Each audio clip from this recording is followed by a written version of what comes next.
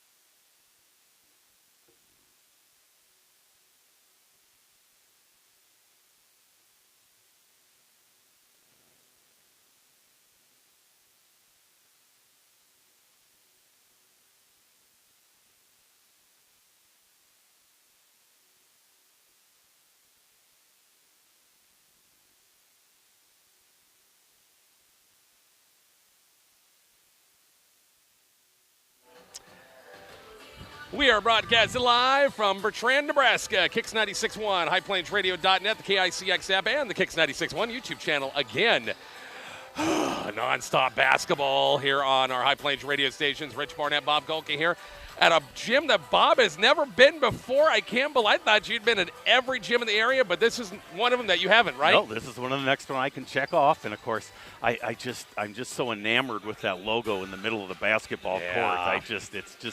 I feel at home here, even though I've first time in the gym with the Viking logos everywhere. It's fantastic. If you know Bob, the ultimate Vikings fan, and all the mascots, doesn't matter what school, if they're the home of the Vikings, you're in the good graces, right? Absolutely. I'm still making sure or trying to adjust to the blue as opposed to purple, but right. That's okay. That's okay. It still looks good. And actually, this is a great facility here. Again, I think Athletic Director Newcomb was just telling us they just redid the floor here, totally ripped it up, replaced the whole bit. But yeah, great facility here, nice high ceilings, and again, going to be an interesting night of basketball, that's for sure. Yeah, we got 3 games here. Mark's got 3 games up in Maxwell with the RPAC West games going on, starting here at 4:30 on 103.9 The Hawk with Wallace and Juanita Palisade. And then they got a couple of winners bracket games. I tell you, again, this game, Medicine Valley Bertrand, first of all, we'll talk about that first. Raiders played Southwest tough for about a half, almost into the third quarter, and then Southwest kind of pulled away. Yeah, again, they just struggled very much from the outside. Stella Heapy, they really held her down in check for a while there, too, as they were able to build their lead. And then, of course, it was just too late. But, again, a lot of players. And again, for Medicine Valley, especially that night, Remy Stout got in early foul trouble, picked up a couple fouls in the first quarter, and that really hampered her. She only had 2 points in the first half, but she did have 12 in the second half. So, again, like I said, both teams, I'm sure, anxious to try and get that game behind them and kind of get a win here tonight and move on a little bit. Bertrand team, we didn't have a chance to watch the opener. It was the first game of the day against Southern Valley, but they had to play, Southern Valley, the 2 seed, and it was a all-star night for Ann Bose, Southern Valley, with 40 points. I think that was a school record, and that's tough. Bertrand's only got 9 kids this year. Just the numbers aren't good. They got some great kids out there, but with 9 kids, it's tough to do, isn't it? Yeah, again, it's even hard just to have practices and that type of thing. But, again, that's a tough matchup, obviously, in the first round of these tournaments. You're having the higher seeds play the lower seeds in a lot of these matchups. And, again, we both know how Southern Valley can score when they get going. They have a lot of weapons out there, a lot of experience. And, again, this is a Bertrand team with only 1 senior on the whole roster. And, again, they're very young. And, again, while they've struggled a little bit, they've been, knocking heads with the best of them around here in southwest Nebraska. And, of course, the 2 late games I'm excited about here with the 6 o'clock game. The top seed, Alma, will see Coach Siebels and her group for the first time. They've got just 1 loss in the season. They'll face a Cambridge team. The 4 seed, they had a battle with Arapahoe in that game on Saturday up at Curtis, didn't they? Yeah, again, Cambridge has really kind of hit a little bit of an offensive woes here. It's just struggled a little bit. And, yeah, that game, Arapahoe played them tough and was really in that thing quite, all the way down to the wire. So, again, but that's behind them. And, again, that matchup tonight for them is going to be very, very tough. And then the late game, about 7:30-ish or so, the 2 seeds, Southern Valley, number 3 seeds, Southwest. We saw the Rough Riders play in Mid-Valley. Southern Valley, the win against Bertrand. This will be the second meeting between those 2 teams. Yeah, again, they played earlier in the year, basically the 19th of December. And Southern Valley had a 44-27 win, but that game was a lot closer earlier on, and then Southern Valley was able to pull away. And, again, they've got some nice scoring going on, but Southwest kind of had a chance that, actually played well in spurts the other night, on Saturday night as well. But, again, they're going to have be hitting on all cylinders there to go ahead and hang tough with the Southern Valley Eagles. Marks, again, got, we mentioned the first game, Wallace and Juanita Palisade. That's a consolation game in that one. And then 2 winners bracket games, very interesting. Like here, top seeded Maywood Hayes Center will play in the 6 o'clock game. They'll play once again against Dundee County? Dundee County Stratton, yeah, the Tigers, who have really come on here in the last month or so. Yeah, they've picked up definitely either won like 4 out of the last 5 or 4 out of the last 6. gave Cambridge all they could handle earlier also, too. So, again, yeah, they're kind of hitting their stride a little bit. They have a couple of really, really young players. And, again, certainly now they played at least got half a season behind them, so to speak. So, as they say, they're getting more used to the thing and what to expect. And, again, this is a conference has, 14 teams, going to be 16 teams next year. And, again, has a lot of good matchups. We will check the starting lineups. Medicine Valley Bertrand, the consolation game, RPAC Conference Girls Bracket from Bertrand High School. That's after the break on Kicks 96.1 and the Kicks 96.1 YouTube channel.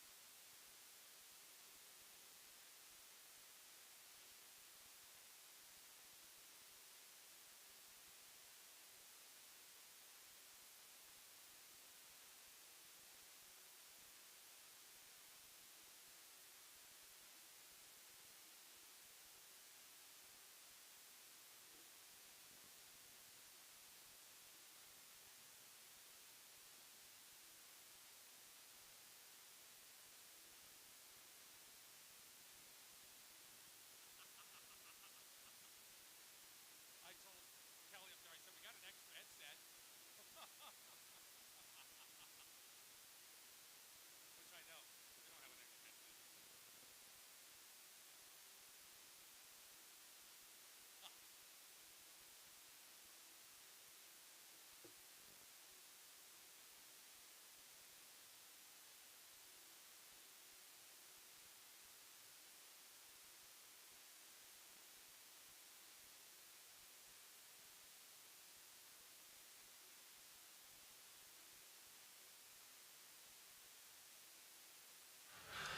Rich and Bob back here at Bertrand High School, getting ready for Medicine Valley Bertrand girls. Starting lineups, Bob. We'll go ahead and go with the visitor on the scoreboard. I believe they're going to Bertrand, even though we're playing in their gym. Of course, they are the lower seed. They'll be in their road blues with the white trim. They will go with Shelby Shaney, a 5'9" sophomore. Addison Anderson, a 5'4" sophomore. Brooklyn Evans, a 5'6" junior. Emma Brown, the 6' junior, and Livia Phillips, a 5'7" freshman. So again, and their head coach, of course, is Trey Studheit. Medicine Valley will go with Kylie Rose, 5'4" senior. Remington Stout, a 5'11" junior. Elena Everly, a 5'2" senior. Stella Heapy, the 5'9" senior, and Sienna Hoteling, the 6' senior. And of course, our great host from last Saturday and the coach of Medicine Valley is Derek Bantam. Yep, does a great job and treated us like kings once again up in Curtis, and Coach Newcomb's going to do the same way. We haven't found out what the hospitality room is yet. Well, I'm sure that will come here in just a little bit. By the way, it's important for this I know it's a consolation game. You're thinking, what does that have a lot to do with it? Well, if you win this, you play another game on Thursday against Arapahoe. Arapahoe is the only team, the only one that didn't come out with a win Saturday that's not playing here tonight. They moved that to Thursday. It's going to look a bracket's going to look different with more teams next year. Well, yeah, I mean, technically, if you have 16, I assume you can have your straight 8, east-west 8 teams in each bracket, and it'll be a true bracket play all the way through. So anyway, the winner of this game will get a Thursday game. If not, you're waiting until next week to play. It could be next Friday, Saturday for another game. Yeah, again, that's kind of the blessing and the curse of these conference tournaments. You can't schedule everything out exactly, and you have to just kind of play as they come. And, again, we're winding down a little bit more as the season goes. But, again, these teams, there's not a whole lot of room for error here. And, again, sub-districts and such are going to be coming up a lot quicker than everybody thinks. So, again, you want to try and get your best playing of basketball going on right now. Now, this officiating crew, we know really, really well. In fact, you know one in particular. And I'm just telling you now, if Bob says anything bad about one particular guy, that'll be the end of him cooking steak and shrimp on the holidays. He will be out of the picture. I will get Blanco on the crab leg feast. That is for sure. Again, I think we're probably going to have some of the best officiating we've seen all year long tonight. Yep, Bobby Golke, also Taylor Dixon, Scott Johnson. We know these guys really, really, really well from the McCook area, and They'll be doing our officiating crew once again here. Bertrand and Medicine Valley. We'll take a break. Back with the tip-off. The Raiders and the Vikings coming up here. Wow, Raiders and Vikings. How about that? It's the 1978-9 Super Bowl. We 78, January 78 Super Bowl, yeah. Right, yeah. Which the Raiders block did. punt with Ray Guy. Yeah, wow.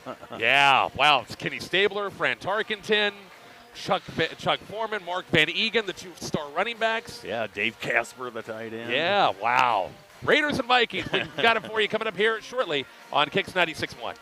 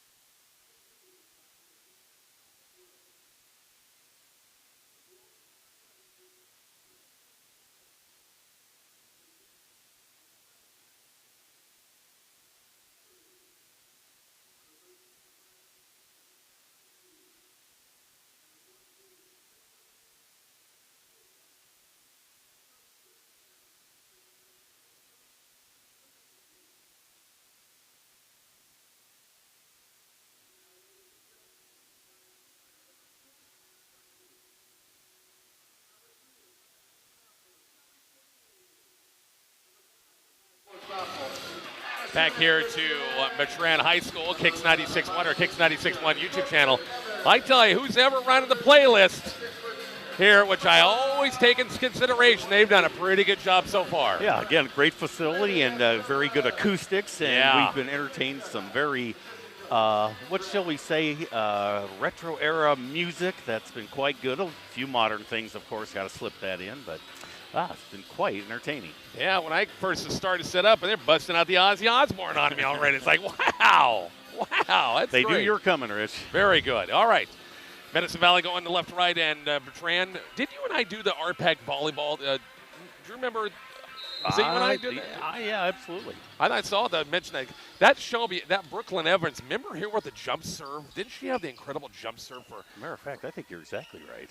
But anyway, Bertrand wins. I just looked at her there and went, she had the big time jump serve for Bertrand back in the volleyball season. Vikings with the basketball first and gets an early man-to-man pressure. Shelby Shaney has it left side. Now left side wing, it's Phillips for the first time. Dumping it down to Emma Brown, the big 6-footer on the inside. I haven't seen Dad yet here. Of course, an administrator, he probably just can't get off work just quite yet. Anderson has it and find Brown, and she took that extra step. Going to be a walking violation and going back to Medicine Valley for the first time, actually. Yep, tried to swap the old pivot foot there, and a great call by the official, by the way. You're going to be smooching all night long, aren't you? That's right. I know when I get in old age, I need someone to take care of me. I want to have my only child still like me. Remy Stout, nice job on the inside. Nice job of dribble penetration on the way and good. It's 2-0 Medicine Valley. Raiders go to full court. Pressure. Brooklyn Evans has it with a left-hand dribble. Across the timeline. Hotilling just about had a pick. Now it's Emma Brown with the basketball. Long three by Evans, top of the circle. The backside of the iron, no good. Shaney had a tip. Recovered by Emma Brown. Block shot by Stout. Put back Phillips, fake slide, and it rolls in. We're tied at 2 apiece. Yeah, again, boy, persistence on the boards there by the Vikings for sure. And again, tied up at 2. Stella Hippie across the timeline. Stella, once again, coming off 11-point effort against Southwest in the first game on Saturday. And a steal by Bertrand the other way. Anderson with Rose back, dumps it off. Shaney, the trailer, lamps on the way and good. And Bertrand scored the last 4 points. Yeah, again, just pressure defense there and got the 2-on-1 fast break. So, again, Vikings currently have a record of 4-9 on the season, and Medicine Valley is 6-8 on the year. So, again, pretty close matchups as far as win records go. Rose, wing threes on the way, no good. And Evans comes in for the defensive board. 1 and done for the Med Valley offense that trip. Vikings have it in the half court. Shaney has it. Anderson the cut, little high-low to Emma Brown off the glass and good. And Bertrand's offense starting to click a little bit on the Emma Brown bucket at 6-2. Yeah, I'm sure that, again, some of their players are glad not to see anybody in purple and white out there in Southern Valley. So, again, much more comfortable working their offense against Medicine Valley. Remy Stout baseline jumpers on the way short and recovered by Emma Brown for the Vikings. Boys play their games tomorrow night here at Bertrand and also up north in Maxwell. Then everything shifts for the East over to Arapahoe. Girls on Thursday, boys on Friday. And the West, they'll go girls on Thursday, Hitchcock County, and boys on Friday over in Trenton as well. Block shot off the Evans shot that time. Here comes Med Valley the other way. Yeah, again, Sienna Hotelling held her ground, arms straight up there, and is able to tip that to get the turnover. Everly. Hotel and low block, jumper from about 7, shot a little hard over the rim that time. Backside rebound by Rose. Kick out now to Stout. Jumper free throw line's on the way, rolls off. Rebound by Anderson for Bertrand. Yeah, good open shot there by Remy Stout. And again, like I said, she only had 2 points in the first half of the game on Saturday, but 12 points in the second half. Shelby Shaney to the bucket that time, Bob, and they're going to call Remy Stout with the personal. That'll be her first, and team foul number 1 against either team. We went almost 3 minutes without a foul. Very nice, very nice. Shelby Shaney at the free throw line for a 2-shot foul. First one's on the way and missed it. She'll get one more. It's common. On the way up, Bertrand, they've hosted, of course, district track and field here before. They got a pretty nice golf course that really, really, really, really nice. Second free throw's on the way and missed, rebounded by Hotelling. It's 6-2, Bertrand earlier. Score updates brought to you by MMB Bank. What you talking about, Willis? Under the 5-minute mark here in quarter number 1. Heapy still hasn't taken a shot yet. It's Stout now to Rose on the right side dribble. Baseline out of Stout. Bounce pass inside to Heapy. After bobble, double down that time by Anderson, the guard, and here comes Bertrand off the turnover. Yeah, again, just hard to get around all the blue shirts underneath. Evans on the attempted layup. It was stripped out of bounds. I think Everly got a hand on it. Goes back to Bertrand underneath. We played almost 4 minutes and a 6-2 Bertrand lead in the opener.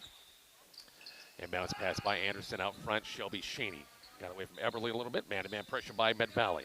High post Emma Brown looking for a blue shirt. Evans now between the circles. And Evans off a screen from Brown. 3-ball, top of the circle, almost banked it through that time. Rebound, Shaney. A little size advantage on the outside with the offensive rebound. Shaney has it off a screen. Moves inside, outside. Evans, long distance three. It's going to be short. Long rebound to Heapy. Yeah, again, good open shots there, and again, multiple chances for the Vikings. Stella going baseline. A jumper on the way, missed it. She drew the foul. Thought she was too far underneath the bucket that time, the backboard, but got the foul, and it'll be a two-shot foul for Stella Heapy. Shelby Shaney going to pick up the first foul. First foul for Bertrand. Her first, of course. Free throws on the way and good by Heapy. 6'3", Bertrand. As Coach Banham will go to his bench, and he'll bring in Camry Elston for the first time. Everly will sit, and for the Vikings, they will come in with Natalie Mortensen, a 5'6" freshman. For the first time, for a new coach.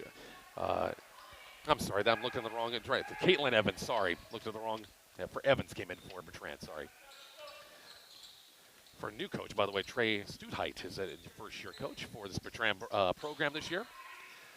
6-3 ball game. Bertrand with that 3-point lead. Go inside the low block to Libby Kugler, newcomer. Block shot by Hotelling. Kick out Anderson. 3 for the left side's on the way. Nailed it.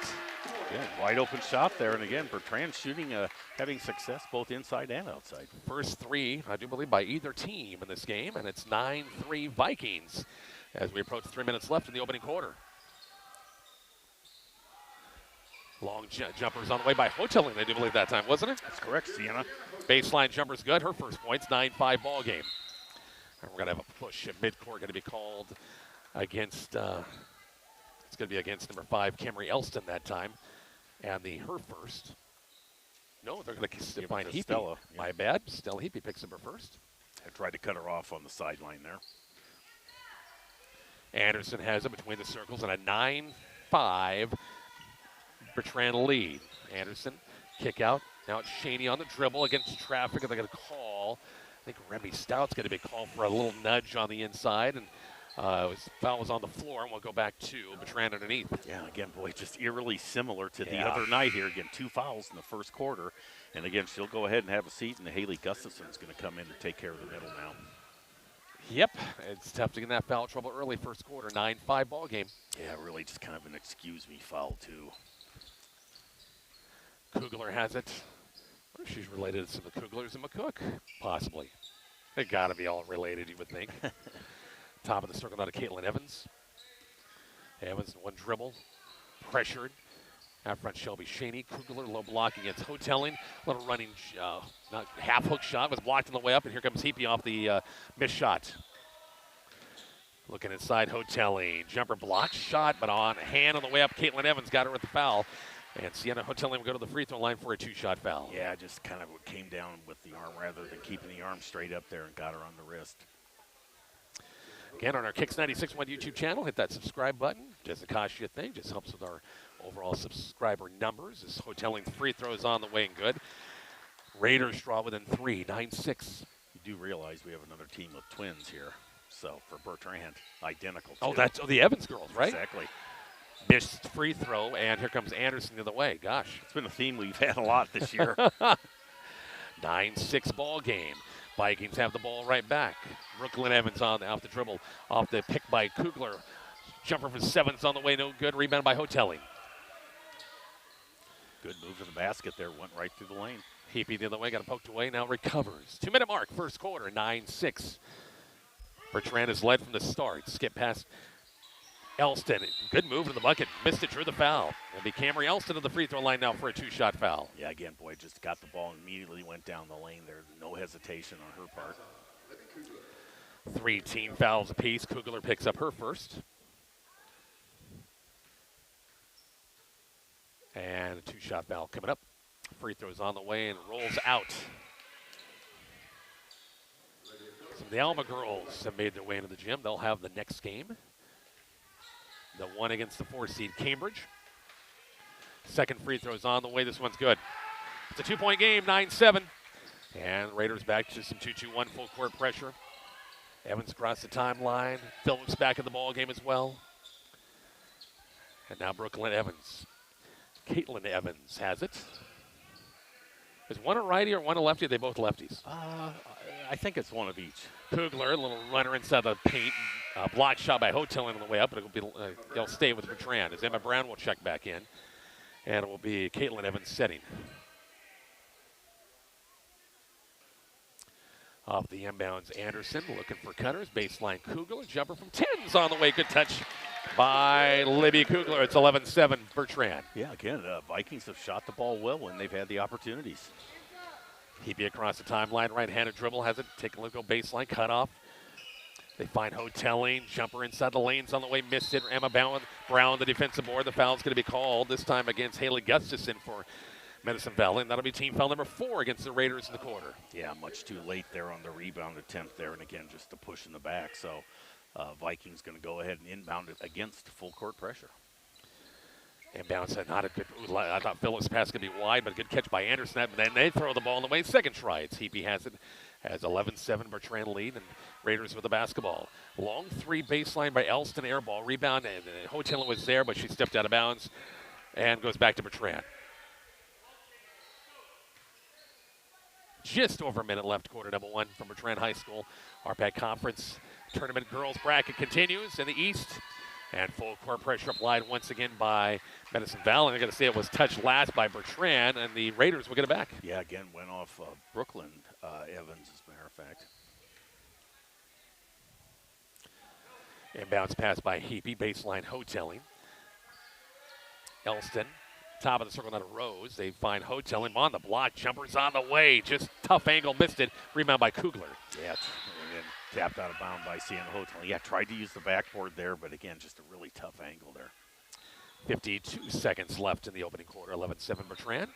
And back to the full court pressure applied. Sideline route. Why not with Brooklyn Evans? Takes it right to the bucket. Missed the shot. Got her own rebound. Emma Brown has it. We're going to have a push first before the jump ball. And that'll be team foul number, is that 5? That is 5. Going to be a 2-shot foul coming up for Emma Brown. Camry Elston going to pick up her first foul. Yeah, we had the first 3 minutes of the game. I don't think we had a whistle. Yeah. We've had a few since then. It's picked up a little bit. Emma Brown at the line for the 2-shot foul with 43 seconds left. Free throw is going to be on the way and missed it. She'll get one more. Say thanks to all of our great sponsors helping us out our coverage of the RPAC Conference Tournament. Kicked it off with 8 games, 4 in the East, 4 in the West on Saturday, 6 more tonight. And a long rebound off the free throw goes to Bertrand. Vikings have an 11-7 lead. Counted down the final 30 seconds of the quarter. Long 3 on the way and good by Brooklyn Evans. Makes it a 14-7 Bertrand lead. Again, their second 3-pointer of the quarter. And it's out of bounds off Medicine Valley's overplayed that time by Phillips. Right next to Heapy, and it was a case where Eberly had not got back in bounds, and it tipped off her last, goes back to Bertrand. With 26 seconds left in the quarter. Off the inbounds, Anderson looking for a blue shirt, way out front, tipped and now recovered by Shaney. 23 seconds left. Anderson, a little ball fake, trying to drive, cut off by Elston. Evans has the top of the circle. 14 seconds left in the opening quarter. Evans, top of the circle. Shaney, is that a 3? I think it is. Missed the shot. Rebound. Loose ball picked up by Elston. 4 seconds with 3. Gustafson. Hotelling. 3 counts if it goes. And it's no good after 1 quarter play at 14-7. Bertrand, quarter number 2 after the break. RPAC Conference Basketball on Kicks 96.1.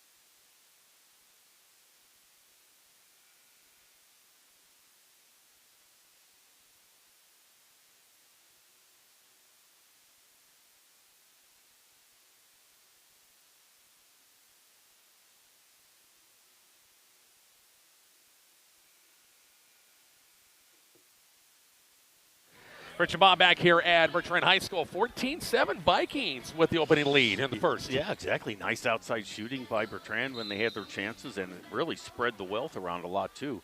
Real quick, Shelby Shaney had 2. Addison Anderson with a 3. Brooklyn Evans with a 3. Emma Brown with 2. Olivia Phillips with 2. And Libby Kugler with 2 for their 14. So, again, nice start by the Vikings there. For Medicine Valley, Remy Stout had 2. Elston Camry with 1. Stella Heapy with just 1 free throw. And Sienna Hoteling with 3. So, again, 7 points, tough to come by for the Raiders in that first quarter. Stout on the jumper, almost didn't look, was it a jumper or was it a pass that time? But I got to say it was a shot going up, and Remy Stout at the free throw line for a 2-shot foul. Second foul on Caitlin Evans. Mid Valley's got to get Stella Heapy some more looks. She has got to shoot the ball. Got to get her in position to shoot it. Free throw is on the way and good at 14-8. We'll see Brooklyn Evans checking back in for Caitlin Evans. Yeah, again, Bertrand, too, was 0 for 4 from the free throw line in that first quarter, too. So, again, could have pumped up the lead a little more. Missed the second free throw. It's out of bounds off Bertrand. It goes off of the hand of Ashlyn Edgren, a sophomore, just checking the game. And Med Valley will get it right back. Remy Stout off the inbounds. Heapy has it corner. Skip pass cross court now to Rose. Baseline now. Gustafson bounce pass. Boy, they had Stout. They just couldn't quite find her quick enough. Goes out of bounds off Bertrand last. Raiders basketball underneath. And bounce pass Heapy. Trying to get Med Valley back in this ballgame, trailing 14-8 early second quarter. Gustafson baseline. Pressured and a steal by Evans. Overplayed that time. Here comes Anderson. Shaney the other way for the Vikings. Good job, Med Valley getting back. Long 3. I mean, that's a long 3 by Brooklyn Evans. Missed a rebound by Gustafson. Yeah, again, 30-footer there if it was an inch. Heapy the other way. Drive to the bucket off the glass. Shot it too hard. Yeah, I think she was looking for some contact there. And Bertrand the other way with the basketball. Anderson has it. On the move, Emma Brown off the glass and good. Pretty move by Emma. That time it's 16-8. Bertrand by 8 again. Boy, again, that was a nice move. Caught the ball and made that pivot to the basket, and again, used the glass effectively. Just underway here, opening of the second quarter. Jumper, baseline, Gustafson's on the way, air ball. Anderson on the backside, rebound. Evans the other way for the Vikings. On the move, baseline, blocked from behind by Heapy, and a nice swat that time. Going to be a foul, going to be called, I think, contact. Nope. It's going to say it went off of Bertrand last, and it goes back to Medicine Valley. And we'll see Hoteling checking back in. Gustafson will sit for the Raiders. Yeah, Remy Stout back out there, only person really in foul trouble. Well, her and Caitlin Evans for Bertrand both have 2 fouls. Kylie Rose across the timeline for the Raiders. Skip pass, gets it right back. Looking to go baseline, threw the ball away. Looking at Stout up front. It was Evans who kind of snuck it in front of the passing lane, and here comes Bertrand. Too many Raider turnovers right now. Yeah, again, just not getting enough opportunities even at the basket. Out front, Shelby Shaney has it. Lost the handle herself. Rose almost had a pick, and we got a jump ball. And possession arrow is going back. I can't tell down the court. It will be going to Bertrand. Lisa Mason is in the way down there. I can't see the possession arrows. Coach Mason, we know her from her great volleyball days here at Bertrand High School. And, of course, Coach Scott Johnson down there from Medicine Valley. We have 2 Scott Johnsons in the building. One down there keeping score, one on the officiating. I thought we had a limit of 1. Loose ball, jump ball. No, we're going to have a foul going to be called against Bertrand. It's going to be against Brooklyn Evans. And that'll be the second team foul, the first against Evans. One spelled with an E, one spelled with an O at the end. Is the difference, I do believe. 5:47 in the quarter. And Heapy trying to drive baseline, drew the foul.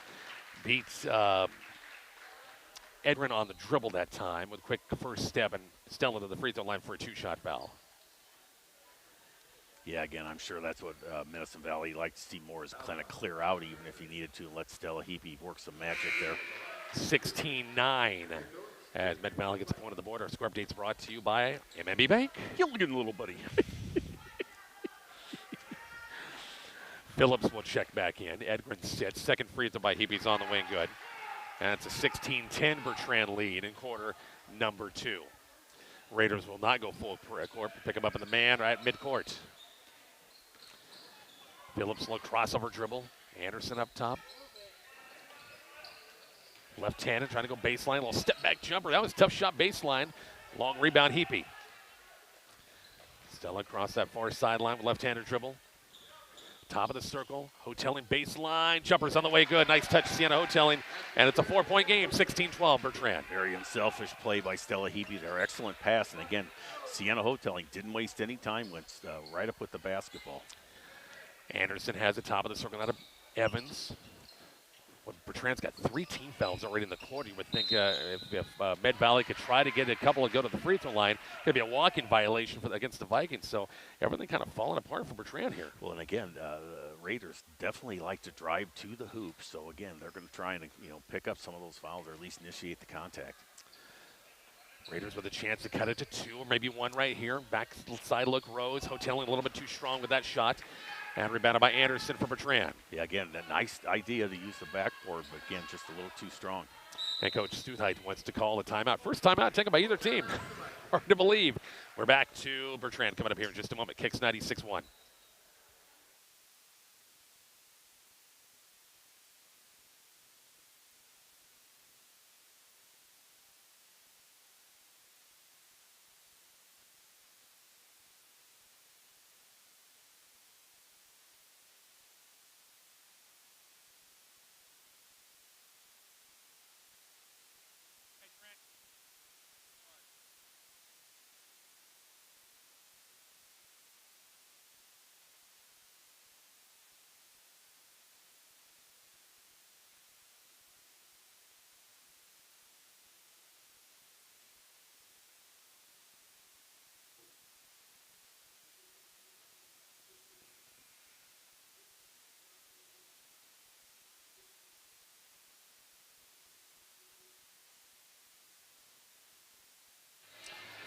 And we're back to Bertrand High School, 16-12. Vikings by a 4-point lead. Get this one up at Maxwell. Mark just updated that score after 1 quarter. Wallace 12, Juanita Palisade 2. Wow. Not a good start for Coach Matt Cox and his girls up there against Wallace. Bertrand with the basketball. Off the timeout. First timeout taken by either team of this first half. Anderson has it right side, Evans. Now Anderson coming up on a halfway point, quarter number 2, 16-12. Bertrand by 4. Evans has it, looking back door. Was it tipped? No tip that time. Shaney went kind of going back door at that time, and the ball went right past her and goes out of bounds. Yeah, again, miscommunication as she was breaking to the basket. The ball, of course, went to the sideline. Cambridge girls are here. Southwest is here already. Coming here to watch, of course, into this and game 2. Game 2 coming up. A little high-low look. Stout to Hoteling. The foul's going to be called against Bertrand. It'll be Sienna Hoteling to the free throw line for a 2-shot foul. Yeah, Rich, I really like what she does. She catches that ball high, and she doesn't bring it down. She just shoots right from that position. And, again, that's going to be the 3rd on Caitlin Evans. 16-12, and the 4th team foul against Bertrand, and we still got half the quarter to go. Free throws, but the Raiders have got to hit the free throws. You get there, you got to hit them. By the way, the next matchup, I don't know if we mentioned at the beginning, first meeting between Alma and Cambridge this year coming up. That is correct, yeah. They played like the last game of the regular season. So, again, this will be an interesting matchup for them. Miss both free throws. Boy, Med Valley getting to the line. You got to make them. 16-12 Bertrand still as we're under the 4-minute mark here at quarter number 2. Shelby Shaney has a long 3 right sides on the way. Missed it. Rebound by Kylie Rose. Heapy the other way for Medicine Valley, trying to push the tempo a little bit. Jumper free throw line's on the way. Good. It's a 2-point game, 16-14. Yeah, again, all Medicine Valley here so far in the second quarter. Heapy had saw where there was nobody coming up on her that time with pressure, and hey, take that little jumper. It's there. Yeah, just backed them all the way down, and again, if no one's going to stop you, go ahead and take the shot. Bounce pass to Phillips, nowhere to go. Now Evans has it on the dribble right side. Baseline now to Shelby Shaney. Evans right side with 3:20 left in the first half, second quarter. 16-14. Tran, that leads down to 2. Nice job with the double down that time by Remy Stout. Almost got a jump ball. Instead, they got the ball. Yeah, again, ripped it right out of the hands of Emma Brown there. And again, that's the danger of hanging that ball just waist high. Long 3 by Heapy, and Rose tried her best to save it that time, but she stepped out of bounds. We'll go back to Bertrand. Yeah, again, 5 minutes played in the quarter. Vikings only with 2 points. 16-14, 2-point lead for the Vikings here in the second. Anderson walks it across the timeline. Right side now, Shelby Shaney. Again, the winner gets another game coming up on Thursday. Emma Brown, little jump hook, baseline's on the way and good. 18-14 Vikings. Would you say that's a baby hook, Rich? Ooh, baby hook, it yeah. was very nicely done. Yeah. Almost Danny Manning-ish back in the day. Wasn't a Kareem Sky. More Manning. 18-14. And it's going to be a foul up front. Anderson got a little bit too much outside, and that will be, that's 5 team fouls. It's 2 shots the rest of the way. Yeah, again, boy, I hate to see that. A foul, that was 30 feet from the basket. Yeah. Really, Remy Stout, again, was in no scoring position, but just a little too aggressive on the defense. Stout at the line for a 2-shot foul. First one's on the way and good. Well, I don't know if you saw the sign out in the hallway, Rich, as we walked in, but one of the signs for the basketball team was we each have 5 fouls and we're going to use them.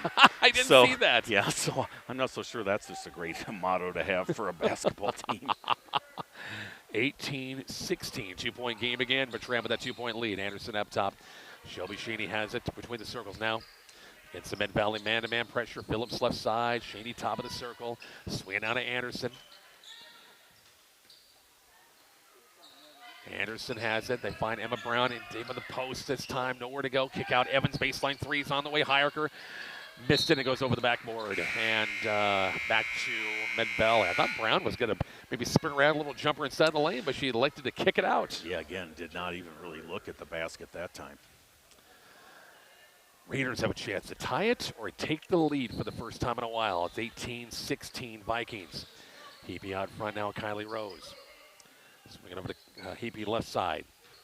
On the move, dump down side of Hoteling. Jumpers on the way. Got it partially blocked, I think, on the way up that time. Yeah, I think Emma Brown got a couple fingers on that one. It's Bertrand the other way on the move. Shaney, baseline runner, missed it, but drew the foul. Camry Elston's going to pick up the personal. And it will be Shelby Shaney at the free throw line for a 2-shot foul. And that's going to be her second foul. So, again, only the first foul in the whole quarter for Medicine Valley, but, of course, in the act of shooting. Free throw by Shelby Shaney. First one's on the way and good. 19-16 Bertrand lead here in quarter number 2. Yeah, first made free throw by the Vikings. They were 0 for 4 in the first quarter.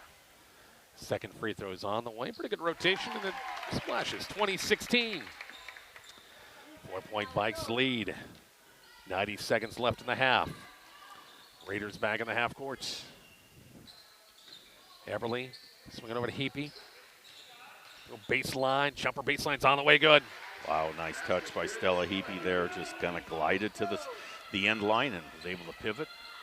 2-point game again, 20-18 Bertrand. And we approach 1 minute left in this opening half. Shaney has the top of the circle. A nice shot by Heapy on the overplay at that time with the good speed. And going to catch her. Layups on the way and good. We're tied at 20. She's got 8 in the quarter. Definitely warming up.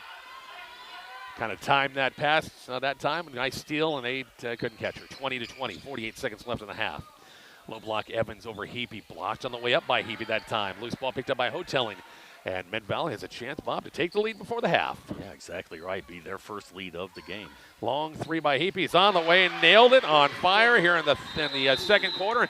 Coach Studenheit's going to burn a timeout with 32 seconds left before the half. Quick break. We're back to, where are we? Bertrand next on Kicks 96.1.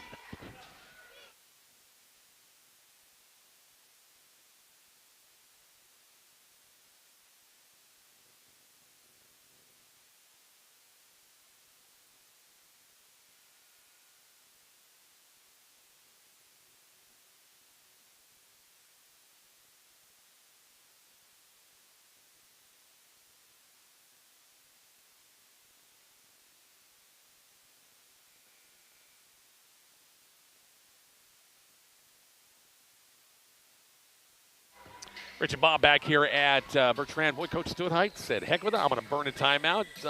Not Sam for the second half. Let's set something up here. Yeah, again, I think he really wants to make this possession count. So, again, not sure. I can't who has possession to start the second half at this point. Bertrand has the basketball, the 23-20 Mid-Valley lead. Shaney has the top of the circle. It's the man-to-man. Phillips right side. They find Evans on a flash post off the glass. Missed it. Rebound. Loose ball picked up.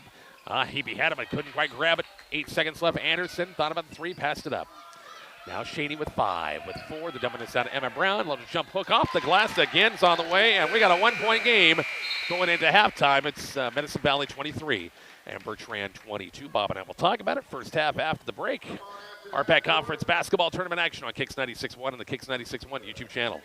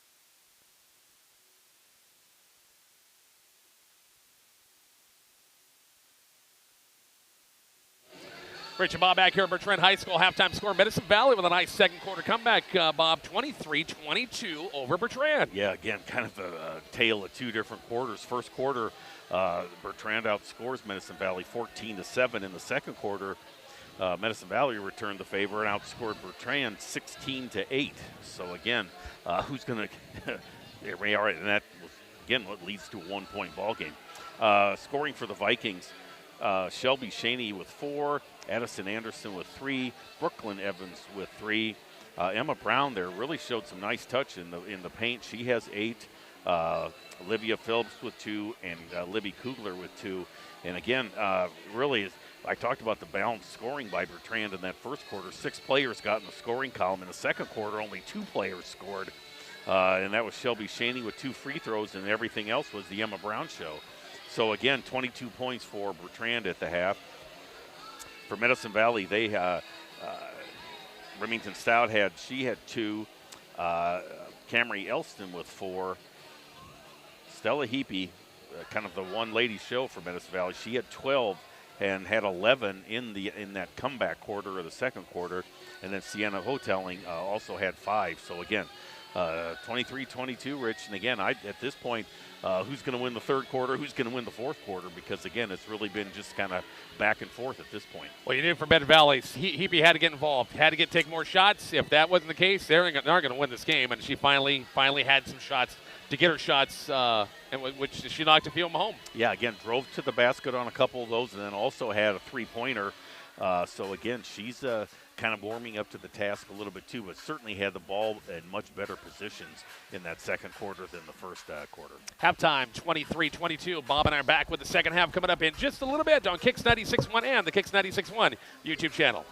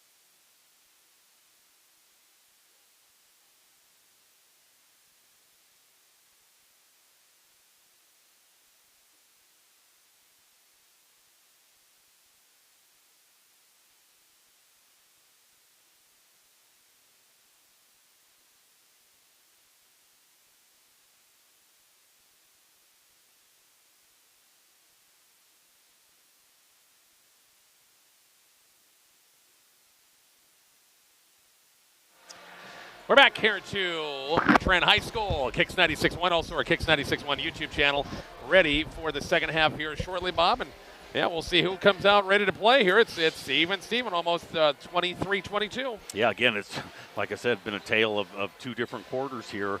Bertrand winning the first quarter, Medicine Valley winning the second quarter. And again, if somebody wins the third and fourth quarter, I'm going to say they're going to win the game. Okay. Predictions. Yeah. Med Valley with the basketball first to begin quarter number 3, going right to left. Heapy, also Stout, Eberly, Hoteling, and Elston, the 5 in there. You've got Phillips, Shaney, as they dump it down inside Hoteling. And boy, Brown snuck right in front of the passing lane, didn't she? Yeah, looking for Sienna Hoteling there. And again, entry pass was easy to spot. Going to be a foul out front. Camry Elston, a little bit too much body against Anderson that time. Team foul number 1 against the Raiders. And the third against Elston. Off the inbound, Shelby Shaney. See Kylie Rose ready to check in on the next dead ball. Anderson far side, almost stepped out of bounds. Anderson caught up that corner. Phillips now for the Vikings. On the move, free throw line. Nowhere to go now, Anderson. Anderson will step back 3. Is going to be on the way and drilled it. 25-20, should be 25-23, is that right? I would say that's correct. Yeah, long range shot there by Addison Anderson there. Whoever's on the scoreboard, no, there we fixed it. 25-23, Vikings on top by 2 again. We played a minute quarter number 3. This is interesting. One scoreboard has the right score and one has the wrong. Oh my gosh, you ain't a kid, yeah. Jumper inside the lane's on the way, and Miss Stella Heapy's going to the free throw line for a 2-shot foul. That's weird. You think they just have... now they're fixed. Yeah. That was strange. Does he have 2 different buttons down there? He's got to hit every time or what? Heapy at the free throw line for a 2-shot foul. First one's on the way and good. 25-24. Stella 4 out of 5 so far from the free throw line. Second free throw is going to be on the way and good as well. Halftime score, by the way, Wanting to Palisade came back after scoring 2 points in the second. It was a 2-point game, 19-17 to halftime. Yeah, again, the same situation as here, winning one quarter and losing the other. Shaney on the move, Lamps on the way, missed it, rebound, long rebound, Hoteling. Wow, nice move through the lane there, but again, just poor angle of attack with the basket. Heapy bounce pass, Rose couldn't finish that time, and recovered by Emma Brown. Vikings back in the half court once again, 90 seconds gone, quarter number 3, 25 all. Again, the winner will play Arapahoe coming up on Thursday. In Arapahoe, that'll be the first game of the day at 4:30, the consolation game. Long threes by Evans, no good. Brooklyn Evans. Air ball goes out of bounds and back to Med Valley. As it will be Rose bringing the ball up now. Got a 3-guard look. They'll have Heapy not on, bringing the ball up. Eberly has it, top of the circle, not a Heapy. 2 minutes gone in the quarter, 25 apiece. Heapy, backside look to Hoteling. Inside look, Eberly wide open off the glass, missed it. I mean, she was wide. There wasn't anybody around her. Yeah, tough break for Sienna Hoteling. She kind of bobbled the pass, or otherwise would have had a quicker shot, but again, really couldn't do anything with it after she got control of it. Evans for Bertrand has it, bounce pass, soft pass almost picked off. Phillips comes out with it, right side now to Anderson. High post now to Brown. Maneuver inside, little head and shoulder fake. Blocked shot by Hoteling on the way up, and then goes back to Bertrand. Yeah, held her ground nicely there. Didn't go for any pump fakes, and just when the shot went up, she was there, straight up. Inbounds pass by Addison Anderson on the move. Hoteling got a hand on the front of the passing lane, looking for Emma Brown. Goes back to Bertrand. Pretty tight window there under the basket. Off the inbounds, Anderson looking for a blue shirt. 5-second count is on. 5-second count is on. Off him at 4 3/4 that time. Shaney has it, free throw line. Now it's Evans. Evans almost lost to Heapy. Just trying to get the quick hands in there. Now Anderson. Now Shaney. 25 apiece here in the third quarter. Anderson, one power dribble left, shots on the way, air ball, goes out of bounds back to Med Valley. Boy, it's either nothing but net or it's yeah. nothing at all, actually there, though. And back to, once again, Med Valley. Vikings are playing box and one. They have Phillips chasing Heapy around here on that lane. Jumper baseline by Remy Stout's on the way and good. Yeah, her first point since the first quarter. Not the first time Stella has faced a junk defense, box and one. I mean, that has had a chance to see that for the last couple of years. 27-25 ball game. 2 points. Med Valley lead. Brown on the inside. Dump it back out to Phillips. Now Anderson on the move. The runner shot it flat. Might have got a partial block on the way up. Kind of a jump ball coming up. Nope, it's out of bounds off of Bertrand. Anderson actually had her foot on the baseline, or the outside of the end line there. So, again, easy call for the official, and the correct call, I might add. Jeez. Are you averaging one smooch a quarter or what? Well, I've got to get at least that again. I am not going to miss out on ribs or anything else. Apparently they goofed on the possession arrow. It's going to go back the other way, I guess. Didn't flip it after the... No, Med Valley's going to get back. I don't know. What the heck was that there? I have no idea. No clue. Anyway, here we go. Approaching the halfway point. Quarter number 3. Not a lot of scoring. This one was 23-22 at the half. Long three by Heapy's on the way. No good. Rebound. Kugler's back in the ball game. Has it on the defensive board. And Bertrand the other way. Vikings back in the half court again. Shelby Shaney. Anderson has the top of the circle.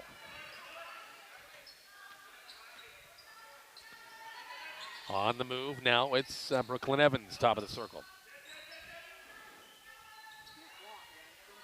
Under the 4-minute mark, Anderson has the top of the circle. Now it's Shaney. Just guard just passing and cutting, trying to get their inside going. Kugler, nice bounce pass, block shot again. Hotelling's got a handful of those today. Yeah, again, and she's really just, again, holding her position and having the arm go straight up, and she's really, a couple of times, been pretty flat-footed there, really hasn't even had to jump. And bounce pass coming up to Addison, from Anderson. Anderson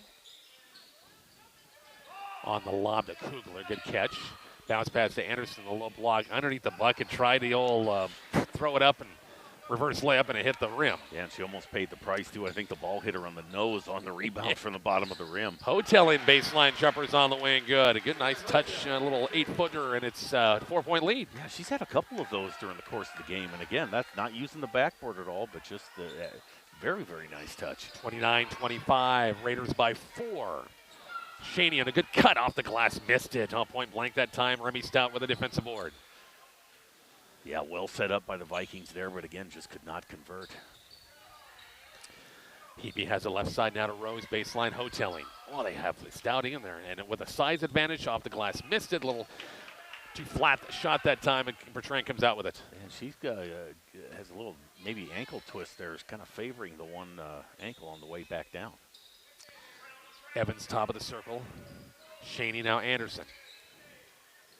On the move, Brooklyn Evans sneaks in, layups on the way and good. It's a 2-point game. Boy, again, Bertrand's worked that kind of play a couple different times here so far tonight. 2-point game with coming up on 2 minutes left in the third. 29-27 Med Valley. Hotelling out front, Rose. They find Stout on the low block against Kugler. Maneuvers, jumpers on the way, a little fadeaway. Missed it in and out. Give it a walk-in violation. Shaney got the board but then fell down, and we'll go back to Medicine Valley. Yeah, Stella Heapy also going for that rebound there, kind of hit the ball and just caused her to lose her balance. Inbounds pass by Heapy, looking for Cutters.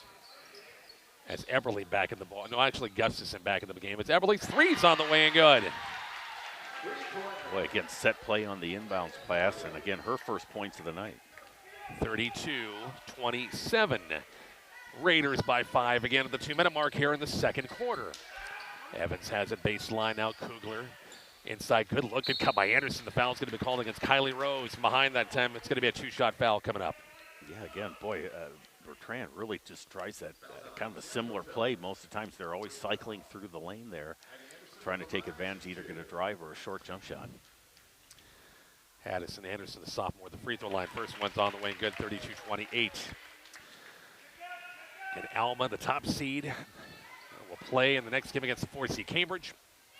And it's a 2-seed Southern Valley, 3-seed Southwest. Both free throws made by Anderson. It's a 3-point game, 32-29. Well, top seed by coin flip, correct, Rich? That's right, exactly. Both Alma and Southern Valley 13-1 when the time of the pairings, and it doesn't when it goes to head-to-head. They haven't played yet. It goes to a coin flip. So one plays on Saturday, one doesn't. Here comes Bertrand off the turnover. Chance at tire, cut it to one right here. Evans top of the circle. He's right there. Now Kugler goes out for a jumper. It's going to be short. Hoteling the rebound. Came right to her that time. Yeah, again, probably outside her range there. Again, it's good defense by Sienna Hoteling. Stella help Heapy, a little baseline, a little runner, missed it. A little strong rebound by Kugler. And it's still 32-29. Med Valley, 3-point lead, winding down the final minute of quarter number 3. Shane in a cut, kick out Evans, long three. High Archer's on the way, drained it. We got a tie ball game at 32. Wow. Again, boy, well behind the line there. She's got 5 in the quarter. Under a minute left, third quarter, tied at 32 apiece. Eberly has a baseline out of Hoteling. High post out of Heapy. Trying to get inside to Gustafson. Heapy out front. Eberly top of the circle. Pressure by Evans. Now it's Rose. Backside. Great look. Hoteling off the glass. Great look by Kylie Rose that time. Yeah, again, Sienna Hoteling, the beneficiary of that. And again, wide open there right underneath the basket. 34-32. Med Valley by 2 with 30 seconds left in the third quarter. Evans, Hierker, boy, puts a lot of air on that baby. Missed the shot. Rebounded by Shaney inside. Kick out Anderson. She'll dribble out a little traffic. 17 seconds left. Evans top of the circle. And we have a push. Going to be called offense inside. Was it? I don't know what happened. I was looking away. It was away from the basketball that time. Ashlyn Edgren trying to set a screen there. Really just kind of moved the player out of the position there. So, again, good call by the official there. And Medicine Valley 9.4 to try and bump their lead. Again, playing playing that box of one. They'll have Heapy covered up with Phillips in a man-to-man situation. Rose, Heapy, top of the score of 4 with 3. Rose will chuck it from deep.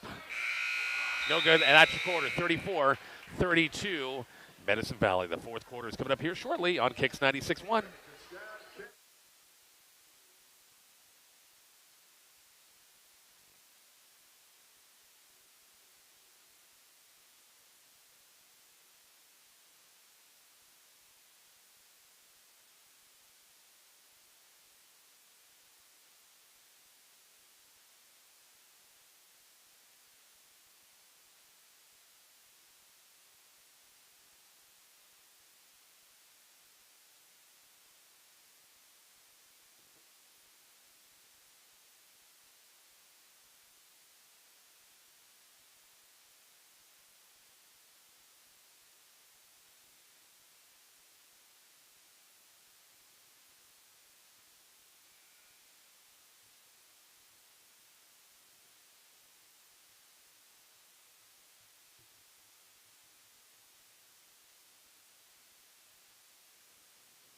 Rich and Bob back here at Bertrand. One more quarter to go. 34-32. Med Valley just by 2. Yeah, again, outscored Bertrand 11-10 in the quarter.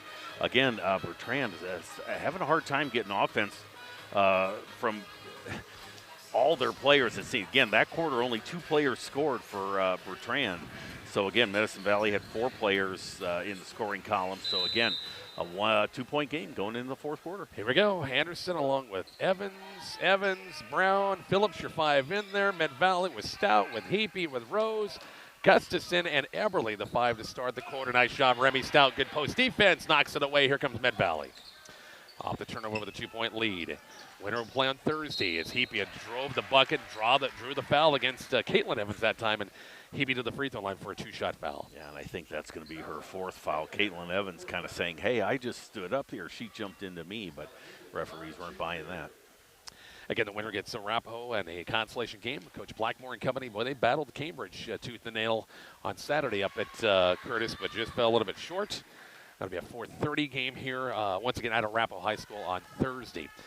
Heapy knocks down both, actually 1 of 2 of the line. Thought she was going to knock that one out. Stout the rebound, put back, missed it. 2-shot foul for Remy Stout off the offensive boards. Yeah, again, it seems as if Medicine Valley has a bit of an edge underneath But and again with their players, but again just unable to take total advantage of it. Stout free throw line. First one's on the way and missed it. One more coming up. A couple of team fouls already against Bertrand here in the quarter. Mid Valley hasn't got one yet. We've only played 20 seconds. And second free throw is no good. Still a 3-point lead, 35-32. Baseline, Phillips blocked shot by Stout. Loose ball picked up by Gustafson. Heapy the other way for Mid Valley on the move. Bodies going backwards. Jumpers on the way, missed it. Rebound by Emma Brown. Anderson tried to draw the offensive foul, didn't get the whistle that time. Yeah, Caitlin Evans came very close to getting her 5th foul, but just held her position. High post. Phillips bounced past to Brown, and a nice move by the G-post that time. Missed the shot. Phillips got it right back. Anderson free throw line. On the move. Jumpers on the way. Missed it. Drew the foul. Addison Anderson to the free throw line for 2 shots. Yeah, multiple attempts there for the Vikings.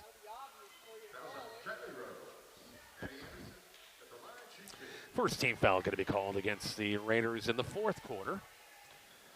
Free throws on the way. Missed it. Sienna Hoteling's going to check back in, and Gustafson will take a break.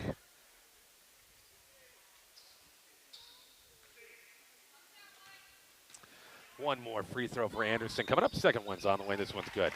2-point game, 35-33 Mid-Valley. Score update brought to you by MMB Bank. Deep lane, deep lane. 1 minute gone in the quarter. Inside look to Hoteling, dumping baseline to Stout, got it partially tipped. Remy, a couple of dribbles right side, runs into some traffic, knocked out of bounds, and there was no touch. Yeah. I think Heapy thought it was a touch, but not the case. It goes back to Bertrand. And pulled her hands back and then kind of was like, why didn't I grab that? As Bertrand will go back to their bench. I think it was Shaney that checked it back in, and Phillips will sit. 2-point Mid-Valley lead with a chance for the Vikes to take the lead here in the 4th quarter. Shaney run a little weave out front. Now it's Evans to Evans. Both Evans sisters in there. Brown to the high post, put the dribble down, lost it. Long 3 by Evans for the lead and got it for 3. It's 36-35, Bertrand by 1. Boy, again, long-range shot, but again, that's her 3rd three-pointer of the day. I apologize, folks. I had that whole possession on the other end of the floor, the YouTube channel. Good Lord, Rich. Sorry about that. Stout at the high post. Little turnaround jumper is going to be on the way. Missed it short. Rebounded by Evans. Caitlin Evans that time. Yeah, good defense by Emma Brown there. Just, again, to force that shot a little bit further out than Remy Stout wanted. Anderson has the top of the circle now. And Caitlin Evans, boy, deep threes on the way, and it fell short. I mean, now we're talking almost near the the volleyball line, 10-foot line there. Yeah, I think her sister's giving her the business on that one, too. So they were talking to each other going back down the court. So Mid-Valley gets back. We're just under the 6-minute mark here. 36-35, 4th quarter. Bertrand by 1. Timeout. Coach Derek Bannon wants to discuss things. We're back to Bertrand High School in just a moment. Kicks 96-1.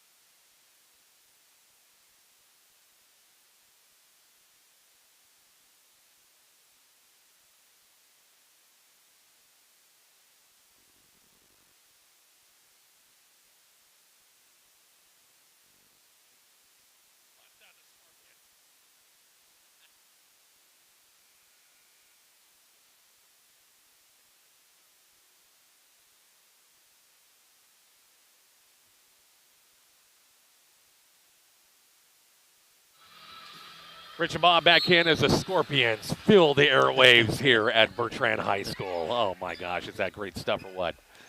36-35, Derek Bannon taking a timeout. Possession arrow once again in their favors. Remy Stout, nice little turnaround jumper to make it a 37-36 ball game. I think I got that score wrong, 37-36. There we go. On our Kicks 96.1 YouTube channel. Bertrand with the basketball, 5.5 minutes left. Shaney tip pass by Heapy, recovered by Evans. Evans, the high post, Emma Brown. Right back to Caitlin Evans on a nice give and go, missed the shot. Wow, she was actually just going straight down the middle as Yeah. opposed to one of the sides there, and again, just couldn't knock down the shot. Heapy, long three is going to be short. Try to follow her shot. Couldn't quite reach it. Anderson swiped it away. And it's Bertrand the other way. Trailing by 1, 37-36. Evans has it, not closely guarded. Now it's Anderson as we're approaching. We're just under the 5-minute mark here in the fourth quarter. The first of our triple header here from Bertrand High School. Only 3, Rich? Come on. Only 3 tonight. Anderson, 3's on the way and good. We got gypped of a game. Yeah. And they're going to say it's a 2, Bob. They put 39-30, is it 39-36 our score, is that right? Jumpers on the way and missed, recovered by Rose. Oh, I got my score all screwed up here. 39-37. There we go, 39-37. Bertrand by 2. Sorry about that, folks. Stout has it, bounce pass. Hoteling in the inside. 5-footers on the way, if that. It was probably in that. Missed it a little strong that time. Yeah, again, just too much, but boy, it's crowded down there in the paint. 39-37. Long three is going to be on the way and missed. A long rebound to Camry Elston. We're under the 4-minute mark here in the fourth quarter. Bertrand with a 2-point lead. Stout, Hoteling baseline. Missed it. Put back on the way and missed it. Missed 2 of them right there. It's going to be a foul. Going to be called against Medicine Valley. It's going to be against Kylie Rose. That will be her second. Team foul number 2. 3:45, Bob. Yeah, a lot of time left. Absolutely. Only 2 fouls on each team, too, by the way. I'm not going to mention the infamous word we don't want to hear, though. No, we don't.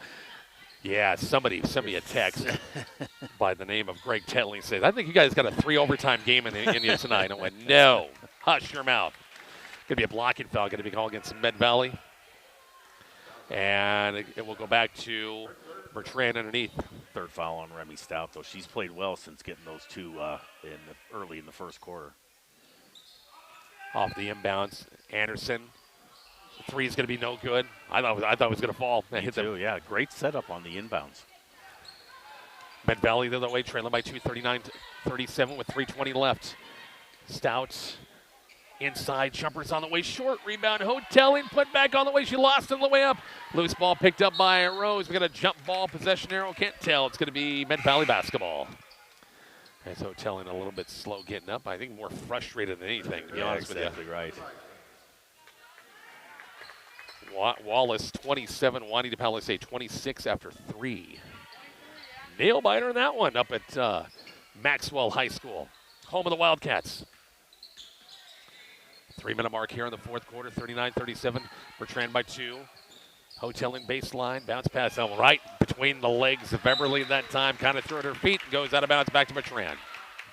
Yeah, again, I don't know if she took her eyes off it a little bit. It wasn't, again, kind of a one-hopper, but again, just right through the wickets, as they say.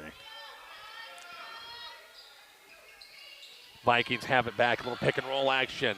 Jumpers in the way. I think Shaney just lost in the way up. Heapy comes out with it. Still going to take it left side. Off the glass, missed it too strong. And the foul is going to be called against Kylie Rose, climbing the back of Anderson. And no free throws yet, but that's team foul number 4 against the Raiders. And timeout coach Derek Banham wants to burn another one. 39-37 Vikings. Back to Bertrand next on Kicks 96.1.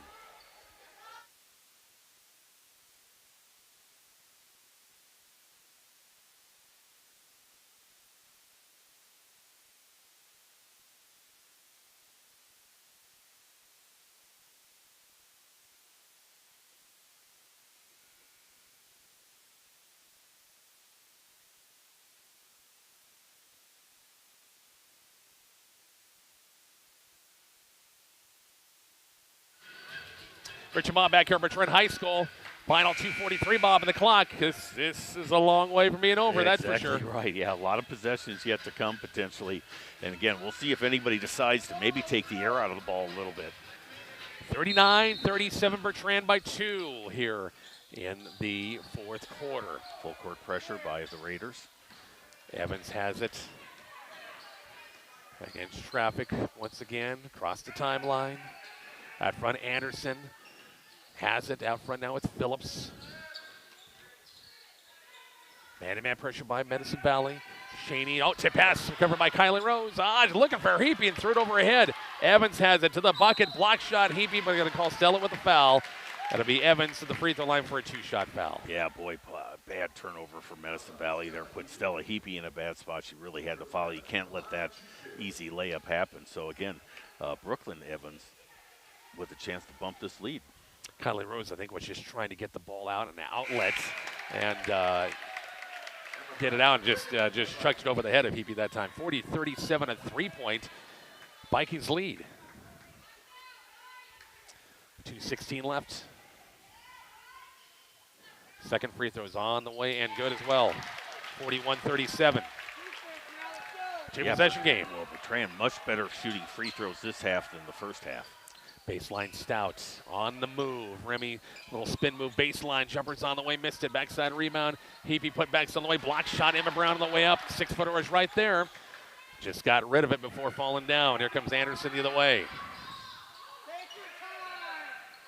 Coach Studeheit's going to say, hey, take some time. Make him come out after you.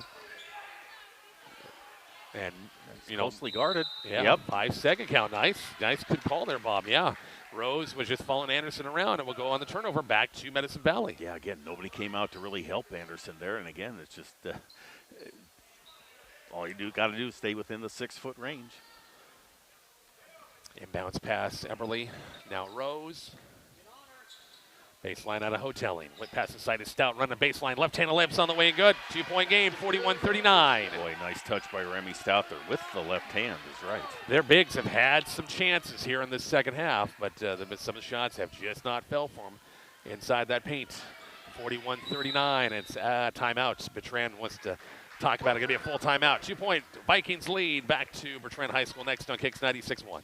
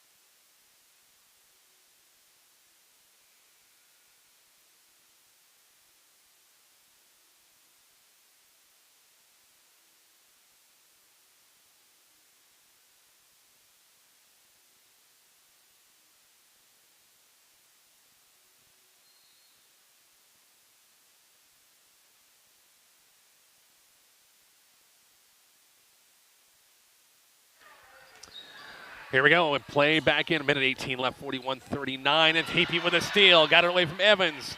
Going to take it with a left hand. Missed it. Drew the foul. Almost an N1 that time. It's going to be a 2-shot foul for Stella Heapy right here. Yeah, Brooklyn Evans there. Hands straight up, but got her with the body there. And again, untimely turnover for the Vikings. 41-39. Heapy the free throw line with a minute 12. First one's going to be on the way and missed it. She'll get one more. She plays the whole game, never comes out. Yeah, exactly.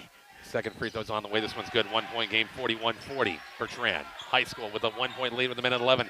Full court pressure by Medicine Valley. Raiders didn't get that sideline shut off. And here's Anderson the other way. Lost it out of bounds off of Eberly. The last goes back to Bertrand. Anderson off the inbounds at a 1-point Vikings lead with a minute 2 left. Anderson looking for a blue shirt, and 5-second count. And it's going to go back to Med Valley. Well, again, we may talk about this, but Coach Studheim trying to get a timeout, but again, just a little bit too late. Inbounds pass by Rose, now Stout, now Heapy across the timeline. Under a minute left now, at a 1-point Bertrand lead, 41-40. Rose top of the circle, left side out of Eberly. Hoteling baseline. Jumpers on the way. Overshot the rim that time. Rebounded by Shaney. 45 seconds left in the fourth quarter. To 1 point. Bertrand lead 41-40. And Heapy looking for a ball that time and grabbed and got a piece of the wrist instead. Yeah, again, not a bad play, though, trying to get the turnover here. You can't let too much time go off the clock. It's 5-team foul. Forgot that's over the 5-foul limit, so 2-shot foul coming up for Brooklyn Evans. No matter what, should be just a one-possession game. She was 2 for 2 last time. Free throws on the way and good. Make it 3 for 3. 42-40, Bertrand lead. Again, the winner will get another game on Thursday here in the RPAC tournament against Arapahoe at Arapahoe High School. That'll be at 4:30 on Thursday. Second free throw is going to be on the way. It's going to be short. Rebound Stout goes up with it. It's a 2-point game with 34 seconds left. Heapy has the top of the circle. Fine, Everly. Long three's going to be on the way. Missed it. Backside rebound, Shaney. So that's 2 long threes, Bob, on 2 straight possessions. Really, you just needed 2 to tie. Yeah, exactly right. Kylie Rose going to pick up her 3rd foul there, too. And again, boy, yeah, you might have thought that they would have tried to work it inside a little bit more, especially then. 20 seconds left in the fourth quarter. And Evans back to the free throw line for a 2-shot foul. Free throw is going to be on the way. It's going to be rolled in. That was going to be short, but took a kind bounce, 43-40. Yeah, she's 4 out of 5 in free throws here in this fourth quarter. Big one to make it a 2-possession game right here, 43-40, and knocks her home 44-40. Bertrand by 4, 20 seconds left. Rose will have to bring it up as Phillips once again man-to-man pressure against Heapy, not letting her have the ball, and we have timeout. Coach Bannum first before the shot. 15 seconds left, 44-40 Bertrand. We're back after the break. Kicks 96-1.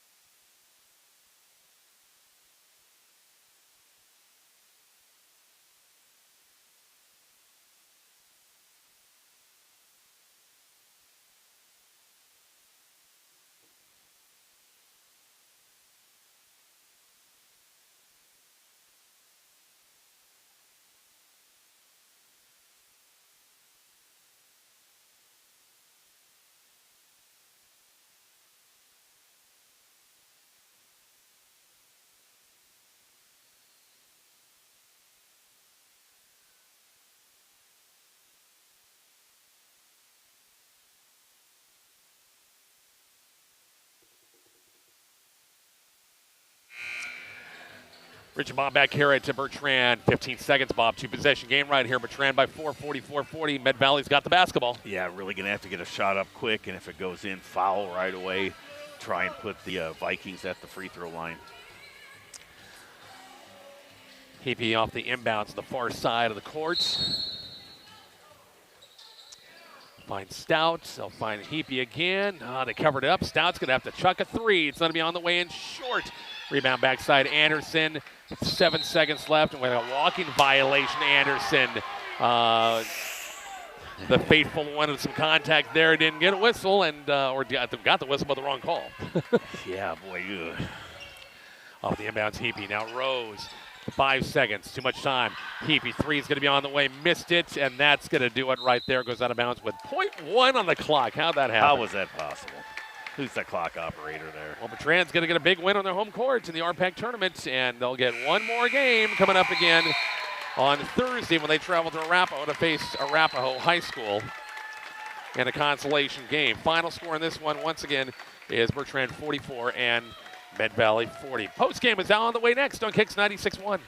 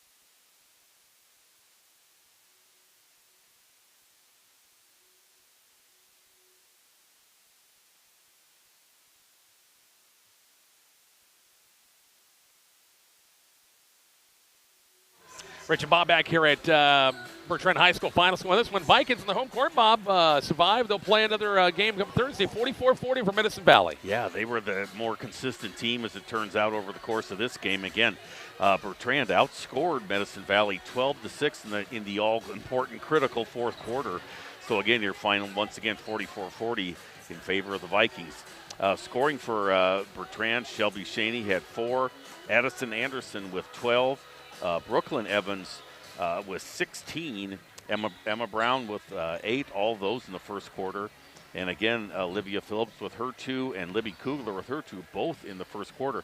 Bertrand only had 2 players score in the whole second half. Wow. So again, 10 points in the third quarter, 12 in the fourth quarter. For Medicine Valley, Remy Stout had 8. Camry Elston with 4. Elena Everly with a 3. Stella Heapy did have 16. And Sienna Hoteling with 9. So again, just comes up short for Medicine Valley there. Had chances in the fourth quarter, just couldn't get anything going consistently. So again, 44-40 your final. Medicine Valley will take the rest of the week off. And Bertrand lives to fight again on Thursday. Exactly. Bob and I are going to take a little break. Coming up, we have Alma at the top seed, Cambridge the 4th seed in a winners bracket semifinal, West with East bracket semifinal. That's coming up in just a bit on Kicks 96.1 and the Kicks 96.1 YouTube channel.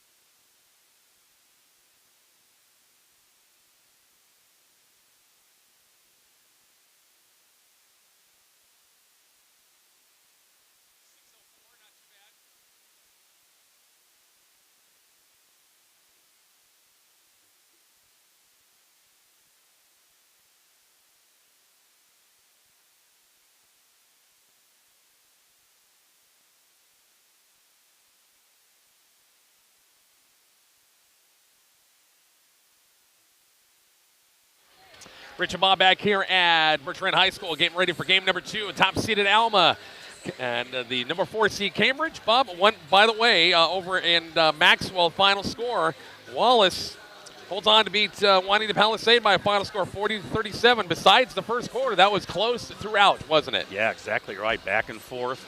And again, yeah, that Wallace squad had a really nice volleyball season, and again, struggled a little bit in basketball, but certainly gave Juanita a tussle today. I think we're going to have a heck of a matchup. These two teams haven't played yet this year. I've heard a lot about Alma. I've watched a little bit on the stream of them. 13-1. They're having a pretty good season right now. Yeah, they've done really well. Now, the one knock, if you want to call that against Alma, is they may not have played the toughest of schedules. Looking at that, they have not beat a lot of teams with winning records. But, I mean, again, they're very talented, no doubt about it. Cambridge and them will play on February 9th. So, again, they haven't played yet. So this will be their first little preview, see what's happening between now and then February 9th. We watched Cambridge the other night have a battle with Arapahoe for 4 quarters, didn't they? They really did, back and forth.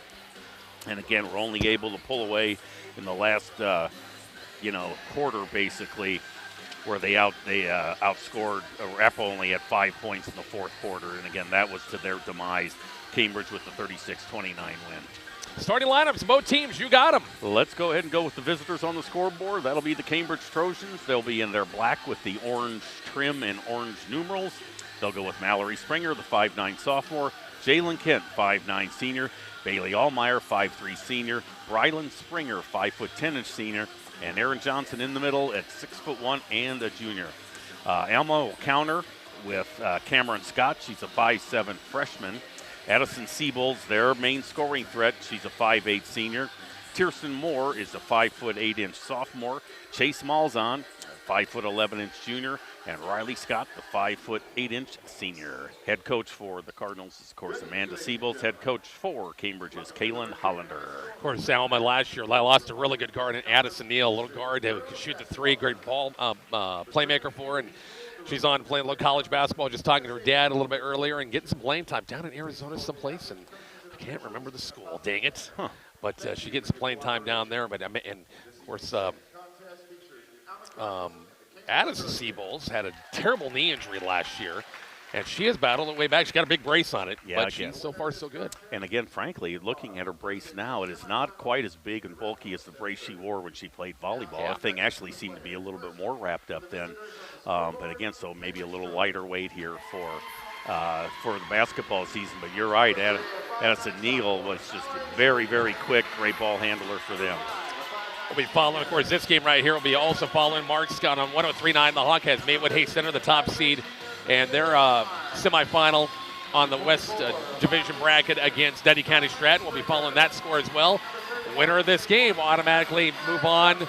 They'll play on Thursday and will be playing on Saturday no matter what. Yeah, either in the finals or the consolation finals. So again, yeah, win this game tonight and you're going to punch your ticket to McCook, as they say. Lineups being announced right now. Say thanks again to all of our great sponsors. Some of us out our coverage of the RPAC Conference basketball tournaments. Tomorrow night, Mark will have RPAC Conference West games up in Maxwell. Bob and I will be heading to Gothenburg for the Southwest Conference tournament as the Bison teams open up that tournament with 2 games coming up tomorrow night in Gothenburg. But Mark will have the West, and I'm sure he will keep you posted on what's happening in the East as well, and we will as well on our Bison basketball broadcast.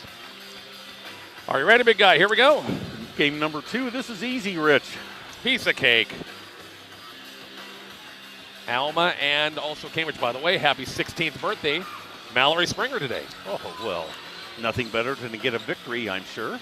Yep. Grandpa Jim called that in this morning and said, number 16, driver's license time. Uh-oh. Yeah. In the opener, in case you missed it, Bertrand, they'll play another game coming up on Thursday. They won their game 44-40. Once again over Medicine Valley. They'll play Arapahoe coming up again on Thursday in Arapahoe. Springer will jump it up at midcourts against Riley Scott, and Cambridge wins the tap. And it's tapped out of bounds. And nope, goes off Cambridge last, and Alma gets it right back. We have a high-scoring game or not on this one. I'm eager to see what happens. Man-to-man pressure by Cambridge. Scott has the top of the circle now. Moore on the move. The lob baseline over Scott's head. I think Moore kind of forgot where she was on the floor that time. Threw it away, and Cambridge will get it back. Yeah, again, kind of was going to go that way no matter what. And again, it's got a little too cramped quarters. Full court pressure applied by Alma. Cambridge got to handle it. Allmeyer, Springer, Bailey Springer. Far side, Aaron Johnson. Jalen Kent breaks the timeline. Mallory Springer, baseline runner off the glass. Too strong. Rebound backside by Moore. Oh, boy, nice move by her. Got by Riley Scott there, and again, just could not hit the shot. On the move. Baseline now to Cameron Scott. Out front now, it's Riley Scott. Siebel's her first touch, top of the circle. Baseline, Riley Scott. Thought about that three. She's been known to shoot them before. Got Mel's on the high post as well. Siebel's baseline out of Scott. On the move, right hand. Inside, Miles on. Good catch. Traffic there. Siebel's having a little ball fake. Jumper inside. 7-footers on the way. Rolls over. Creeps over, and it's 2-0 Alma. Oh, that's a shooter's touch there. Crawled over to the front of the rim, Rich. But again, yeah, nice ball movement by the Cardinals. Cambridge against the pressure once again. Rylan Springer right into the hands. Actually out of bounds. It was in the hands of Cameron Scott, but she was out of bounds. And we'll go back to Cambridge. Got to limit turnovers. Cambridge does. Got to limit their turnovers. Yeah, again, you're going to see pressure from Alma most of this game, I have a feeling. And again, going to have to make sure and take care of the basketball. Jalen Kent across the timeline. Again, with that left hand all kind of bandaged up a little bit. The lob to Rylan Springer on the low block. Missed it. Rebound on the low block this time for Alma. And Thurston Moore. The other way. Siebel's top of the circle just inside the three-point line. Malzahn kick out now. Scott. 2-0 Alma. Right back to Malzahn. A lot of traffic. Knocked away. It's going to go off of Alma last. Went off of Thurston Moore, that is, and Cambridge basketball. Yeah, kind of forced that entry pass in there. And again, Cambridge with quick hands. Back to the pressure once again. Johnson, middle of the floor now to Mallory Springer. Now it's Jalen Kent across the timeline. 2-0 Alma. We played 2 minutes. Score update brought to you by MMB Bank. Woohoo! Right side, Mallory Springer. 3 balls on the way. Missed the rebound. Johnson putbacks on the way underneath the rim too much. Cambridge gets it right back. We have a push against Cambridge, or against Alma, I'm sorry. And it's going to be called this time against Riley Scott. That'll be her first foul of the ball game. Inbounds pass by Springer, looking for black shirts. Good cut. Allmeyer layups on the way and good. We're tied at 2. Boy, again, we have seen some nice set plays here already tonight by a couple of teams in our first matchup, and then that one straight off the baseline. Siebel's Riley Scott against the zone look for Cambridge in this trip here. Moore has it. And a steal. Nice job. Jalen Kent got a hand in the passing lane, and here comes Cambridge off the Alma turnover. Yeah, really nice anticipation by her. Read that pass all the way. Springer has it right side. A right-handed dribble looking for Aaron Johnson trying to post up against Malzahn. You have a reaching foul going to be called against Riley Scott. That's 2 quick ones on her, isn't it? Yeah, back-to-back trips down the floor, unfortunately, for Alma. Coach Siebel's no hesitation. We'll go to her bench, and Miley Whitney will check in for the first time. 2-2 ball game. Inbounds pass by Springer. Looking for a black shirt way out in front near midcourt. Jalen Kent matched up against Siebel's.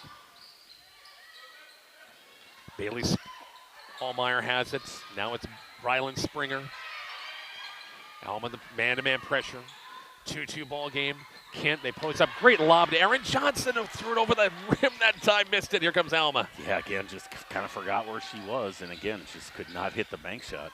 Great look and a walking violation against Cameron Scott on the far side, and turnover going back to Cambridge.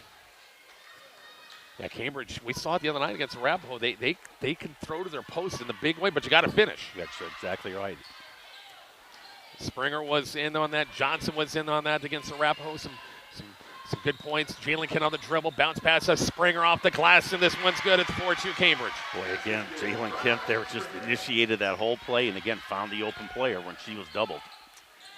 Cameron Scott has the top of the circle. Now it's baseline now. It's up front Whitney. They'll go top of the circle to Siebel's.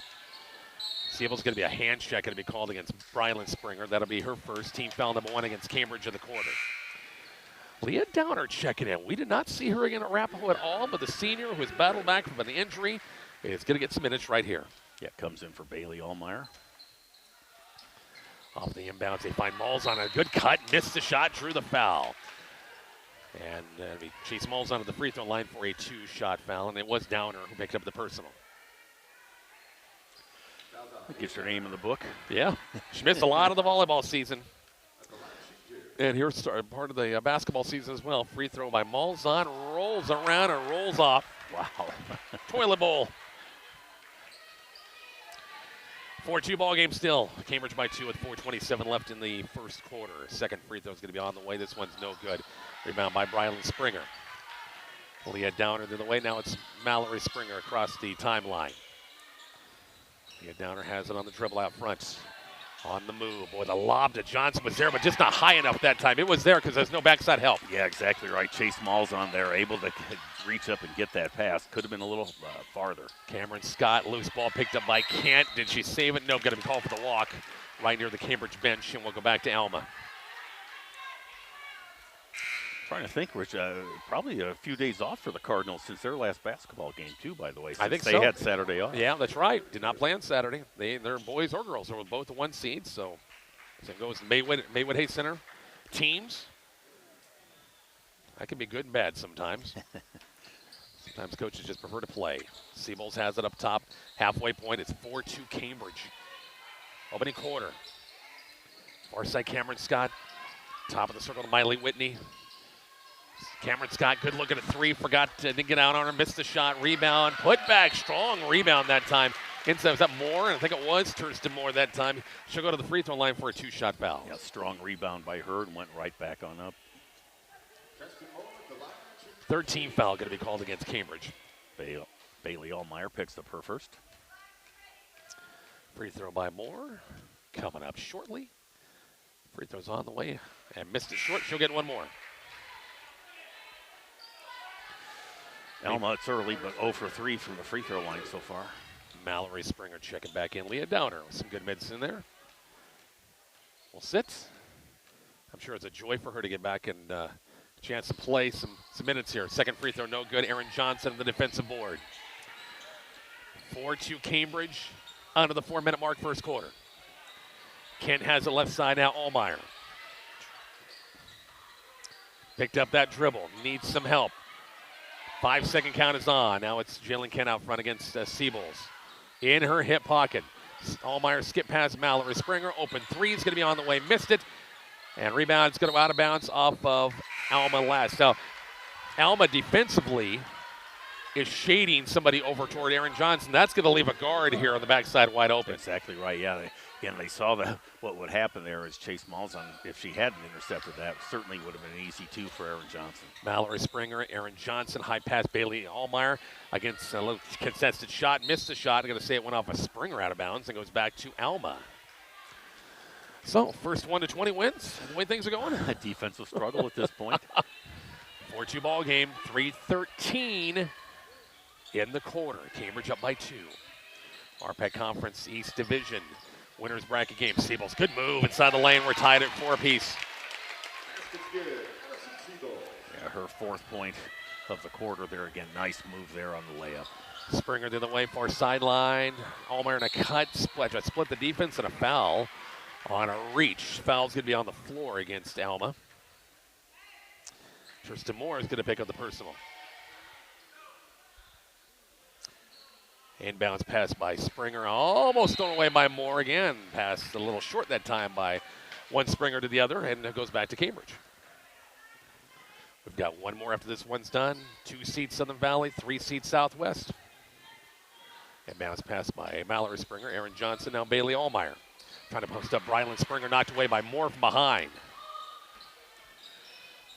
Alma the other way. Miley Whitney, the lob inside. Wraparound pass, Tristan Moore. Jumpers on the way and good. It's a 6-4 Alma lead. That was a great look that time. We haven't mentioned Camry Neal, who's just checking the game for the first time with a great pass kick out the outside. Another Neal. That family, good family. They got a bunch of them, that's for sure. That's out of bounds. Cambridge goes out of bounds. Alma will get it back. Yeah, nice cutoff on the baseline there. Forced the player out of bounds. Looks like Cambridge is going to take a quick 30. 6-4 Alma. We're back to Bertrand coming up shortly. Kicks 96-1.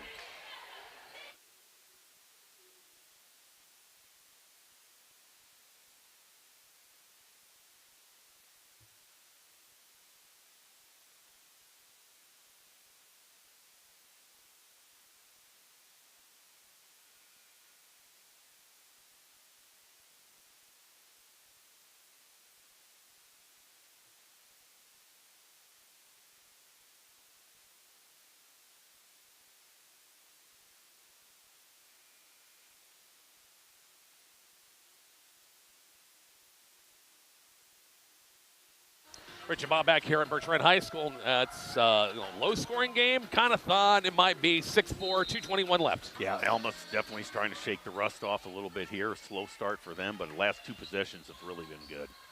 Cardinals back in the half-court game. On the move with Moore. Sideline pass, high pass. Good catch by Scott. Whitney has it on the move. Good move on by Cambridge as well. Neal, top of the circle out to Cameron Scott.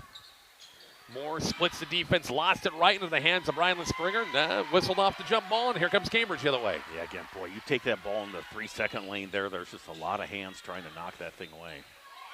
Mallory Springer has it up top, 6'4" Alma in the opening quarter. Neal on the lob to Springer. She was sandwiched that time, and I'm not for sure Siebels or Moore. If it's Moore, that's number 2 on her.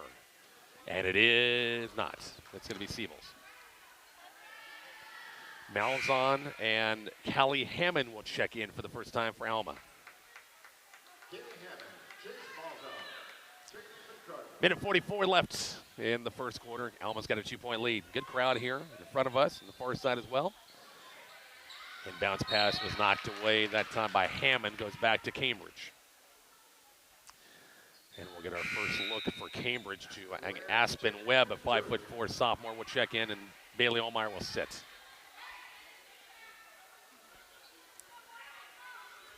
Inbounds pass, Mallory Springer, sideline pass. Not a Brylan Springer. Trying the lob to Johnson. There it was, passes better, but it's kind of, somebody got a fingertip.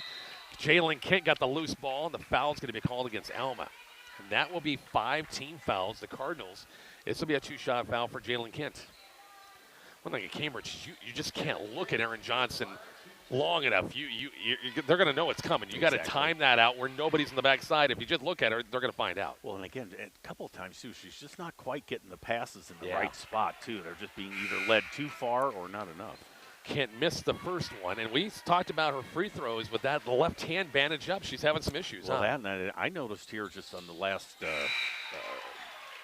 substitution that Bailey Allmeyer has the left or the pinky finger and the ring finger of her left hand taped up as well. Really? I didn't realize that. Exactly. 6-5 ball game. 1 or 2 at the free throw line. Alma has it in the half courts. Hammond has it top of the circle. Neal, they'll swing it down to Miley Whitney out left side. Screen from Malzahn. Cameron Scott, Neal, skip past baseline to Whitney. Skip past far side now to Cameron Scott. On the move, right side, little finger roll. Scoop layups on the way and good. It's 8-5 Alma. Boy, nice touch there. And again, Cambridge cannot let them drive to the basket like that. Under a minute left, quarter number 1, Alma by 3. Post up Ryland Springer, low block, jumpers on the way.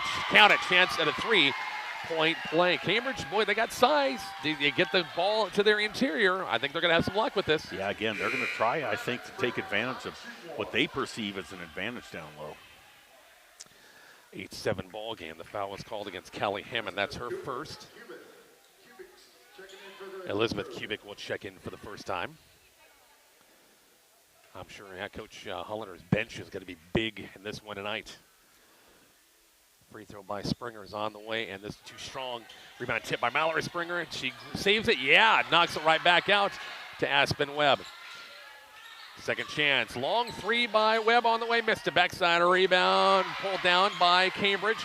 By Kubik that time, and the loose ball picked up by Alma. Cardinals have it back. 36 seconds left. Bounce pass. Malzahn was wide open. Left-handed layups on the way and good. It's 10-7. Boy, again, nice move there by Chase Malzahn. Didn't waste any time. Got the entry pass and went straight up to the basket.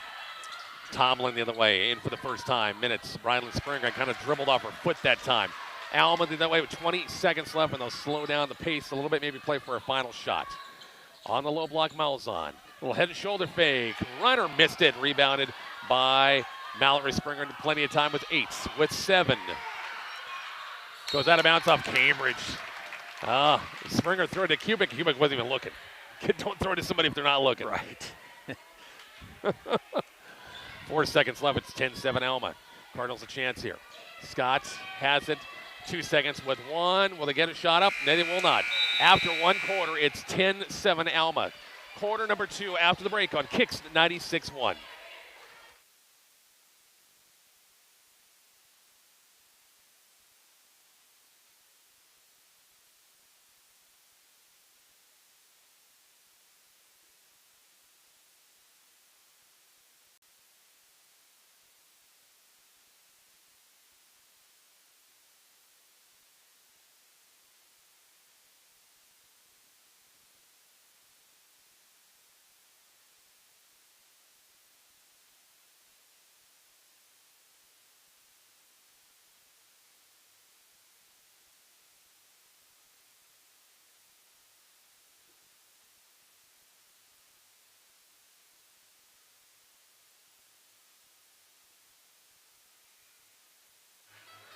Rich and Bob back here at Bertrand High School. 10-7, Alma the first quarter lead. Yeah, plenty of action in that first quarter. Cambridge started out a little quickly. Alma a little slower to get going, but again finished off the second half of that first quarter quite nicely.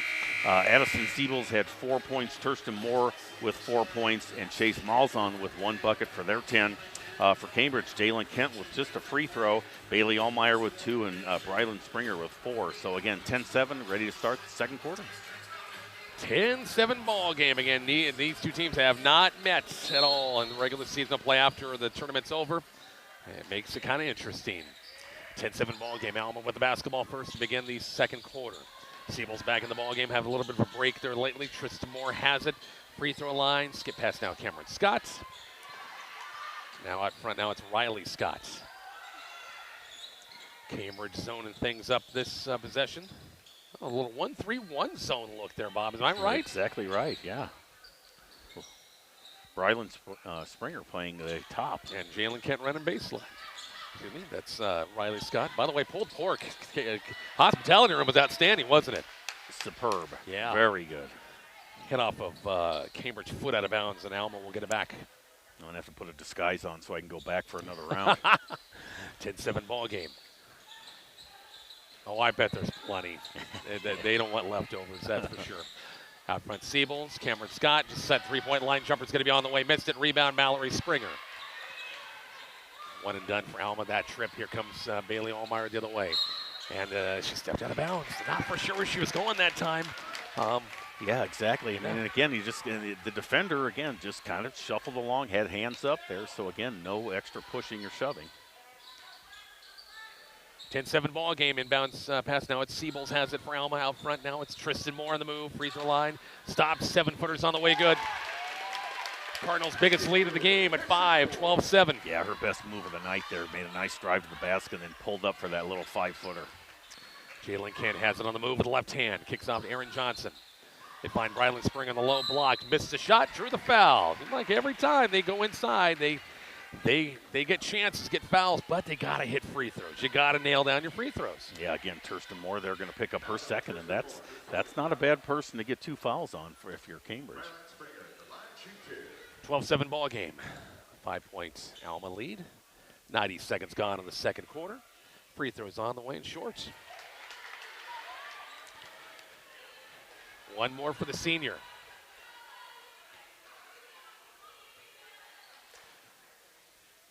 Anxiously awaiting Mark Searcy. Give me an update on Maywood Hay Center Dundee County. That game on 103.9 The Hawk. I'm anxious to hear how that one's going. Free throw is going to be on the way. Missed them both. Long rebound, Mallory Springer. Got it right back. Now Brylan Springer free throw line. Allmeyer right side. Try to split the defense. Traffic there. Lost it. Picked up Malzahn on the turnover. Yeah, again, boy, you just get sucked into that middle of that 3-second lane. And again, there's just too many hands. The runner. Tough shot by Riley Scott. How'd she make that one? Boy, again, really nice way to play the angles off the backboard there. Just kind of a one-handed scoop shot. Kent has the top of the circle left side now to Johnson. The lob to Brylan Springer. That was right where she could catch it. There was no help side defense. Layups on the way and good. Yeah, the key there was it just led her to the basket and plenty of time for her to make any adjustment. Long three by Addison Siebels is on the way and good. That's about the first three by either team, or they haven't had many. I have 17-9. Oh, there we go with our scoreboards as Brylan Springer once again inside at 17-11. There we got both scoreboards synced back up. We had that in the first game, too. Well, I think, yeah, one scoreboard must be on Western time. Runner inside by Cameron Scott, partially blocked. Here comes Cambridge the other way. 17-11 Alma. Allmeyer go right back to Springer, low block, and Tristan Moore's going to pick up number 3. Boy, right thing to do. Moore's got foul trouble, go right back to Springer. She's the hot hand right now, and Moore's gone for the rest of the half. Yeah, again, just tried to kind of overplay too much there. Again, with 2 fouls, you're just going to have to let the person catch that and try and play better defense there when she gets the ball rather than try and deny her. Inbounds pass by Mallory Springer. Brylan Springer right there. Is I almost forgot about her that time at 17-13. Yeah, again, another set play off an inbounds pass. Cambridge has got within 4 now. Scott on the move. A runner inside the lanes on the way, missed it, but she drew the foul. Riley Scott. Offensive minded here in the last couple of possessions. She'll go to the free throw line for a 2-shot foul. Bailey Allmeyer going to pick up her second foul. Riley Scott's one of those girls with Seabolds and Miley Whitney. These girls, and Whitney's only junior. The other girls are seniors, but it seems like they've been around for 7 years. Yeah, exactly. I mean, I see them every year at the Hitchcock County tournament, which is like the second weekend of volleyball season. And yeah, exactly right. They've had a nice squad for a number of years. Made the first free throw. She'll get one more. Second free throw is going to be short, and rebounded by Brylan Springer. 5-point Alma lead at 3 minutes gone in the quarter. 5-minute mark. They find Brylan Springer low block again. Muscles up against Seabolds, who couldn't do anything that time. It's 18-15. Yeah, she's got 8 1/4, 12 for the game here so far. She's really keeping Cambridge in this. Long three is on the way, rimmed in and out by Scott, and going to be a foul against Seabolds against Jalen Kent, and we'll go the other way, Cambridge basketball. Yeah, that's going to be Addison Seabolds' second foul of the game so far. So again, I wouldn't say it's a problem yet, but starting to get closer to being a problem for the Cardinals. 30-second Alma timeout. 3-point game. Back to Bertrand here shortly. Kicks 96-1.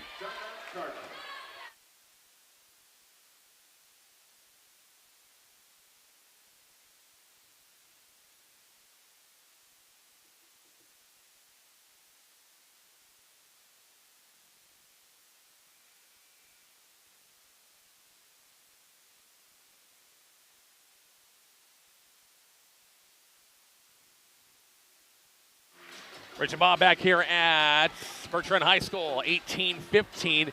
Cambridge hanging tough. Boy, they're bread and butter right now. Go inside to Springer, whoever, having a good second quarter, isn't she? Yeah, exactly right. Again, like I said, 8 points in the second quarter, missed her 2 free throw attempts. But still, surprising. You would think that maybe Cambridge would go with Aaron Johnson down low a little bit more, but the better matchup for them has been Brylan Springer. Here comes Jalen Kent across the timeline. Chance for Cambridge to tie or cut it at one. And Aaron Johnson on the low block. She must have heard you that time, Bob. They went to the left side with Johnson. Bounce pass. And the chance, the old-fashioned three-point. That's a good setup by Coach Hollander. Hey, Exactly they're right. concentrating on Springer one side. Let's go to the other side. That's exactly right. Just a little change up there. And again, that's the best position Aaron Johnson caught the ball in so far tonight. 18-17. The foul against Miley Whitney, her first. Johnson hits the free throw. We got a tie ball game at 18-18. Yeah, nice run. A 6-point run, a 7-point run for Cambridge. Seabolds has the top of the circle. Baseline on Cameron Scott. Deep three is going to be off the mark. Air ball. Backside rebound, Aaron Johnson. We had Downer back in the ball game for Cambridge at the last dead ball. Here comes Jalen Kent. Chance for Cambridge to take the lead in this possession right here. Mallory Springer. Baseline Elizabeth Kubik. Mallory Springer, boy, they're looking for Aaron Johnson. They find now, actually, and Brylan Springer's out of the ball game right now. Downer back in. Yep. They go inside. Nice little high-low. Mallory Springer, Aaron Johnson missed the bunny that time from foot out. Wow, was that good ball movement by Cambridge. Quickly the other way, loose ball picked up by Kubik on a loose ball. Mallory Springer the other way for Cambridge. 18 all under the 4-minute mark here, second quarter. Jalen Kent, baseline now, Kubik. Johnson, a little one power dribble, some contact, missed the shots. Alma on the rebound. Riley Scott tried to draw the offensive foul. It was not a very good acting job at all. So now you're a theater critic? Cameron Scott has the top of the circle. Riley Scott on the dribble. Bounce pass. Miley Whitney. Baseline three is going to be missed. Rebound. Black shirts right there. Cambridge has Kubik on the defensive board. Yeah, again, just a nice stretch of time here for Cambridge. Has fought their way back and tied this thing up. Springer has it out front. Now it's Jalen Kent. 18-18. Springer has a corner, left side. Moving. Bounce pass. Oh, and right past Leah Downer and can't be saved. Beautiful. Beautiful play by Springer. Downer's got to catch that. Yeah, again, boy, brought two defenders to her, and then wide open pass there, and again, just bounce pass that just couldn't be handled by Leah Downer. 3-minute mark, both teams with subs. I know Cambridge more than Alma as Brylan Springer back in. Mallory Springer will check out, and Aspen Webb's going to check back in as well. We are still tied at 18 in this one. Top seeded Alma, 4th-seeded Cambridge, 2:53 left in the half. Back door, and the pass wasn't even close by Cameron Scott that time to Neal. Yeah, again, looking for Neal, and again, just a poor pass, not over the defender at all. Johnson far side, lob it to Bryland. Springer with high enough that time, and they're going to see it went off a Springer out of bounds. Goes back to Alma. Yeah, Coach Hollander saying, yeah, you need to get that ball a little higher in the air for her. And they had her front and back that time. Yeah, so that was going to be a sandwich. Yeah, it was. She wasn't exactly wide open. 18-18, Alma with the basketball. In the half courts, Whitney has it on the move, right side. Top of the circle on Cameron Scott. Kent, nice job of fighting through the pick that time, and then it was Cameron Scott threw it in the stands and turnover back to Cambridge. Yeah, really kind of an unforced error there. All of a sudden, Alma's kind of bogged down in their offense. Amanda Siebel's on the bench, and Kirsten Moore on the bench also for the Cardinals. Mallory Springer did not sit very long. She'll check back in. Erin Johnson will sit out. It's 18-18. 2:20 left before the half. Ryland Springer has it free throw line. They left her unguarded. Jumper inside the lanes, missed it. Got her own rebound. One power dribble off the glass and good. And Cambridge by 2, 20-18. Gosh, 10 points in the quarter, 14 for the game for her. I can't believe they left her alone at first. Exactly. She turned around. It's like, oh, there's no one on me. Under the 2-minute mark. Scott has it. Scott to Scott. Cameron drives baseline. Floater. Baseline missed it. Malzahn put back. Boy, it looked like it was some contact and no whistle. And Bryland Springer on the rebound. Yeah, Chase Malzahn a little off balance there. Aspen Webb block shot against a taller Malzahn. Lead pass broken up by Kent by Cambridge with 1:40 left. Whip pass backside. Cubic layups on the way, missed it. And rebound Malzahn. Cambridge has missed some bunnies in this first half. Boy, great passing by the Trojans there, but again, got to make those shorties. Yeah, foot out. Riley Scott's double team by Cambridge. I got to call Kent, I think, with a reach. Just the second team foul against Cambridge in this quarter. Yeah, arms got kind of tangled up there. As Siebels will check back in. And it's Neal checking out. 20-18 Cambridge by 2 here. Final minute 23 of the first half. Siebels has the top of the circle. On the move. Free throw line. Cameron Scott return pass. Siebels on the low block. Jumper inside. A little leaner. Missed it. Trying to fight for the rebound. Got it right back over Johnson. Put backs on the way. Missed it. Rebound backside. Jalen Kent. Boy, good defense by the Lady Trojans. Their point blank shots there for Addison Siebels. Mallory Springer baseline. Cubic on the run. Block shot. Malzahn got her with the piece of the body that time. And it'll be Elizabeth Cubic at the free throw line for a 2-shot foul. A minute left in the half as Coach Siebels has a couple of subs waiting to check in with the Callie Hammond and also with Camry Neal. Going to check back in. Free throw by Cubic. It's a little wide right. Is there a draft in here? A little short. Actually, I don't think it's short. I think it's just wide right. Yeah, wide right. Were the Bills wide left last night or wide right? I forgot. Wide right. It was wide right. And this one's a little short that time. Elizabeth got to get a little bit more oomph with the knees, and we'll go back to Alma. Cambridge up by 2, 20-18. We're under a minute left here in the first half. Neal has the top of the circle. Now it's out front at Hammond. Miley Whitney on the move. Free throw line. Got into Armels, knocked away by Cubic. Top of the circle. Neal thought about the three. Passed it up.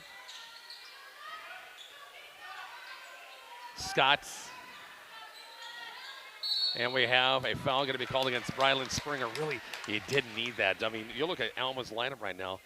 There are a lot of their scorers are on the bench right now. Yeah, again, just getting some rest before halftime here. And again, yeah, it's just kind of a second foul for Bryland Springer. Cambridge certainly doesn't want to lose her, but yeah, just really unnecessary. Player was not in any position to make an offensive threat. Bryland Springer will check out, and Aspen Webb back in the ballgame. Pass tipped by Cubic, and it fell right to her, and she didn't step out of bounds. Yeah, look what I found. 30 seconds left, but Cambridge comes back. Did they throw it away? Was there a touch? And officials say no touch. We'll go back to Alma. 2-point. Cambridge leads still with 28 seconds left. Alma with the basketball. Tip pass by Kent, and Mallory Springer give it a shot to retrieve it. Couldn't quite do it, and they go back to Alma. Again, the winner of this one plays on Thursday, and you're guaranteed to play on Saturday at the Graf Event Center. And bounce pass by Neal. Cameron Scott on the move. stops, a walking violation. Jump stop, her feet slid out from under her that time on the walking violation back to Cambridge. Yeah, again, certainly looks like the Cambridge will play for the last shot here. 18 on the clock. Jalen Kent, and a pass, not a good pass. Got a 3-on-1 the other way. Lead pass, Cameron Scott. Nice job, Kent coming back and just reached back and got a hand, but she was out of bounds. Yeah, again, that was going to be a sure 2 points, too, if they don't hustle back. And bounce pass coming at 9 seconds left. Get this, Maywood Hayes Center 7, Dundee County Stratton 6 after the first quarter. Yeah. Cameron Scott with 4 seconds. They lob it down to Molzon. Low block. Jumper's going to be on the way. Missed it, and that's your half. It's 20-18 Cambridge. Bob and I will talk about it after the break. RPAC Conference Basketball kicks 96-1.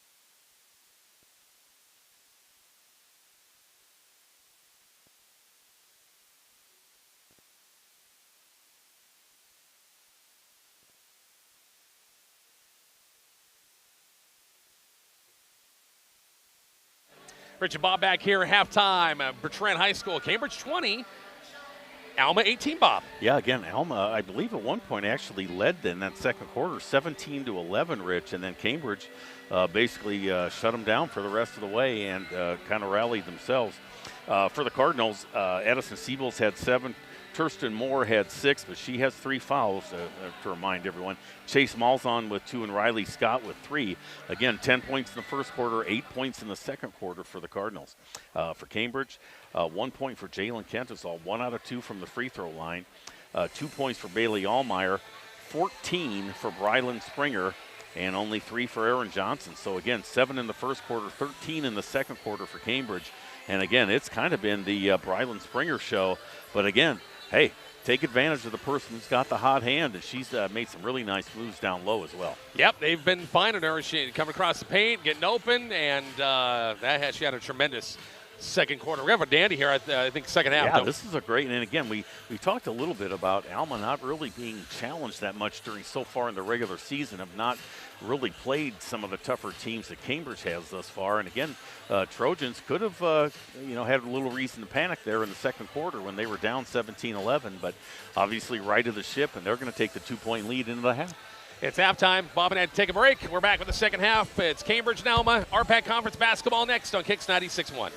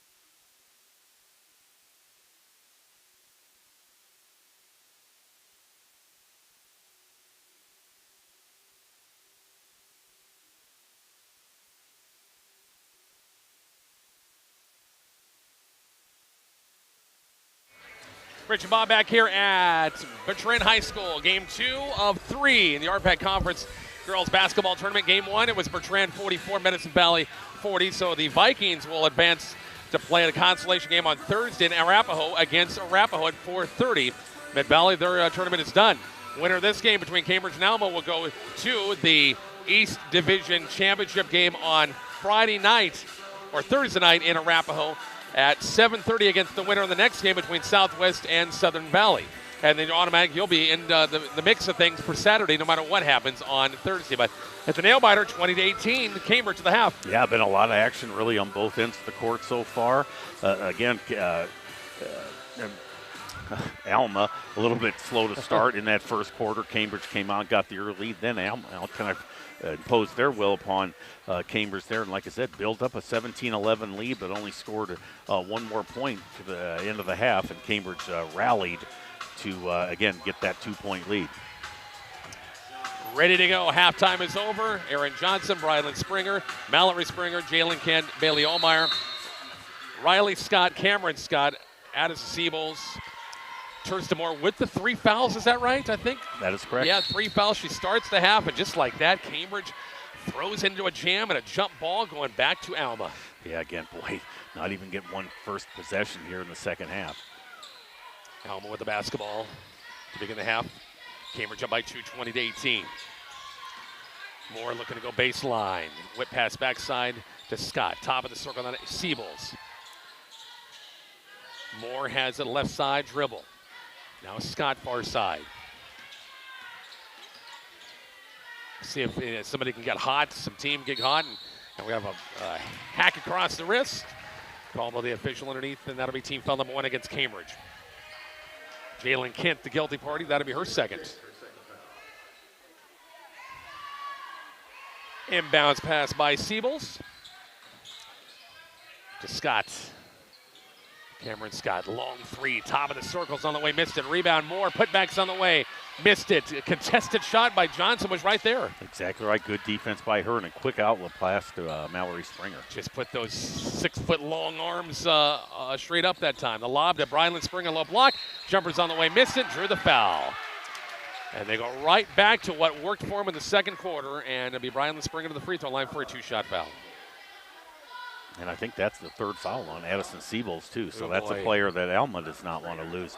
Again, interesting by Cambridge. Aaron Johnson actually playing almost at the top of the circle there, and they're letting Brylan Springer do the work down low. Free throw by Brylan Springer's on the way and good. Cambridge by 3, 21-18. Our score update's brought to you by MMB Bank. Say what? Just underway here in the third quarter. One more free throw on the way shortly by Springer.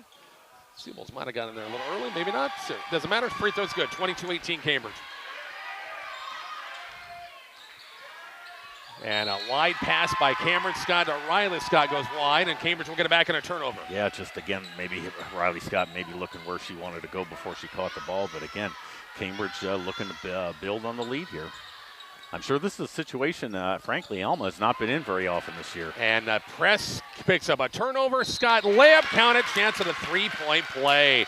You just can't have lazy passes on a press, Bob, and that was a lazy pass, which Alma picked it off. They had numbers and a chance at the old-fashioned 3-point play. And then Jalen Kent picks up her 3rd foul, too, there. 22-20. Cambridge lead down to 2 here in the third quarter. Free throw by Scott's on the way and rolls off. Rebound, Aaron Johnson, the defensive board. Rylan Springer, now Mallory Springer, quickly up court, and right there is Moore as Cambridge not passing very well. Aaron gives Alma some credit. They're in all the lanes. And another steal on the baseline by Brylan Springer. Cambridge breaks that timeline, got to take care of the basketball. Now Jalen Kent. Mallory Springer left wide open. Baseline 3's on the way, missed it. Backside a rebound. Got to call Cameron Scott climb on the back of Allmeyer on the backside. And Cambridge will get it back. Yeah, good position by the Trojans there. 2 team fouls apiece. We haven't played 90 seconds, so we have about 4 combined fouls already. Kent, top of the circle, steps in. Jumper's on the way, missed it. Long rebound, Cameron Scott for Alma. Had Riley Scott releasing, couldn't find her. Siebel's top of the circle. On the move, left-handed dribble. Splits the defense. Runners on the way, missed it. Tipped around, recovered by Bayla Allmeyer. Almost did the splits out there, but I think she's okay. Quickly, Cambridge the other way with Mallory Springer out front now. It's Brylan Springer. Right to the 6-minute mark. 22-20, Cambridge by 2. Mallory Springer trying to drive baseline. Shut off now, Aaron Johnson. The lob to Brylan Springer, a push off. They call Brylan Springer with a push off that time against Molzon, and we'll go the other way. That's going to be her third foul, too. So, again, some players here. And, again, we're pretty early in the third quarter still, just barely under the 6-minute mark. Now, they did give that to, no, yeah, it is her third, Brylan Springer. Alma the other way with a chance to tie or take the lead again. Moore has a baseline corner, top of the circle. Camry Neal back in the ball game for Alma. Scott has it, Riley Scott, top of the circle, then Moore. On the move, split the defense. Jumpers blocked by Brylan Springer. Put back, got her own loose ball. Blocked shot by Mallory Springer from behind. A couple of big defensive plays by Cambridge. Now Kent comes out with a little pressure against by Cameron Scott. Baseline Johnson, the lob it inside of Brylan Springer against Siebel. Jumper off the glass and good, and Brylan's got that touch going too. It's 24-20. I mean, it is just a one-man wrecking crew here. Brylan Springer's just having a game here. On the move, Cameron Scott split the defense. Nice job right down the lane. Layups on the way and good. Quick first step there to get that advantage. 24-22. A lot of collision out here in front. Natives getting a little restless. Jumpers on the way, missed by Mallory Springer. Cameron Neal comes out with it. Here comes Scott the other way. Lead pass, Cameron Scott. Layup's going to be on the way and good. We got a tie ball game at 24. Again, Alma beating Cambridge down the floor. They're excellent passing. Mallory Springer a wide pass, has to save it. Here comes Alma with a 3-on, now 2-on nothing. Layups on the way and good. 26-24. Alma timeout. Cambridge. 4:27 left. We're back to Bertrand here shortly on Kicks 96.1.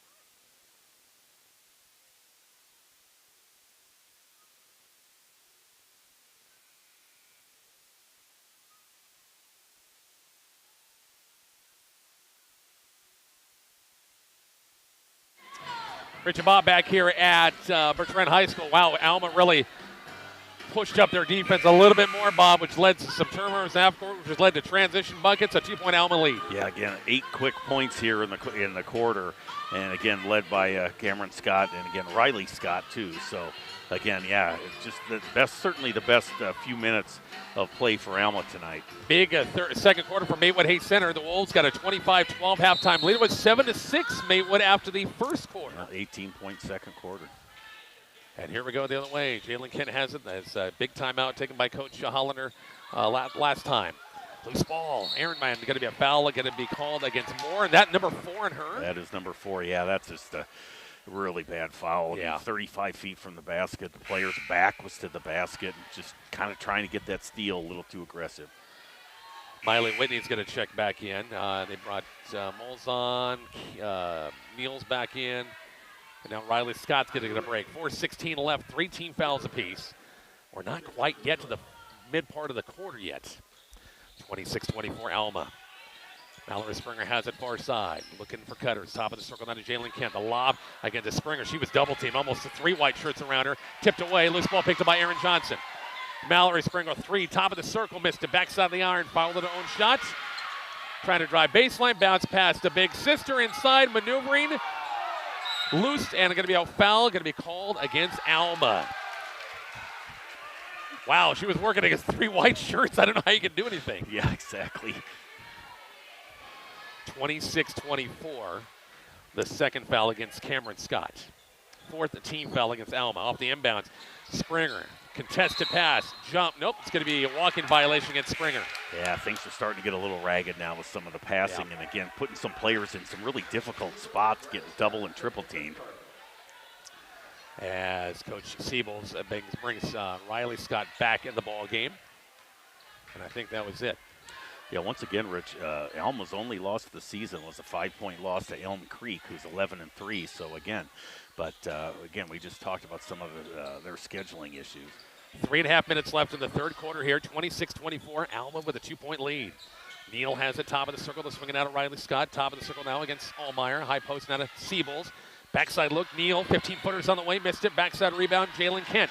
Yeah, good ball movement by Alma there. Found the open player, just unable to make the shot. Kent the other way. A little hesitation kick out. Mallory Springer, she's due for a three, and she nails it. 1-point Cambridge lead, 27-26 on the three by Springer. I was going to say, she missed a bunch. Not a bunch, but just a few, last few. And so. Yeah, it's definitely due. Yep. Siebels got knocked away by Brylan Springer. Out front now to Riley Scott.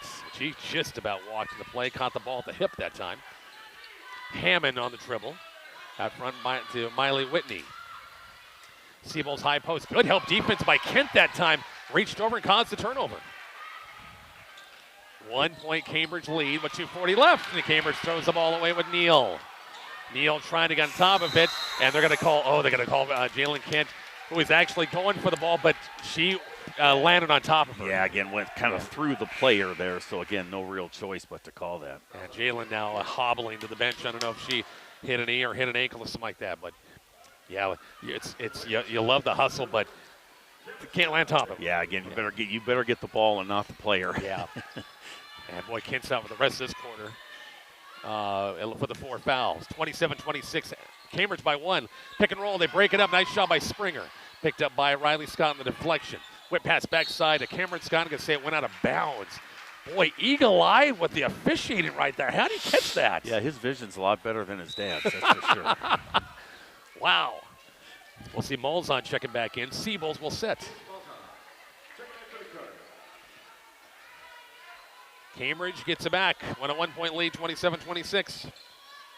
In the third. Baseline to Aaron Johnson. Whip pass. That's a high pass to Allmeyer, and it goes out of bounds, especially not saying Bailey's short, but she is a lot shorter, and that's a high pass to catch. Yeah, exactly. No, and again, she was covered well, too. Yeah. That's the other thing. That pass really had to be in the right spot to give her a chance to get it. 27-26. Cambridge by 1. 2-minute mark here, third quarter. Miley Whitney has it. High post now to Siebels. Looking back, door nobody home there. Whitley has it. Wing jumper for the leads. On the way, missed it. Rebound to Allmeyer. Nice check off. Backside. Springer had it. Knocked out of bounds by Neal, and it will belong to Cambridge. Well, you just get the impression, Rich, that, somebody gets a 5 or 6 point lead. That could be very tough. But again, we've kind of had back and forth here. So, again, most likely just going to go down to the wire. Siebels will sit for a while, probably the remainder of this quarter. Minute 52 left. Now, a blocking foul is going to be called as Allmeyer tried to split the defense, and I think it's going to be Riley Scott. Riley Scott's going to pick up her third, and again, just one of those, did not move her feet and just got, again, players getting a little more tired, so they're reaching. So that's 5th team foul. It's a 2-shot foul for Bailey Allmeyer. So, again, both teams in some foul trouble here in this third quarter, aren't they? Yeah, they're starting to mount up there. Several players with 3, and, of course, Thurston Moore with 4. Allmeyer, 2-shot foul. First one's on the way and missed it. She'll get one more. We will see Hammond check back in, and Riley Scott will sit with the foul trouble. Neither team especially effective from the free throw line so far. You would think that's going to come back to bite somebody in the end. Missed both free throws. Still 27-26 Cambridge. 1:44 in the third, and a high pass to Malzahn from Cameron Scott. Sails overhead and goes back to Cambridge. Yeah, just a little too much mustard on that one. Trojans get it back. The 4 seed with a 1-point lead over the 1 seed right now. Springer across the timeline. Allmeyer gets some traffic. Johnson. And looking for Brylan Springer, broken up by Neal. Cambridge will get it back. Inbounds pass by Mallory Springer. Looking for cutters underneath. Comes out front to Aspen Webb, who's just checking it back in the game. Boy, Aaron Johnson was right there, and she wasn't looking for the basketball, and she was open. Mallory Springer baseline. Bounce pass, Aaron Johnson backside. The lob to Brylan Springer against traffic. Missed the shot. It was there. Wow, yeah, again, boy, I thought that entry pass was going to get picked off, but again, one of the few shots Brylan Springer's missed today. Cameron Scott, 3 balls on the way, missed it. Rebound, Aaron Johnson for Cambridge. We're at 1 minute left in the third quarter, 27-26, Cambridge. Aspen Webb takes that corner, bounce pass to Johnson. Now it's Mallory Springer. Kickoff now to Aspen Webb. Some contact out front. Now Bailey Allmeyer. Got it poked away by Neal. And Allmeyer, yeah, smart move. Just let it go, and Cambridge will get it back. Again, we're going to have a good fourth quarter coming up. And I think Taylor Dixon found a skittle. Or something like that. A little debris on the court, right? Just so he doesn't eat it later. Yeah. He picked it up on the floor. Tip pass, Mallory Springer. Silly foul by Cameron Neal coming out and just reach right there and put Cambridge back at the free throw line for a 2-shot foul. You know, Coach Siebel's got to tell our players, you just get up and play defense. You don't need to hack and swat it. And again, most of these fouls are occurring when the player's not even making an offensive move. 30 feet away from the bucket. Exactly. 28-26. Cambridge by 2 on the Springer free throw. She gets one more, 41 seconds left. This one's too strong. Rebound by Hammond. It's a 2-point Cambridge lead. Lead pass, looking for Neal, and the tough pass again from Scott. Too high, goes out of bounds. Cambridge will get it back. Yeah, going a little bit too fast here, especially with only 35 seconds left in the quarter. Mallory Springer across the timeline, right to left in the offense. Aspen Webb, Mallory Springer free throw line. Kick back Springer, 3-ball right side's on the way. Nailed it, big 3 right before the quarter. And it's a 5-point game, 31-26. 14 seconds left. The lob backside wide open as Hammond lamps on the way and good. Missed assignment there by Cambridge. Yeah, again, wide open underneath. 31-28. I don't think Cambridge realized now as Mallory Springer heaves one up, and that's your quarter. 31-28 Cambridge. We go to the fourth. We're back in 1 minute next on Kicks 96.1.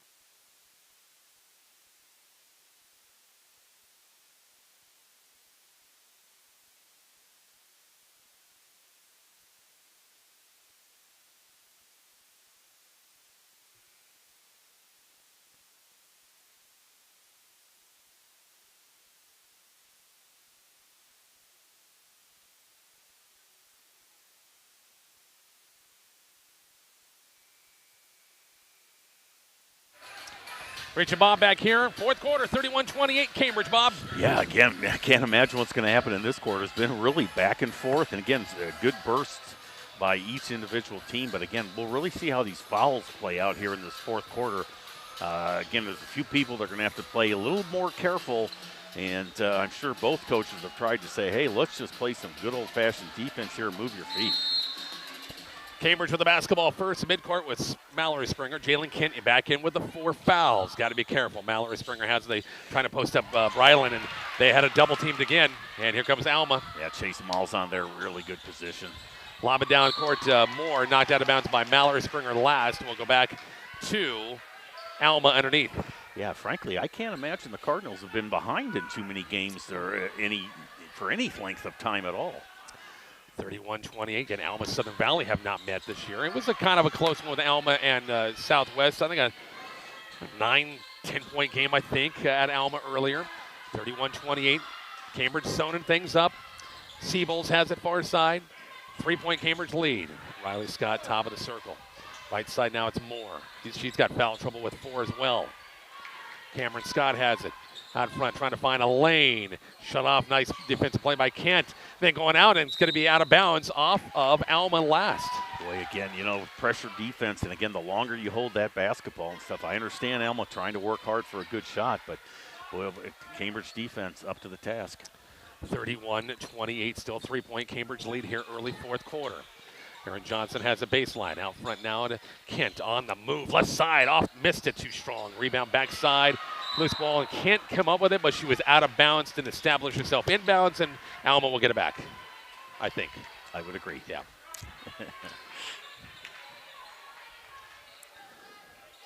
A minute gone, 31-28, nobody scored yet. Cambridge by 3. Quarter number 4. Winner plays on Thursday in the winner's bracket game against the winner of the next game between Southwest and also Southern Valley. Tip pass out of bounds off of Cambridge last. We'll go back to Alma. I think last year, if I recall, Alma boys got upset in this part of the tournament and didn't make it to Saturday. Yeah, because again, you were talking about our finals are Bertrand. Yeah, Bertrand and boys. Yeah, yep. Exactly. Yep. It was Bertrand and Dundee County Shred. Moore, good move, baseline, missed the shot, drew the foul. I think Aaron Johnson a little late getting there, and Moore to the free throw line for a 2-shot foul. Yeah, and again, boy, the cardinal sin, should I say, oh, giving up that baseline.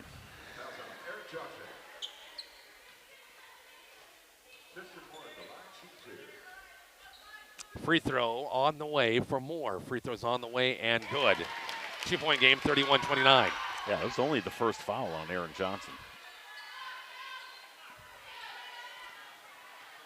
One more free throw. On the way, and it is good. Rolls in. 1-point game. Elizabeth Kubik will check back in. Aaron Johnson will sit. Yeah, first points for Thurston Moore in the second half. She had 6 in the first half. Saddled with foul trouble as well. Cambridge with the basketball. Kent across the timeline. Allmeyer has it. Out front. Let's be a hook. Yep. Riley Scott hooked her out front. And team foul number 1 against Alma in the quarter. And that's her 4th as well. So Moore and Riley Scott with 4 fouls apiece. And Siebel's got 3. Well, and again, Siebels has 3. Exactly right. I see.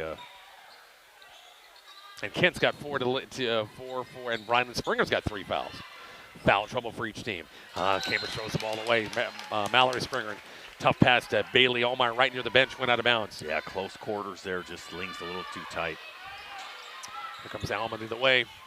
Cardinals can take a lead right here, trailing by 1, 31-30. Riley Scott, far side. Moore, just a sophomore, has got a bright future ahead of her. Moore pressured by Mallory Springer. Siebel's trying to drive baseline, forced a shot, block shot. Mallory Springer tried to save it, but went out of bounds. Yeah, a really tough shot for Addison Siebels there, giving up an inch or two to Brylan Springer, and again, double teamed all the way on that drive. 31-30. Alma basketball underneath. And bounce pass out front. Siebels pressured by Kent. Boy, Jalen's got to be careful. That guy's got that 4 fouls, and I think they just yelled, hey, we're playing zone. It's not man-to-man up front. Runner baseline. Moore, boy, looks like she got undercut a little bit that time, Bob. A lot of contact underneath, exactly. Here comes Cambridge the other way. Kent driving to right baseline. Stops. Tough shot. Missed the shot. Contested shot. Loose ball picked up. Oh, and she just picked up her 5th foul, Bob. Came back, and on the dribble that time against Riley Scott, Jalen reached and picks up number 5. Yeah, that's really unfortunate. And again, Jalen Kent only 1 free throw in the game here, but boy, that's a player they definitely can't afford to lose. And boy, again, Rich, 80 feet from the basket. I mean, it's just, I know your instincts take over on those rebounds. You want to try and get the ball back, but boy, with 4 fouls, you just got to lay off. Still 31-30, Cambridge by 1, 5:45. Nobody wants to score, not many points. Just 2. 2 Alma points, that's it. 2 free throws is it. Moore on the move, jumper. Boy, looks like she got undercut big time by Allmeyer, and Coach Siebels is not happy at all about that one. Yeah, boy, can't blame her on that one, too. That was just a pretty obvious contact. Allmeyer out front now to Brylan Springer. Cambridge a 1-point lead, 31-30. Mallory Springer 3's on the way and buries it. How many times has that happened? Team doesn't get a call and come back, and they give up a 3. 34-30, 4-point Cambridge lead at the 5-minute mark. Siebels, left side, missed the shot, drew the foul. Brylan Springer, I think that's going to be number 4 on her. Yep. It's going to be, if it's her, it will be her fourth, and it is. Yeah, well, it might be a war of attrition here the last 5 minutes and 5 seconds. I want to know how Coach Brendan Johnson's keeping his cool down there on the Alma bench. The big guy is a fiery son of a gun, but he is keeping his cool. Missed the first free throw. He'll get one more. 3 team fouls against Cambridge, 1 against Alma in the quarter. Second free throw by Siebel's on the way, and this one's good. 34-31, Cambridge by 3 at the 5-minute mark in the fourth. And it's touched last. Boy, I couldn't tell. I was looking at my camera, and they think Aspen would touch it last. Well, and the only thing I'm going to say is the expression on her face kind of belied what she did act as if she had touched it. Inbound, stolen away by Cameron Scott, and it dribbled off the sideline right there and goes back to Cambridge. 34-31 Cambridge. Again, Jalen Kent is fouled out here in this fourth quarter for Cambridge. Near still by Riley Scott, got a hand in the passing lane, and the Cambridge will get it back again. Yeah, you can kind of feel things starting to get a little bit more intense. These possessions very, very critical. Far side now, it's Elizabeth Kubik has it under the 5-minute mark here, fourth quarter.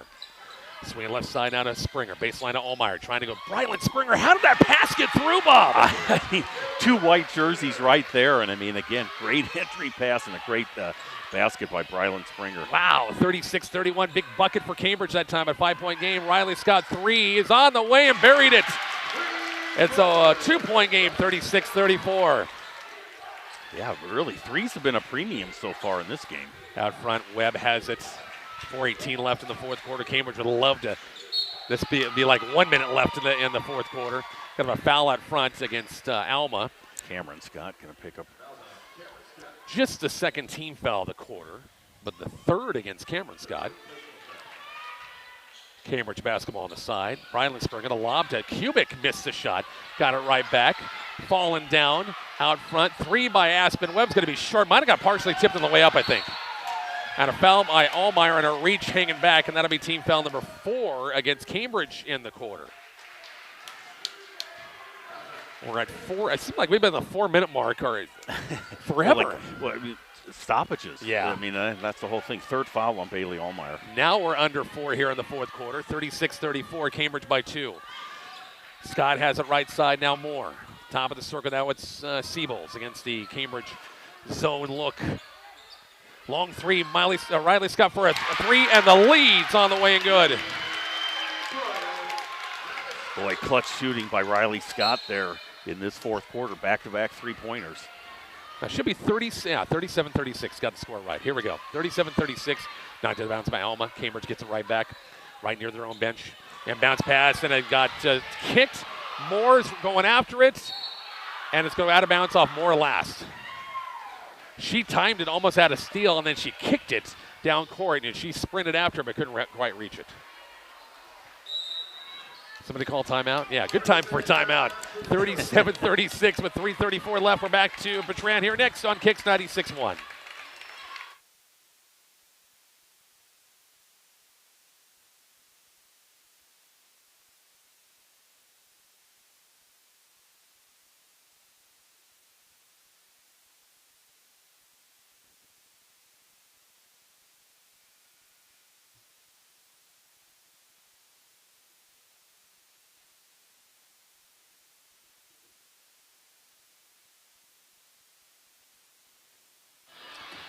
Rich and Bob back here at Bertrand High School. What a game. Winners bracket game. Top seed in Alma with a 1-point lead over the 4 seed Cambridge. 37-36. Foul trouble against both teams, Bob.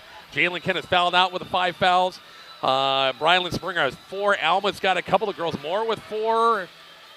Who else? Riley Scott with 4. Lidus and Siebels with 3. Yeah, big-time foul trouble for both teams. Cambridge with the basketball, trailing by 1, 37-36. They can work the ball in the middle of the court. And the ball's thrown away, and Alma gets it right back on a turnover. Siebels walks across the timeline. At 37-36, Cardinals the 1 seed. Moore has it up top, trying to find a lane, and the block. Was it a foul first against Allmeyer? Or they're going to call on the block? I think they're going to call on the block against Kubik. Yep. And Cambridge is at the 5-foul limit, so it's 2 shots the rest of the way. Moore is at the free throw line for a 2-shot foul. Free throws on the way and good. 2 points. Alma lead 38-36.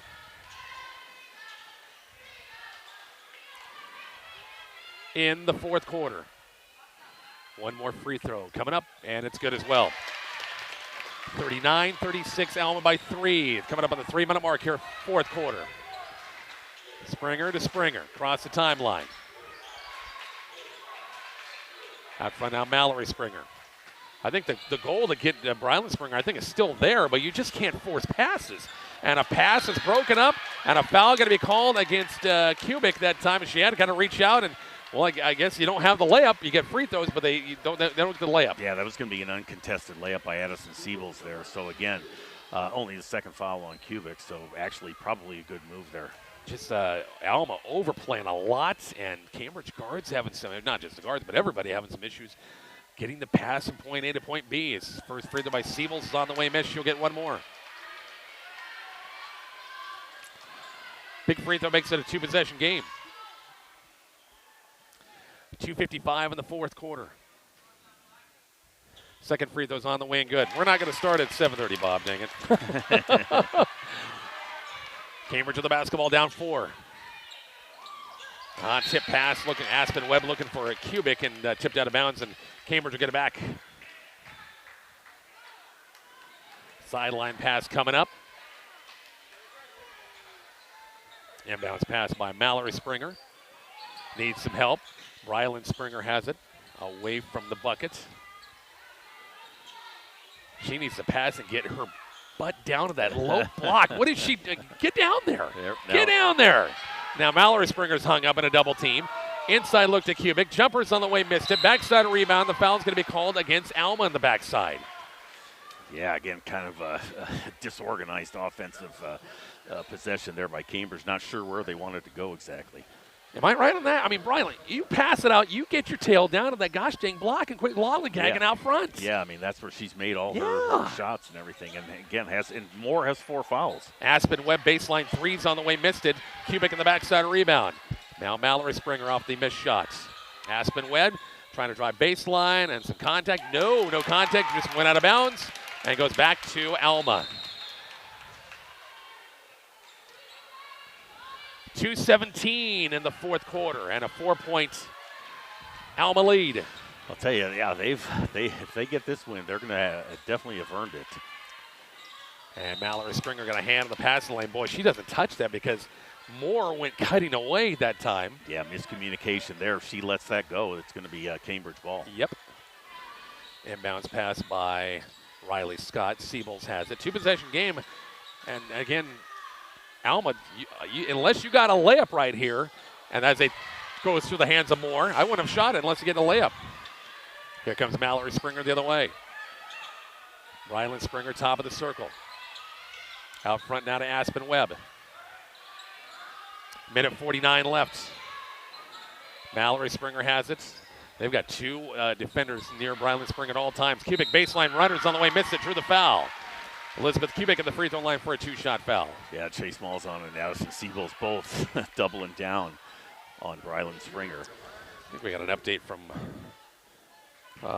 once again, Maxwell. Yeah, Maywood Hay Center pulling away. 40-20 Wolves after the third quarter. Free throw by Kubik's on the way and missed.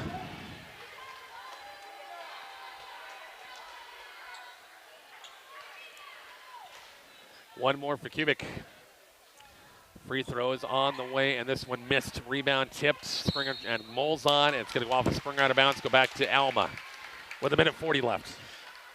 Yeah, it'll be interesting to see how Alma plays this now. Again, if it's going to play keep away with the 2 possessions. You would think so, unless you got a layup someplace. Moore, Cameron Scott, 1:33 left, 4-point Cambridge lead. 4-point Alma lead, sorry, 40-36. Moore baseline, jumpers on the way, and it rolls off. Close to a layup that time, I guess. And Brylan Springer on the defensive board with 1:16 left, 2-possession game. Baseline, Aspen Webb out front now. Springer going to try a three of her own. Missed it. Rebound backside, Allmeyer. And kind of threw at the feet of Mallory. Springer picked up by Cameron Scott. Alma's got a 3-on-1 if they want. Out front, Cameron Scott. 3 balls on the way. Missed it. Rebound by, tipped around by Siebels. Putbacks on the way. Missed it. Drew the foul. Mallory Springer going to pick up the foul. Yeah, actually, Alma, a little surprised they took that 3-point shot. They really didn't need to. And again, no pressure out there. And we got officials timeout. I think Bailey Allmeyer got a spot swatted in the face. So she's going to have to check out, and Leah Downer will check in. Siebels at the free throw line for a 2-shot foul. 51 seconds left. Free throws on the way and good. Again, 41-36. Things kind of changed when Jalen Kent fouled out of the ball game. Yeah, exactly right. I mean, not from a scoring perspective, right, but just defense and offensive possessions. Free throws on the way and good as well. 6-point Alma lead, 42-36, and Coach Hollander will call a timeout. 51 seconds left. We are back to Bertrand here shortly. Kicks 96-1.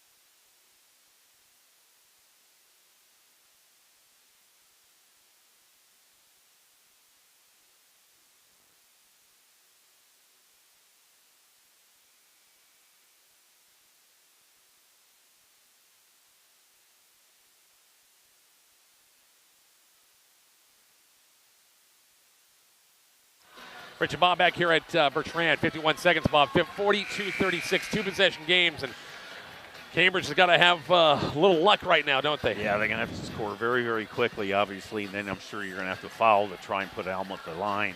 I wouldn't be fouling Addison Siebels if you can avoid that. It's probably one of their better free throw shooters. Cambridge with the basketball. Fourth quarter. Need possessions right here. Down 6. Springer has it. Top of the circle, Aspen Webb. Long three, top of the circle. Oh, just went wide left that time and goes out of bounds back to Alma. Yeah, again, a little surprised at the quickness of that shot. I mean, definitely 2 possessions. You got to get things done quickly, but boy, that was the extent of her range, I'm sure. Cameron Scott got away from the pack. Here comes Moore the other way. 36 seconds left. Cambridge. No reason to shoot. Cambridge's going to have to foul. Yeah, you got to get up time, the grill. Yeah, and Addison Siebels gets the foul. Or, yeah. I mean, one foul. They should have been fouling right away. Yeah. Down here at the other end. 28 seconds left. Time running out. Winner plays on Thursday in the winner's bracket game, and will be playing on Saturday no matter what happens in that game on Thursday. Free throw by Siebels on the way and good. 43-36.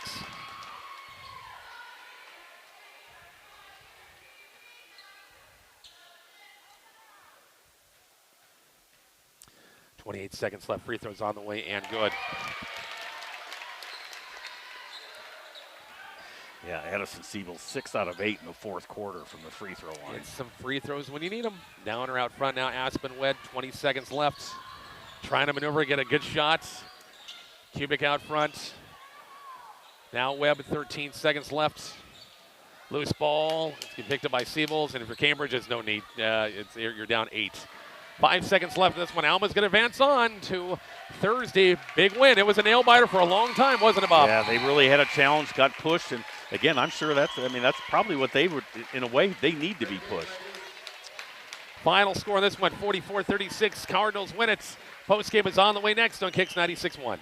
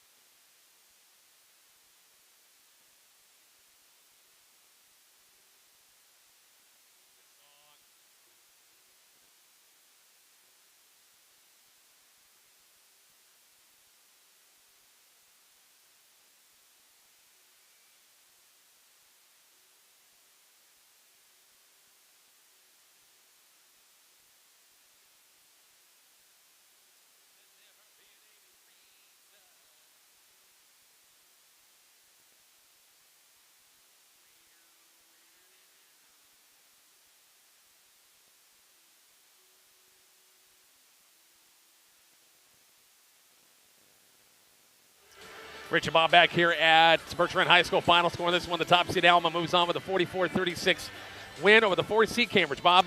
Yeah, again, boy, just really, really tough fourth quarter for Cambridge. Only outscored in the quarter 16-5. So, again, that really was the difference in the ball game. For the Cardinals, Cameron Scott had 4. Kylie Hammond with 2. Addison Siebels with 13. 6 free throws in the fourth quarter. Kirsten Moore with 10. Chase Malzahn with only 2, and then Riley Scott with 13. She had 2 big threes in that fourth quarter, Rich, for almost 44 points. For Cambridge, boy, just things kind of just went off the cliff. They really suffered first quarter, fourth quarter, a total of only 12 points. So again, for Cambridge, Mallory Springer with 10, Jalen Kent with only 1 point. That bandage on her finger still looks a little bit like it's bothering her some. Bailey Allmeyer with 2. Brylan Springer with 20 to lead Cambridge and keep them in the game, and Aaron Johnson with just 3. So again, 44-36 your final. Cambridge just offensively challenged in that fourth quarter, and that's where the game slipped away from them. We got one. You ready for one more, big guy? Let's do it. It'll be easy. Oh, yeah, right. Number 2 seed Southern Valley, number 3 seed Southwest coming up in about 18 minutes. Be back with the coverage coming up in just a bit on Kicks 96.1.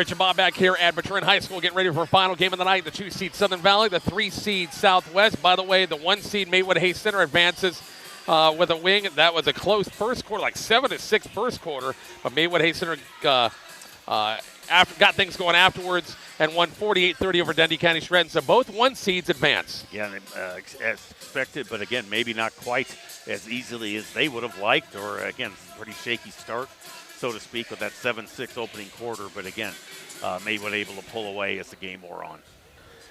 How about this game? Second meeting between the two teams. You and I both watched the first meeting, and Bartley, gosh, was that before Christmas? I would tell you, I have the date right here. It is the 19th of December. Yeah. So, yeah, it was right before the break and Christmas holidays. And, again, it was a 44-27 Southern Valley win over Southwest. But, again, for 3 quarters, that game was actually quite tight. So, again, we'll see if Southern Valley, they did play the other night, were able to defeat Bertrand to advance to this point, and got Tori and Bose actually, like you said before, Rich, 40 points in that game. Yeah. So again, pretty amazing stuff.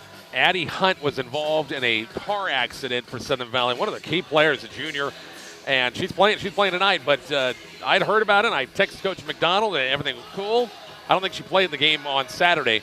But he said it could have been a lot worse. Yeah, a lot exactly. worse. And again, not her fault on the accident or anything, just unfortunate situation there. But yeah, it's hard enough to kind of get yourself to where you want to be this time of year, let alone have something like that happen. But a key part of that team, along with Tori Bose and Bryn Bailey coming back after a knee injury and everything. But they've got a lot of weapon scores. We thought, okay, when they beat Gothenburg early in the season, we thought, look out. Yeah, they actually beat Minden their first game. Minden, I'm sorry. And Gothenburg provided Southern Valley with their only loss and handled them relatively easy. Well, we know how good Gothenburg is. So again, they're 14-1 on the season. Southwest is 11-5 on the season. And again, the 19th of December seems a long time ago right now. So again, it's a new game, and again, the stakes are a little higher for conference championship play.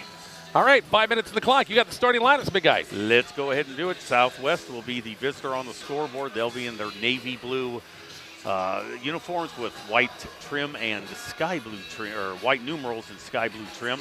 They will go with Anastasia Gallegos, the 5'6" junior, Allison Van Pelt, 5'4" junior, Bryn Lampe, 5'7" senior, Kieran Elms, 6' sophomore, and Atlee Elms, the 5'9" junior. Of course, the head coach for the Southwest Rough Riders is Dennis Hengen. Southern Valley will counter with Vanessa Aguayo, 5'6" junior, and Bose, their top scorer easily, and one of the top scorers in D1 actually. She's 5'9" and a senior. Not positive on the 5th starter. Addie Hunt will go ahead and go with her, 5'8" junior. Tori Bose, 5'10" sophomore, and then Bryn Bailey, the 5'9" junior as well. And of course, the head coach for the Southern Valley Eagles is Richard McDonald. Not Ronald, but Richard. Should be a great contest tonight. Got a good crowd. Got the Southwest fans in front of us, and all the purple shirts on the far side with Southern Valley. And again, the winner of this game will play Alma coming up in the winner's bracket game in Arapahoe, the late game on Thursday. The loser will play Cambridge once again in a consolation game, and will not. Only the winner can move on then to Saturday. If you win this game, you're going to play Saturday no matter what happens on Thursday. Right, exactly right. And again, those will be, some interesting matchups depending upon how this game turns out. So, again, got to give Cambridge credit. They played Alma very tough for 3+ quarters, actually. And, again, losing Jalen Kent really hurt them. And, again, she just doesn't look 100% with the thing with her fingers. And she just can't quite handle the ball as good as she would like to, I'm sure. But, again, credit for Alma. They hung in there. And Riley Scott with a couple of really big threes in the 4th quarter there to really propel them to that victory. We'll keep an eye also on the last game up in Maxwell between 2-seeded Paxton and 6-seeded Hitchcock County. Hitchcock just beat Paxton a week and a half ago or something like that. Yeah, again, it was very, very Coach Tinas, I remember him talking a horrible shooting night for his team, but as he said, that defense was good enough to cause the same problems for Paxton. We're going to take a break. Back with a tip-off, Southwest and Southern Valley coming up after the break on Kicks 96.1 and the Kicks 96.1 YouTube channel.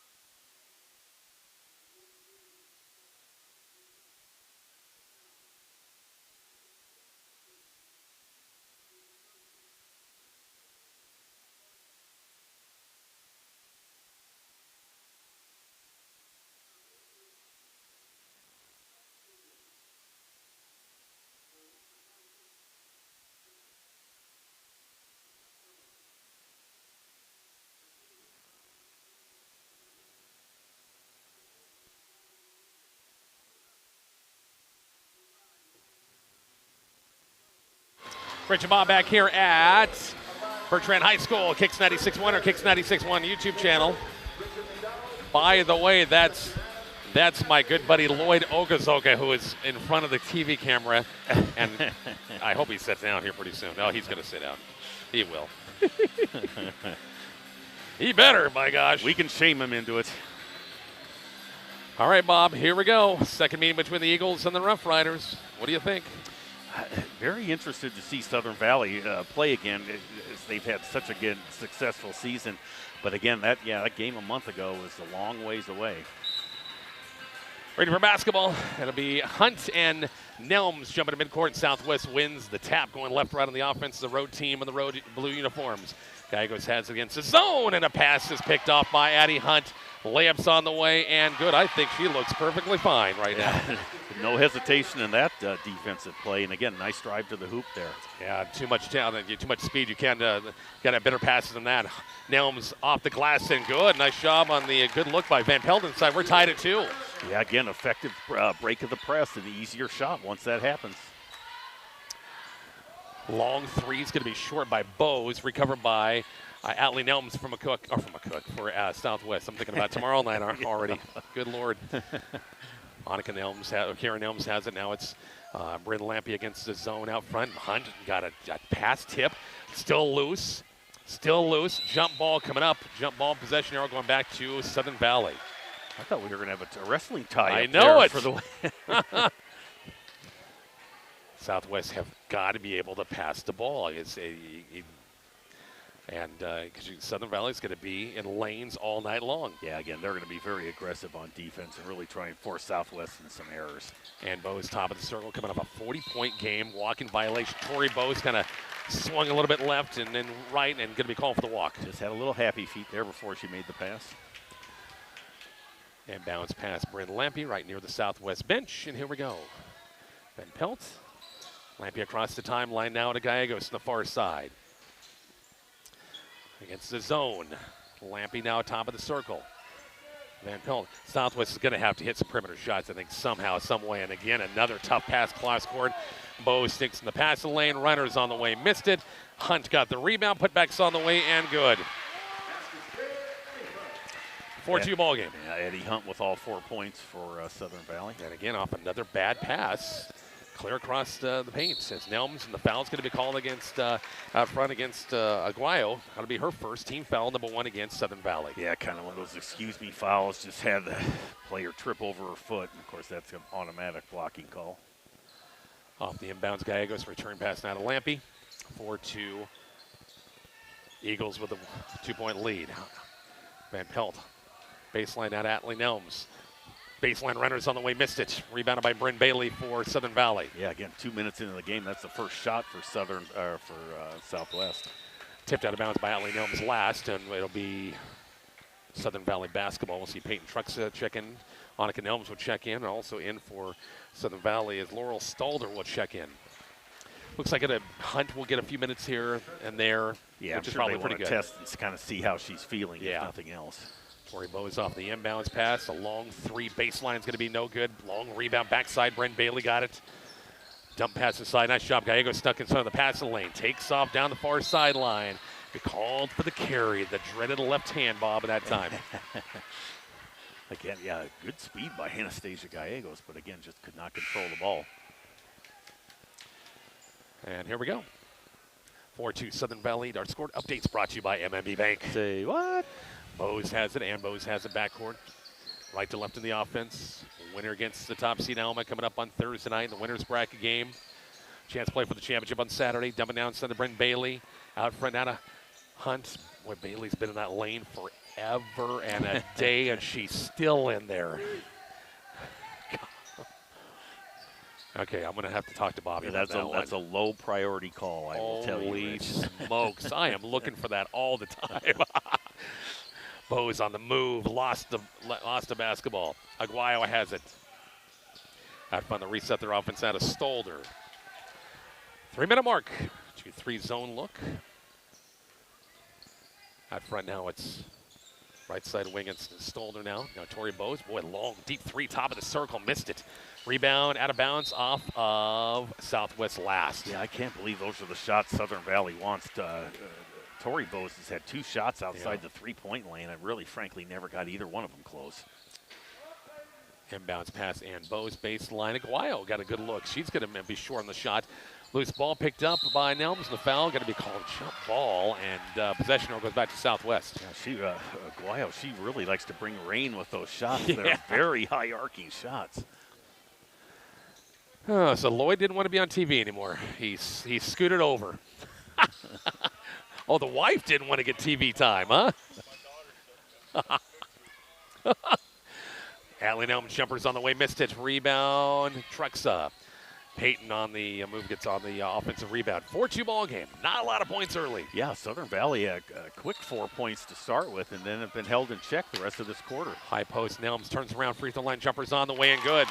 That jumper's there all day. So far, right now, it's 4-4. Yeah, again, I think she was surprised how open she was there, but again, nice touch on that shot. Tie ball game. Brent Bailey got ahead of the pack that time. Layups on the way and good at 6-4 Southern Valley.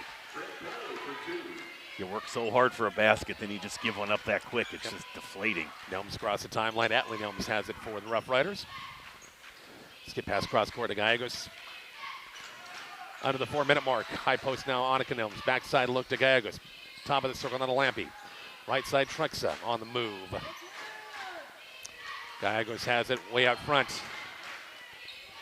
Lampy top of the circle. Gallegos has it out front. Baseline now into Annika Nelms. Trying to go inside to Atlee Nelms. Power dribble, shot up, missed it, drew the foul.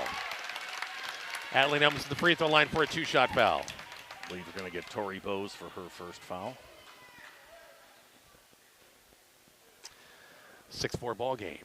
Second team foul against Southern Valley. Atlee Nelms free throw line's on the way, missed. One thing Southwest shot, pretty good. 75% for the line in the Saturday win against Med Valley. As subs coming in for Southern Valley, they'll bring in Lily Holste in for the first time. Addie Hunt will check back in. 1 of 2 at the line for Atlee Nelms. 6-5 ball game. Kira Nelms going to check in for Atlee Nelms. 3:39 in the quarter, 6-5, Southern Valley 1-point lead. Eagles, as Bose walks it across the timeline. Left side wing now, it's Hunt. Baseline now, first touch by Holste. Out front now to Bose. They'll swing it out to Tori Bose. As Southern Valley looking things over against this defensive look.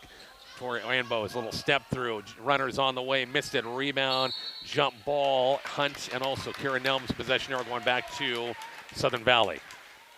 Yeah, Southern Valley, when on their set offense, looks a little confused as to where they want to attack Southwest. And bounce past Tori Bose. We're going to Stalder. We'll swing it out to Addie Hunt, top of the circle. You got to check a long 3. It's going to be short. Long rebound to Gallegos. Wow. Got to remember, that basketball, an errant pass by Southwest, picked up by Southern Valley. Bose on the move, spin move inside, and dump down inside. A lot of traffic, and the foul's going to be called against Southwest. Addie Hunt to the free throw line for a 2-shot foul. Yeah, kind of just a little bit ragged there. Southwest got to take care of the basketball better. Anyway, I was saying earlier, on defenses, long shots, long rebounds. It's going to happen every time. Free throws coming up here by Hunt. Free throws on the way and shot a little short. She'll get one more. Brent Bailey is going to spell Tori Bose.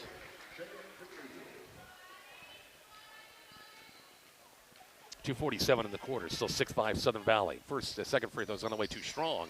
Long rebound, Peyton Truxa. Takes it and almost got trapped there. It's Van Pelt the other way. Lead pass. Nelms kick out. Truxa baseline 3. It's going to be on the way. Missed it. Long rebound. And Bose comes out with it. Lead pass down court. Hunt on the fly. Layup's going to be on the way and shot it short.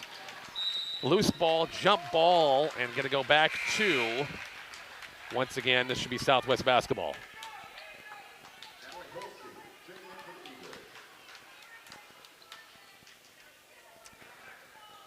Full court pressure applied, 2-2-1, full court pressure. Get the ball in the middle of the court like they do. Now Van Pelt, skip past cross court now to Nelms. Kira Nelms has it out front now. Annika Nelms will reset their offense now to Van Pelt. Baseline now to Kira Nelms, out front now to Truxa. 2:10 left in the quarter. Baseline, Karen Elms. Little jump hook. Baseline's on the way and good. Southwest got their first lead, 7-6. Wow, nice touch by her, too. Back to the basket, and again, just had the nice little turnaround. Under the 2-minute mark here, first quarter. Hunt trying to drive baseline. Tough shot, missed it. And now Annika Nelms made her kind of take a tougher shot that time. Again, held her position and just let the player kind of get herself in trouble. Annika Nelms across the timeline. Peyton trucks the baseline, won't take the shot. Ooh, I think she did. She did that back foot and picked it up. And walk in violation going back to Southern Valley. Lampy and Atlee Nelms will check back in. And Tori Bowes checking back in for Southern Valley. 7-6, Southwest at 1-point lead. 90 seconds left, quarter number 1. Also got a newcomer in Natalie Holstein will check in for the first time as well. Tori Bowes baseline. Holstein now out front, and Bowes. Yeah, and Bowes yet to score here too, Rich. Baseline Tori Bowes. Almost thought she was out of bounds, and a push from behind going to be called against Gallegos as Bowes went to cut in. And that'll be team foul number 2 or 3. Yeah, tough assignment for Anastasia Gallegos to stay with Ann Bowes, but again, just about got a step behind on that one. Second team foul against the Rough Riders, 2 apiece. In this one, Ann Bowes top of the circle. Tori Bowes going to let her have that 3. Missed it. Backside rebound. Bryn Bailey, one power dribble up, missed it, drew the foul. That backside rebound ensures for Southwest they've got to block it because Bryn Bailey will live on that backside offensive rebound. Yeah, exactly right. Minute 8 left. Free throws for Bryn Bailey. Karen Elms picks up her first foul. Free throws on the way and good. 7-7 ball game.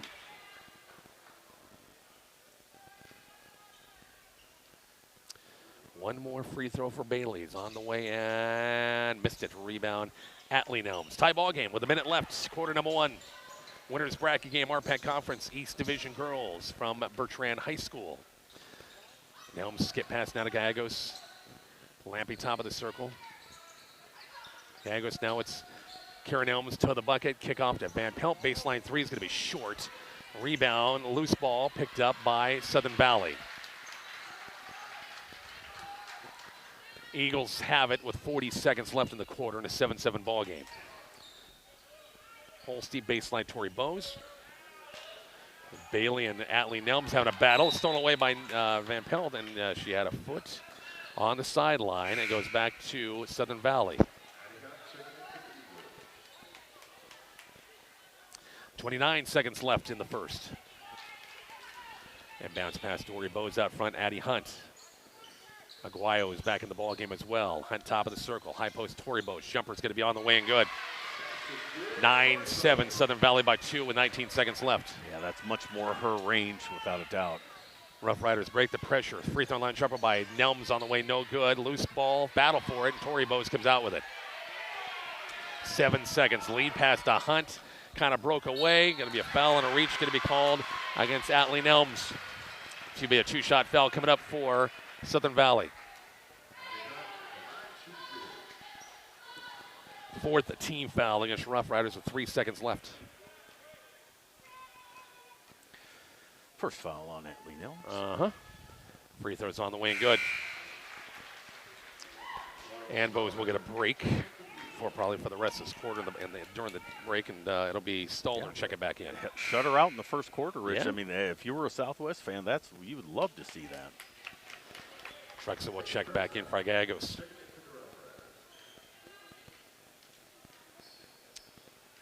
One more free throw for Hunt. Second free throw is good as well. 11-7 Southern Valley. 3 seconds left. We got to push it. And without turning the ball over, we got a foul. Well, it's not going to be a shooting foul, but it's a cheap foul for Southern Valley. Exactly. Yeah, Laurel Stalder got there a little bit late. Third team foul, 0.6 in the clock. And bounce pass, they'll find Karen Elms and no shot, and that's your quarter. 11-7 Southern Valley. Back with the second quarter coming up in just a moment on Kicks 96.1.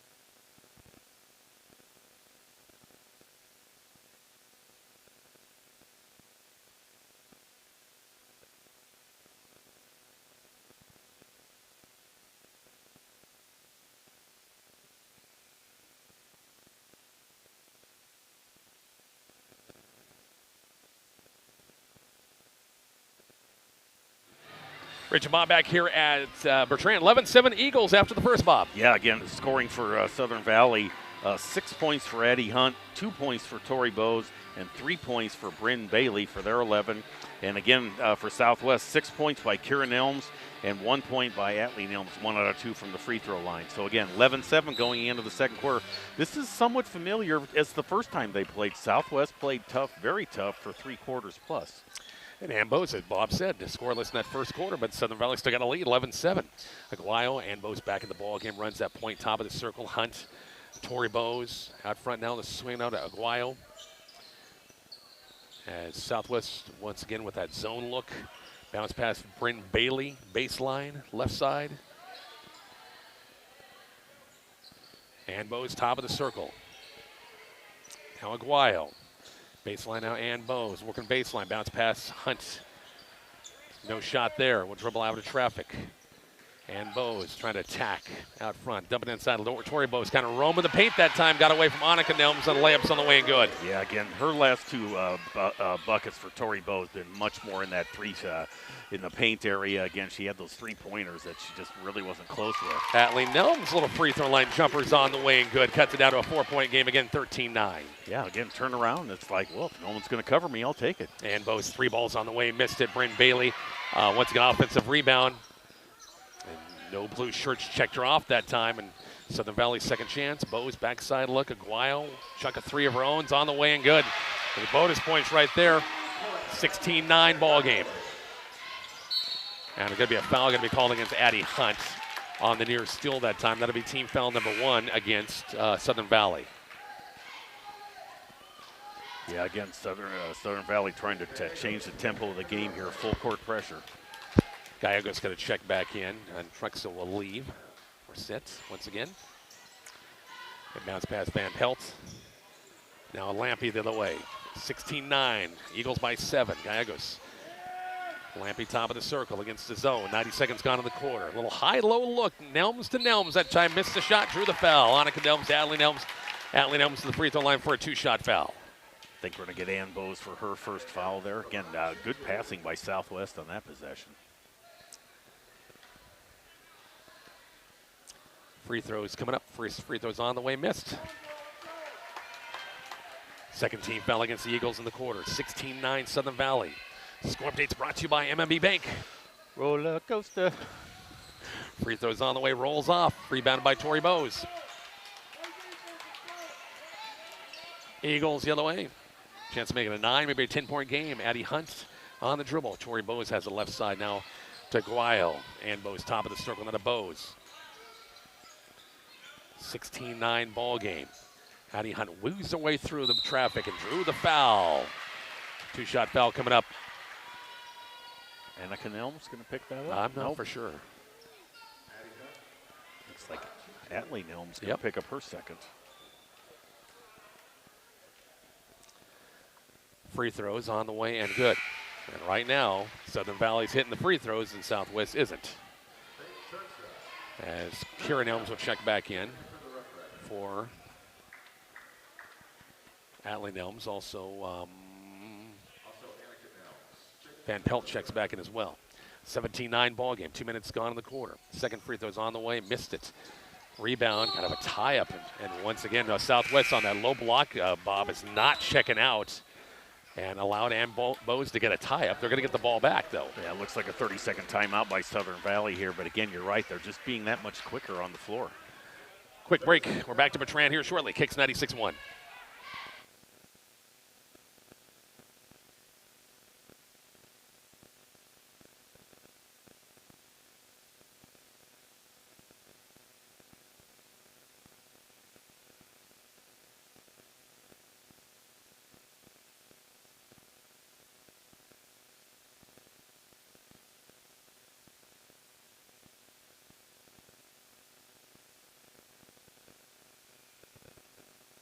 Rich and Bob back here at, once again, Bertrand High School, Kicks 96.1 or Kicks 96.1 YouTube channel. Hit that subscribe button. Helps us with our numbers.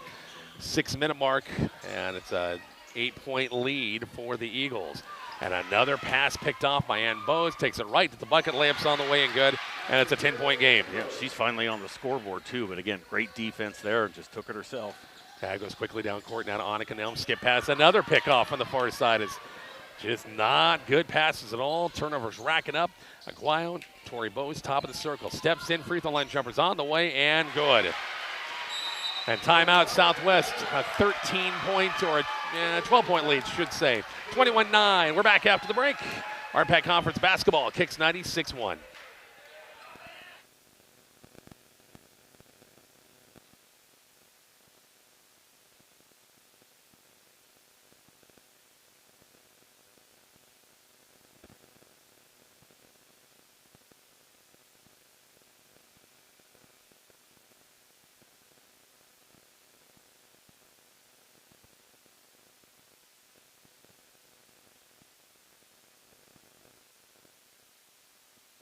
Richard Bob back here at Bertrand. This thing is really snowballing in Southwest in a hurry, but again, they're passing, cross-court passing, not good. Yeah, again, not sharp enough. Ann Bose picked off 2 in a row there. And again, Southwest only 3 points in the quarter this far.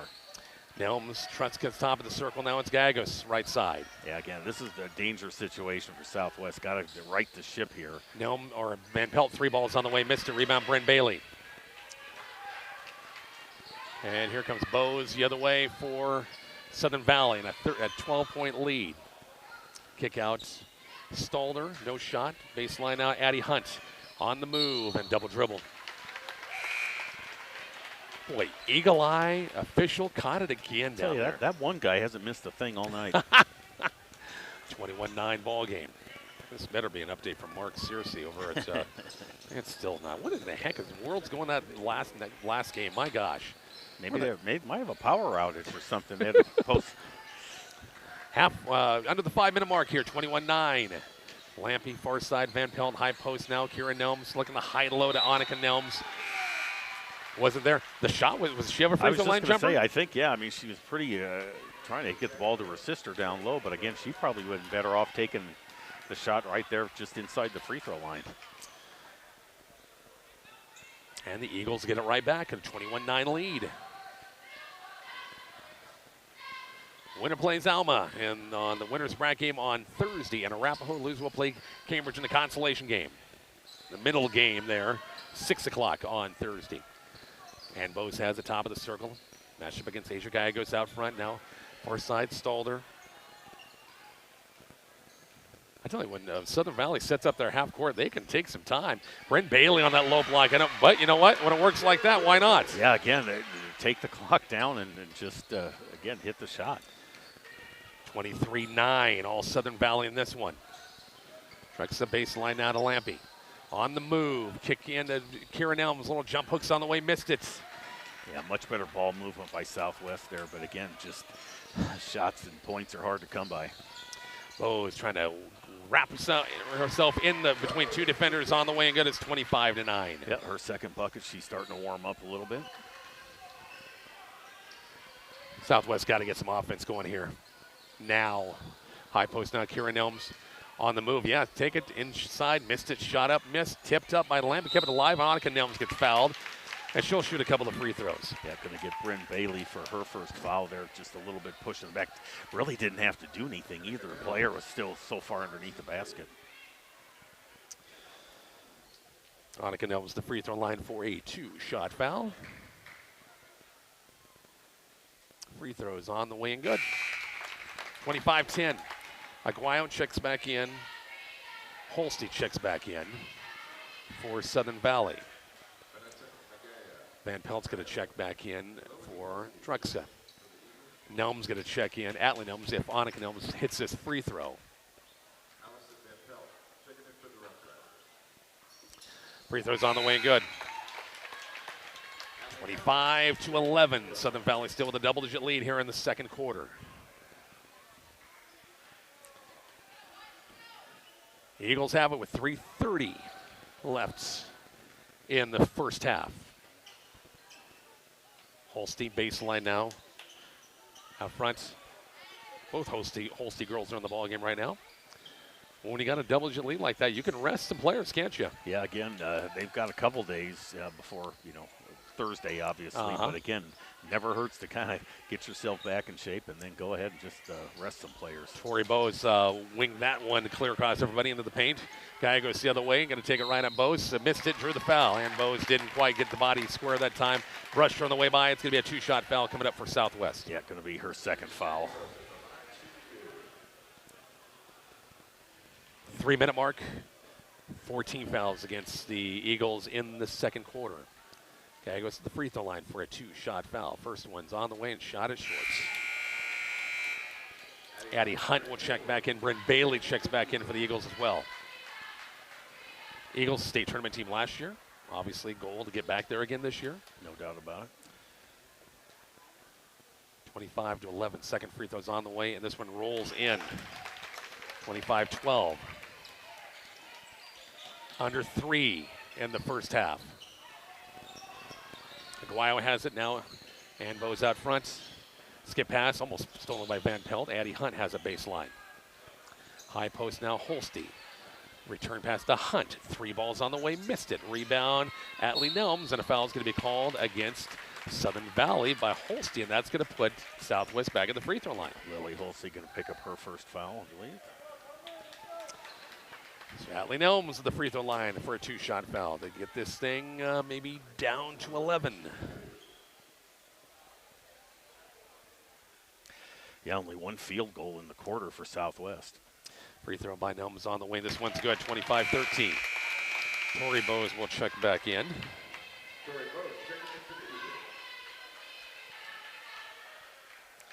And Holste, Lily Holste will sit. One of their seniors. Second free throw is going to be on the way and good as well. So 4 straight at the free throw line for Southwest. It's an 11-point game, 25-14.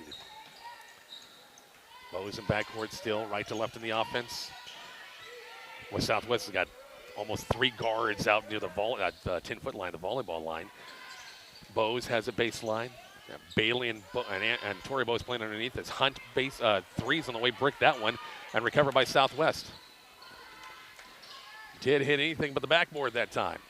Van Pelt the other way. Dumped down inside to Kira Nelms. Off the glass and good. That's 6 straight. Southwest got this thing below 10. It's 25-16. Yeah, first points for Kira Nelms since the first quarter. Bose has it. Skip past Addie Hunt on the move. Baseline. Little Euro step off the glass. That was a tough move by Addie Hunt that time. Boy, yeah, executed it perfectly, too. I thought Nelms was in good position that time, but she kind of weaved her way through traffic. Van Pelt now, Lampy, far side now, Gallegos. Baseline now, Kira Nelms. Jumpers on the way, too strong. Rebound, Van Pelt, putbacks on the way, and good. Thought Allison might be better off taking that ball back out, but again, just quick release there and got the shot. Minute 33 left in the second, and Bo's on a spin move inside. Nice defense by Gallegos that time. Lead pass to Aguayo, top of the circle now to Tori Bose. 1:20 left before the half, and a 27-18 Southern Valley lead. Tori Bose to the lane, missed the shot out of bounds off of Annika Nelms. Well, it went off at Southern Valley, I'm sorry. Thought he pointed the other way. I know Tori Bose is a big young lady, but somebody from Southwest has got to step inside and take a charge. Yeah, I mean, you've got to stop that. Yeah. Again, just unopposed going to the hoop. Truxa, Gallegos, backcourt against pressure. A minute 10 left, get the ball in the middle of the corner. It was tipped pass by Hunt. Here comes Southern Valley again off the turnover. Bounce pass, a pretty one. The layup's on the way, and good by Natalie Holste. Back to 11 with a minute left. Atlee Nelms has it. Or out front of Gallegos, 52 seconds on the clock. Van Pelt, top of the circle. Van Pelt, high post now. It's Annika Nelms on the move. Kick out to Gallegos, 3, right sided to Banco. It looked like he was on the way for a bank. Loose ball picked up by, boy, Annika Nelms got it, but trying to dump it back out, got it stripped. Yeah, just kind of got her arms tangled up with Ann Bose. Southern Valley up by 11. Hunt baseline, 27 seconds left. Tori Bose, little mid-range jumpers on the way, missed it. Rebound by Van Pelt. 19 seconds left on the clock for Southwest. As Bryn Bailey slow getting up here at the Southern Valley bench. Annika Nelms hit the floor, and we got a foul called against Southern Valley. It's back to the free throw line for the Rough Riders. Tori Bose picking up her second foul. And a chance to cut this thing down below 10 at half. Annika Nelm's free throw line is going to be on the way and good. 13 seconds left. Second free throw is on the way. Missed it short. Recovered by Tori Bose. And Bose has it. 10 seconds. Down to 7. Down to 6. And Bose looking 4 seconds. Deep three is going to be on the way. Missed it. Long rebound. And that's going to be your half right there. 29-19 at the half. Southern Valley by 10. We'll talk about it, Bob and I, with stats after the break. RPAC Conference Basketball. Kicks 96.1 on the Kicks 96.1 YouTube channel.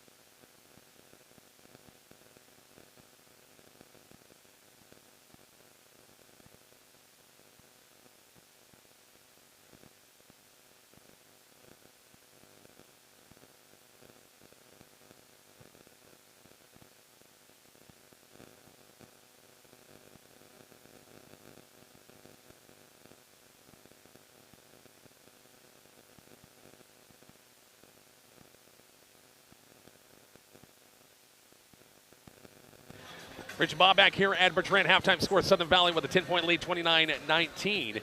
And luckily for Southwest, they got themselves in the bonus situation, got to the free throw line, or else it might be a 10, 15, what might be 15, 16-point lead. Exactly right. Yeah, again, 18-point second quarter for Southern Valley, only 12 for Southwest to help kind of bump this lead up. Halftime scoring for Southern Valley, Vanessa Aguayo with a three-pointer, Ann Bose with only 4, Addie Hunt with 9, Tori Bose with 6, Natalie Holste with 2, and Bryn Bailey with 5. For Southwest, Anastasia Gallegos with 1, Allison Van Pelt with 2, Annika Nelms with 3, all of them free throws, Kieran Nelms with 8, and Atlee Nelms with 6. So again, 29-19. Things are kind of on the edge here a little bit. You know, you're Southwest, you're going to have a really good start to that third quarter to keep yourself in it. And if it goes the other way, it could be a long night. But Southern Valley, a little slow starting, I thought. Really hit the wall a little bit about halfway through that first quarter. But, boy, they picked things up in the second quarter. And, again, their defense has turned Southwest turnovers into offense also. After the first quarter up in Maxwell on 103.9, the Hawk Paxton leads Hitchcock County 9-8. Yeah, Paxton trying to get a little payback, of course. Yep, and the winner of that game will play Maywood Hay Center, the top seed, on Thursday at Hitchcock County. Boy, the Falcons got a chance. They win that, going to play on their home court on Thursday. As if you needed any other added incentive to do that. Yeah, they'd be happy to get back on their home court. And they'd love to take a crack at Maywood Hay Center, I'm sure. Halftime is here, 29-19 Eagles. We're back with the second half in just a little bit. Kicks 96-1.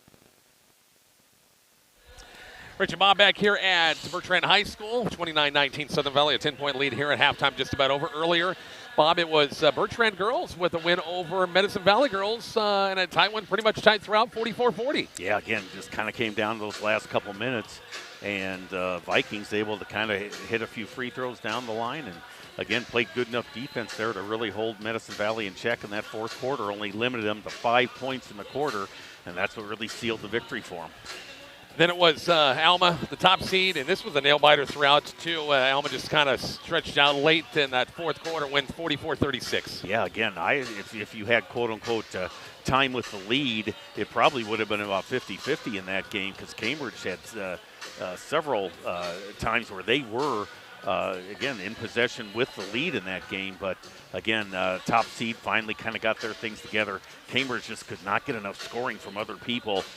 Really relying on Brylan Springer for all their points. So, again, Alma, a good win for them. That's, again, they need to get wins over teams with winning records, certainly to help their point total as they try to advance to the state tournament again. Halftime score, Paxton goes on a run, 23-9 over Hitchcock County at half. Ooh. Yeah. Falcons had 1 point in that quarter, that second quarter. Revenge is a terrible thing. Here we go. Second half underway. 29-19. Southern Valley with the basketball. Bo's turnaround jumpers on the way and good. Boy, that isn't what you wanted to see right out of the gate here if you were a Southwest fan. 31-19. Gallegos backcourt. Lampy across the timeline. Van Pelt. Skip past Gallegos. Boy, they're passing. Got him in trouble a lot that first half. Nice dump down to Adeline Elms off the glass and good. Yeah, good power move by her. Just pivoted right to the basket. 10-point game again, 31-21. And Bo's in backcourt. Skip pass now to Tori Bose. Hunt has it on the move. Bounce pass. Aguayo stepped in. Got past Karen Elms that time. Layups on the way and good. Starting out with a flourish here in the quarter. Yeah. Trading baskets. Van Pelt across the timeline. 1 minute gone in the quarter. But I tell you, the passing. Another wild cross-court pass. And it got tipped, and here comes Southern Valley the other way. Well, and again, Rich, you can't be throwing cross-court passes against a team as good as Southern Valley. I mean, they're just anticipating those, and they're going to jump those routes when they can. A minute gone, quarter number 3, 33-21. Eagles with a 12-point lead. And with the basketball. Bryn Bailey off the inbounds, and Bose trying to post up Bryn Bailey. Nice job, Atley Nelms on the defense inside. Those two looking at the post-ups. Going at each other. Hattie Hunt on a finger roll, missed it. Rebound, Karen Elms. Dinner was served on that one, but just kind of fell off the side of the plate. Gallegos has it now. Brittle Lampy, top of the circle. Gallegos inside to Alan Elms. A bounce pass probably would have been better that time, but as again, traffic was there.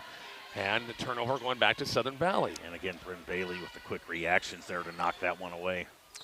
Bose has it. And Bose on the move. Slips on the way, missed it. Rebound. Karen Elms couldn't grab it.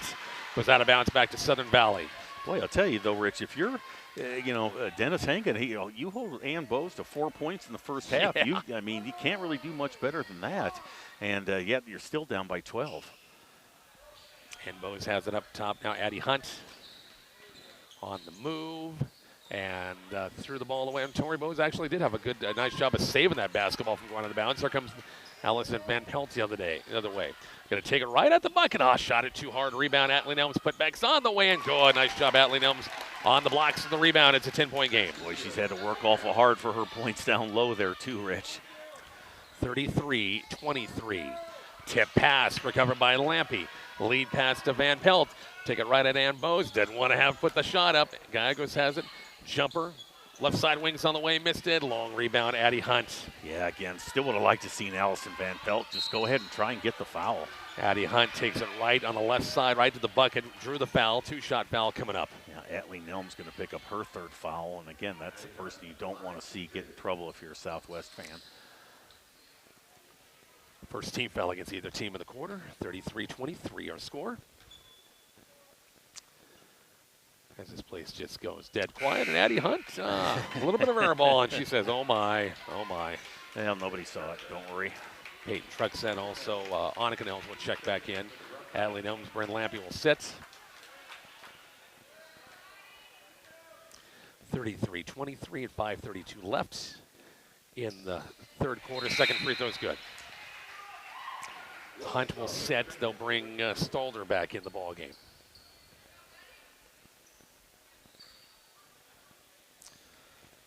And bounce past Gallegos. It's a little 2-2-1 3/4 score pressure. Van Pelt. Gallegos, you better hurry. They skip it across the timeline out on Elms. Boy, that was a time to attack because you had it was 2-on-2. And you dumped it out. Truska, top of the circle, jumper in just inside 3-point line, missed it. Gallegos ran for it, and she was the last one to touch it out of bounds. Goes back to Southern Valley. Hey, you got to turn around. If you got the ball at the high post, and there's everybody's still a half court, you got to turn around and attack the bucket. Exactly right. And Bowes the other way on the move. Boy, she lowered the shoulder. Oh, did it call the foul? Ew, boy. Yeah. I don't think it was a walk. I don't think it was a walk. I thought it was an offensive foul. Yeah, no, she really just kind of leaned into and pushed into the defensive player the whole way. And Bowes free throw line's on the way and rolls in. 35-23 at the 5-minute mark here in the third quarter. Free throws on the way and good. Of course, and going to Hastings College. Be a Bronco coming up next year. Yep, a really talented player, no doubt about it. No doubt about it. Could have went and played volleyball someplace too. I mean, absolutely. The way she hit. Van Pelt baseline three's on the way. That's a big shot right there. A big three. They need to get some perimeter game going. It's a 10-point game. Yeah, again, you got to get contributions from all your players out there. 10-point game again, 36-26. Bowes top of the circle, pressured by, once again, Gallegos. Onto the 5-minute mark here, quarter number 3.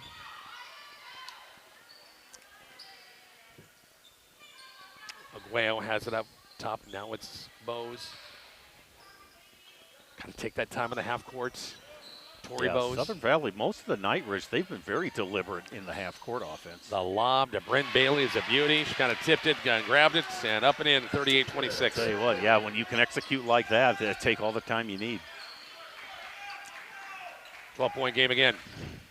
Kieran Elms, the runner, missed it. Should have used glass that time, probably where she was at. And here comes Ann Bowes the other way. Boy, you got to stop the ball. Spin move against traffic off the glass, missed it. Picked up by Bowes again, put backs on the way, missed it, drew the foul. Two-shot foul coming up, third team foul against the Rough Riders in the quarter.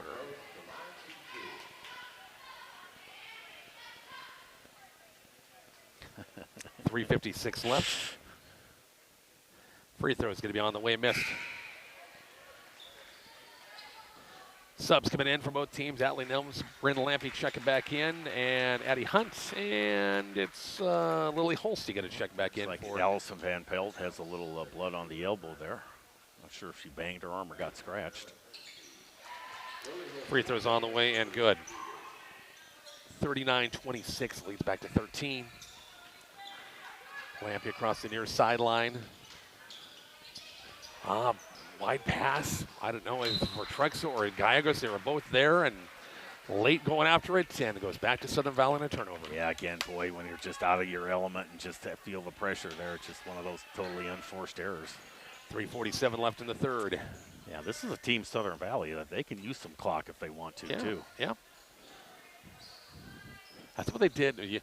When we saw them down at Bartley, it was like the 5th game, like 8 days, because they had some stuff rescheduled. And boy, that fourth quarter is Tori Bowes' little jump hooks on the way and good. That fourth quarter I watched, and Coach McDonald took the air out of it. I mean, he just let's get this game over with, let's go home. Yeah, and again, they have ball handlers to be able to do it. They were tired, and they played a bunch of games and a lot of days. And as Addie Hunt with a steal,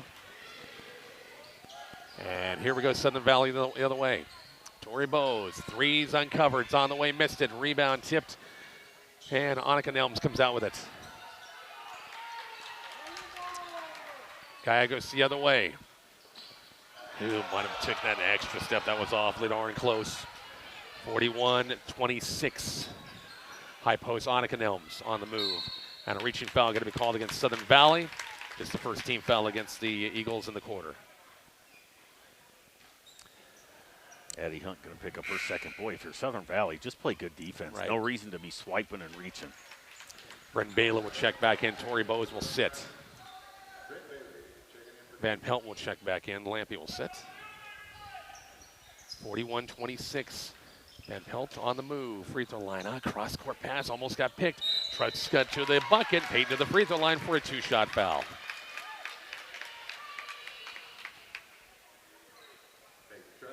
(41-26), 2:45 left in this quarter.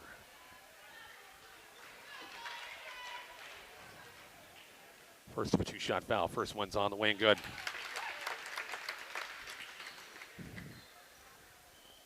Three team fouls against Rough Riders, 2 against Alma, Southern Valley in this quarter.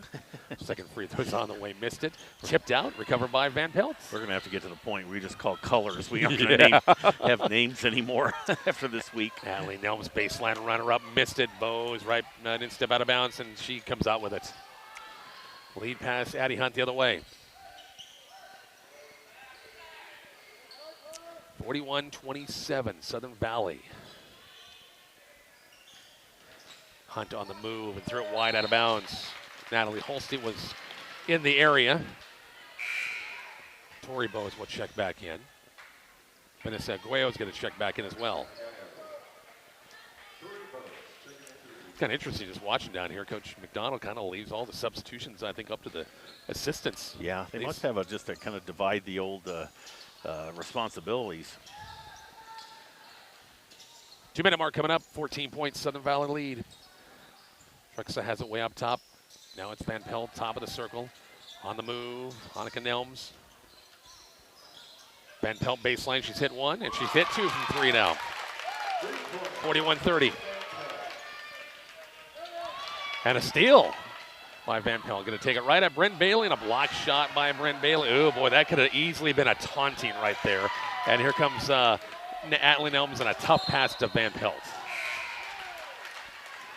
Did you see it a little bit?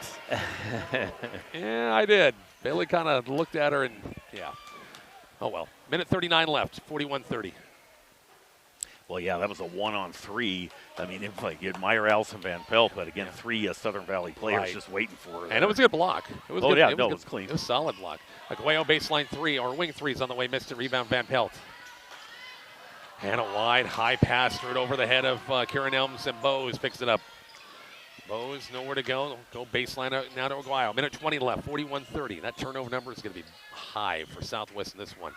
Aguayo, and boy, the high arcer is on the way and good. 44-30. Timeout, Southern Valley with a minute 12 left. We are back to Bertrand coming up in just a moment. Kicks 96-1.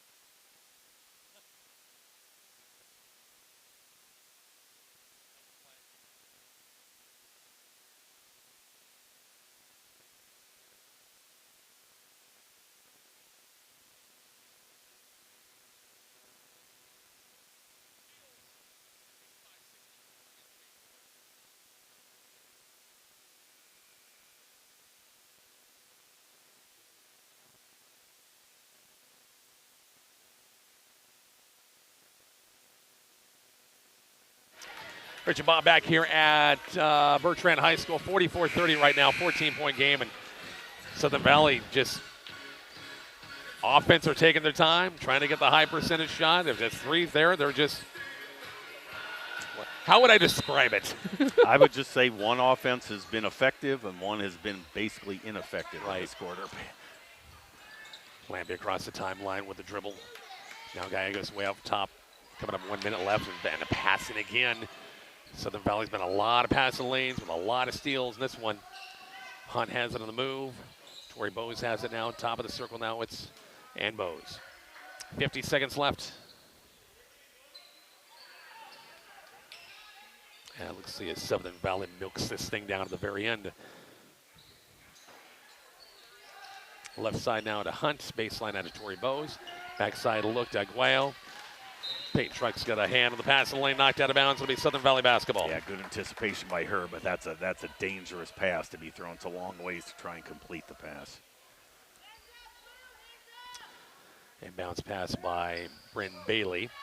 Bowes Driving baseline, whip pass in, intercepted by Kieran Elms. And nowhere to go on that time for Ann Bose. Bring Lampy the other way for Southwest. Gallegos, they dump it down to Kieran Elms, low block. Buckets on the way and good. 44-32, a 12-point game with 15 seconds left. Bose has the top of the circle. Out in front of Guile with 6. Bose has it out front, 3. The lob backside, a Hunt, and a foul against Lampy. Boy, you hate to have that with 1.3 on the clock. Yeah, again, boy, nice pass by Ann Bose, though, too, and a good cut to the basket by Eddie Hunt. If you're Southwest defensively, you have to look and see somebody's going backside.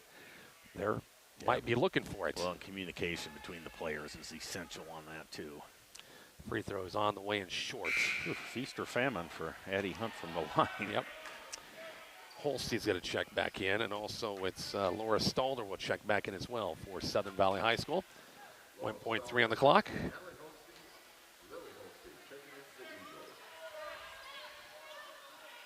And Southern Valley's going power play. 6 bodies. 6 on 5. One more free throw for Hunt with 1.3 on the clock. For Southwest, you don't give up an offensive rebound here. Free throw is good, 45-32. Now Stolder will check in for Hunt.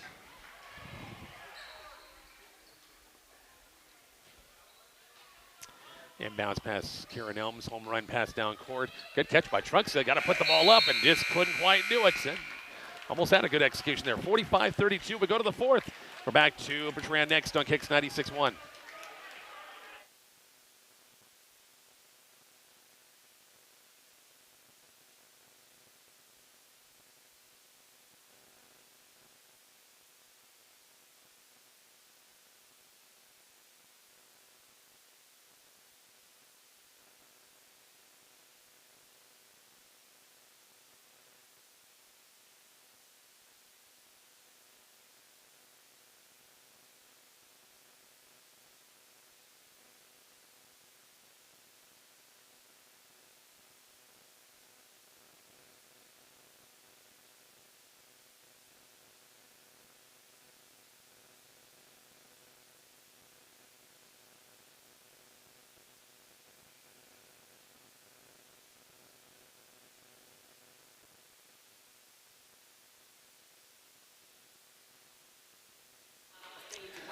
Rich and Bob back here, 4th quarter, Bob. 45-32, Eagles on top. Well, you got your rally cap on, Rich. Southwest going to need some points here in the 4th quarter.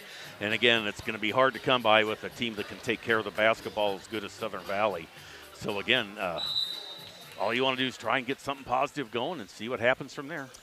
13-point game. Southwest with the basketball first. Lampy has it right side. Baseline now to Kieran Elms. Out front, Van Pelt. 23-9 out up in Maxwell. Last check with Mark Searcy. That was a halftime score. Paxton over Hitchcock County. Falcons 1 point in the 2nd quarter in that one. Annika Nels turns around to the bucket. Contact there. Bryn Bailey counted. Chance at a 3-point play. Strong move to the basket there. Took the contact and still made the shot. 45-34.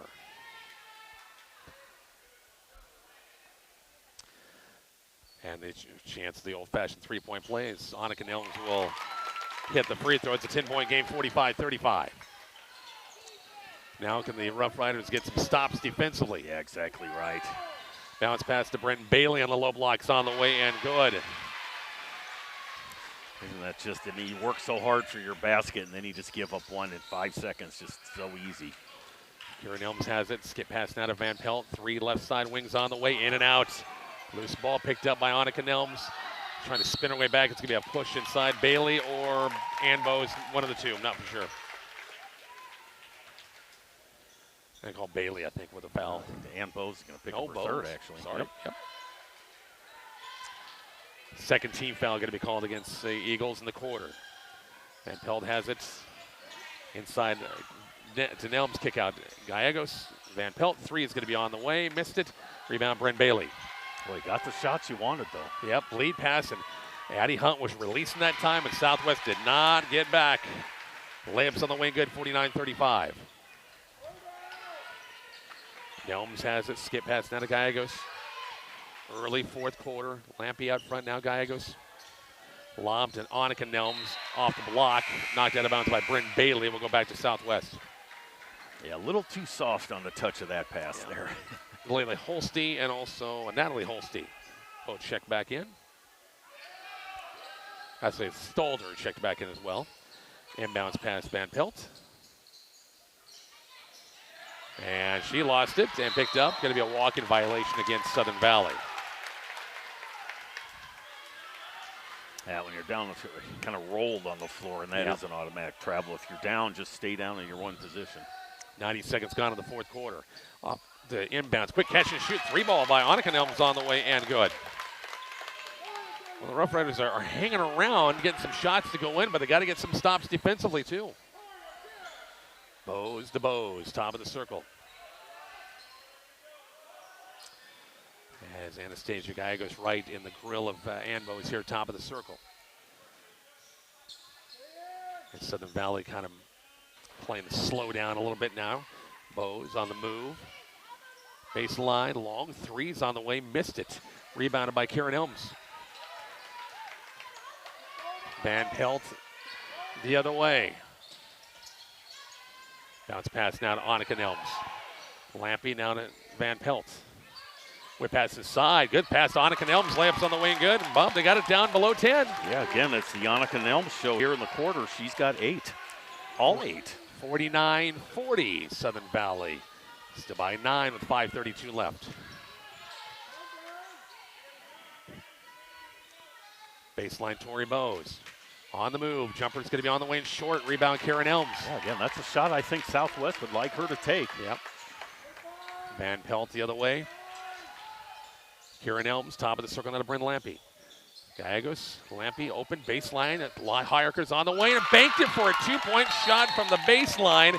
And just like that, Bob, it's a 7-point game, 49-42. We are back to Bertrand here shortly on Kicks 96.1.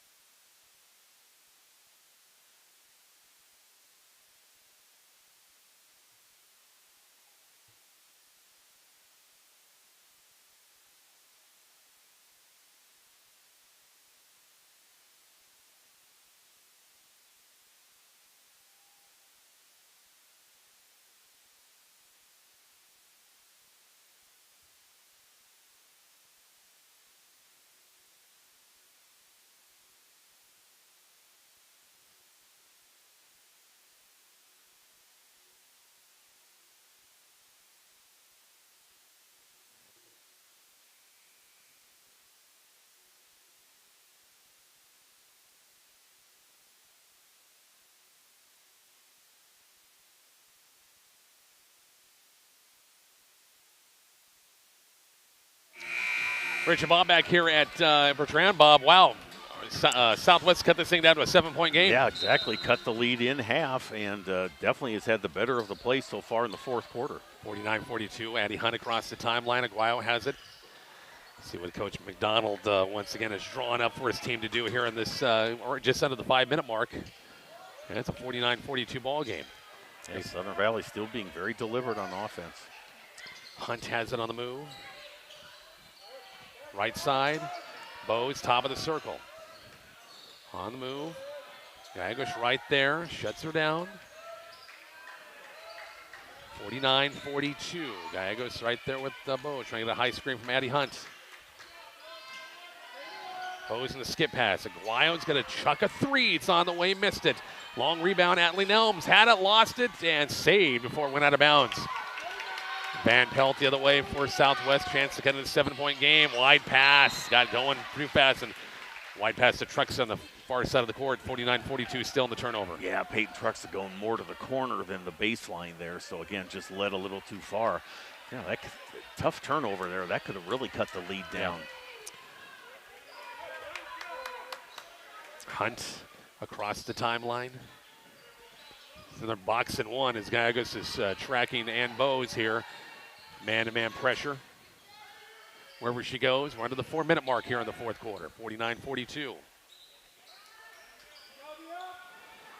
Hunt has it. Bose on the move, inside, bounce pass, pretty pass. Tori Bose on the way and good. Yeah, kind of took a shot to the nose there, too, going through from Peyton Truxa. Van Pelt the other way, 9 points. Southern Valley lead with 3:34 left. Annika Nelms out front, out of Gallegos. Skip pass now to Truxa. Annika Nelms backside looking for Atlee Nelms. The foul's going to be called against Ann Bose. Number 4 on her? That is number 4, is correct. That's the 3rd team foul against the Eagles in the quarter as well. Kieran Elms and Brenda Lampy will check back in. Annika Nelms, Peyton Truxa will sit. Coach McDonald going to leave Ann Bose in there, trusting her as a senior to go ahead and manage that foul situation. Off the inbounds, Van Pelt has it. Still a 9-point game. Lampy baseline jumper is going to be on the way, in and out. Tori Bose in the backside rebound. Oh, that's double. Was that not a double dribble right there? Nice. Yeah. Oh, boy. Anyway. Addie Hunt the other way. Bounce past Tori Bose, low block, left-handed layup's good. 53-42 at the 3-minute mark here in the 4th quarter. Boy, they've just done enough, Rich, to keep Southwest at bay. They just, when they need a basket, they seem to always get it. Kieran Elms can't go baseline. Out front now it's Lampy. Guy goes out front, and the winner gets Alma. It goes right through the hands of Kieran Elms. Yeah, the winner getting Alma, the top seed coming up in the winner's bracket game coming up on Thursday in Arapahoe. Lose will play Cambridge in the consolation game. Winner also is guaranteed they'll play on Saturday no matter what. Bose, skip pass, Hunt, 3, left side's on the way. It's a big shot right there. 56-42 and back to a 14-point game. Yeah, Southern Valley seems to have kind of stemmed the tide here now recently.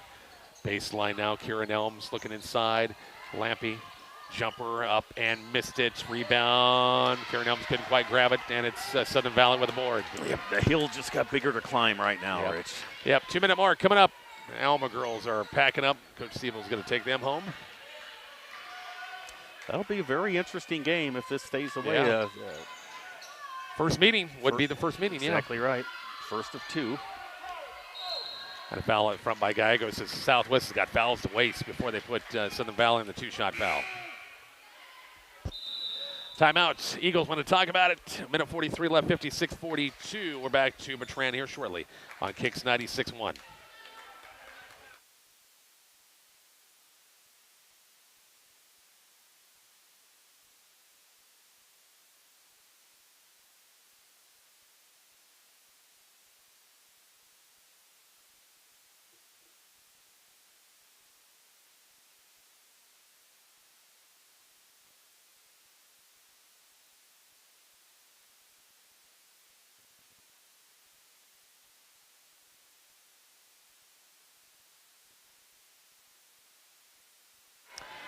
Rich and Bob back here at Bertrand High School, 56-42 the score, minute 43 left. Yeah, Southwest got it to 7, 49-42, but they've run off 7 points since. Exactly right. Yeah, no, again, great start to the 4th quarter by Southwest. If you were going to try and mount the comeback, they had really, again, started out a 6-0 run to get that down to that point. But again, Southern Valley just, gosh, they just, again, seem to get the points when they need it, and again, they've got the ball handlers and the inside threats that are just kind of neutralizing Southwest comeback now. Inbounds past Tori Bose at midcourt and Bose, and minute 42 left in this 4th quarter. Southwest got to, you're down 14, and you got one team foul. You can't let them out there and dribble forever. Poked away by Van Pelt, went right there is Aguayo. It's hit off of Van Pelt, or tipped. Loose ball, and we have a jump ball situation. Possession arrow goes back to, I don't know who's got the arrow. Southern Valley with a minute 19 left.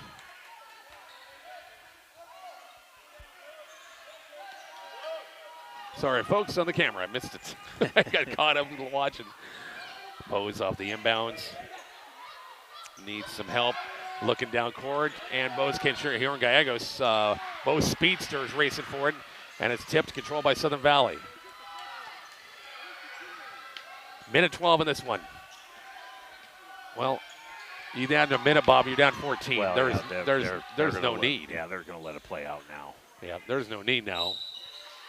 Because you should have done this a long time ago. Yeah, if you were going to do it, you would have started at Right. about the 2-minute mark instead of letting time go off.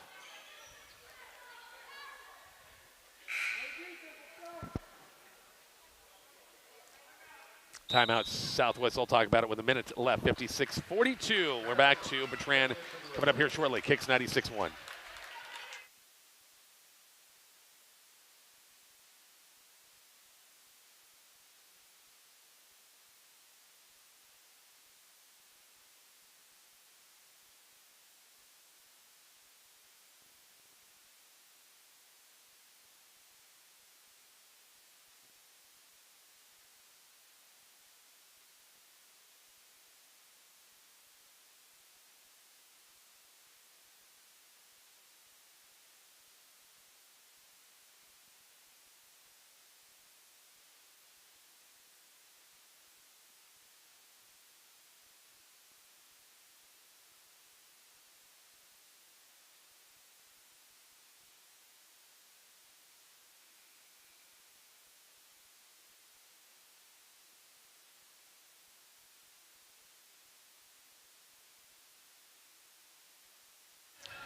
Rich and Bob back here at Bertrand High School. Minute left, Bob, 56-42. Not sure what Southwest is going to do. They've committed 2 fouls. They got a couple of ways before the put on the 1-1. It's a 14-point game right here. So you got me. They're got now they put the foul on. That'll be team foul number 3.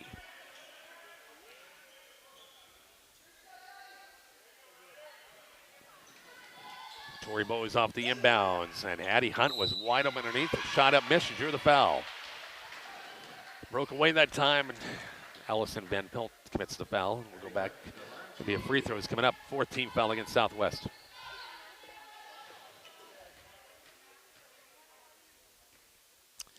Free throws on the way and good. Natalie Holstein will check back in. And Bowes might be done for the night. How many points she have tonight? She hit double figures, did she? 7. 7, that's it. Yep. 58, Addie 42. Hunt's picked up the slack a little bit for sure. And 58. Tori Bowes, actually. Allie Nelms in the lane, misses a shot. Saved by Van Pelt, but it goes out of bounds. Southwest can't reach it. And goes back to Southern Valley with 48 seconds left. Bowes going to check back in. Player on offense.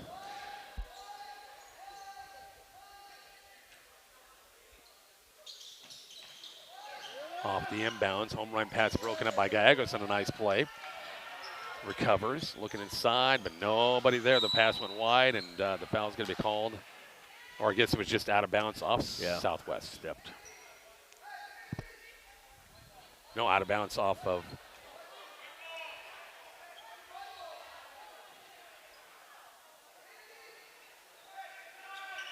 Didn't Southern Valley have the ball, though? I don't know. It's 58-42 and 42 seconds left. It's probably irrelevant. Eagles break the pressure. They're going to move on and play Alma coming up. 1 versus 2 matchup once again coming up on Thursday, the late game at Arapahoe. Southwest and Cambridge will play for a second time. I think Cambridge have a little payback on their mind after not having the greatest game at Bartley, a couple of weeks ago. And that one a consolation game. 14 seconds left. And again, no matter what happens, Alma, Southern Valley, we'll both see them at the Graf Event Center on Saturday as well. As the final in this one is 58-42, Southern Valley with the win. Postgame is on the way shortly. Kicks 96-1.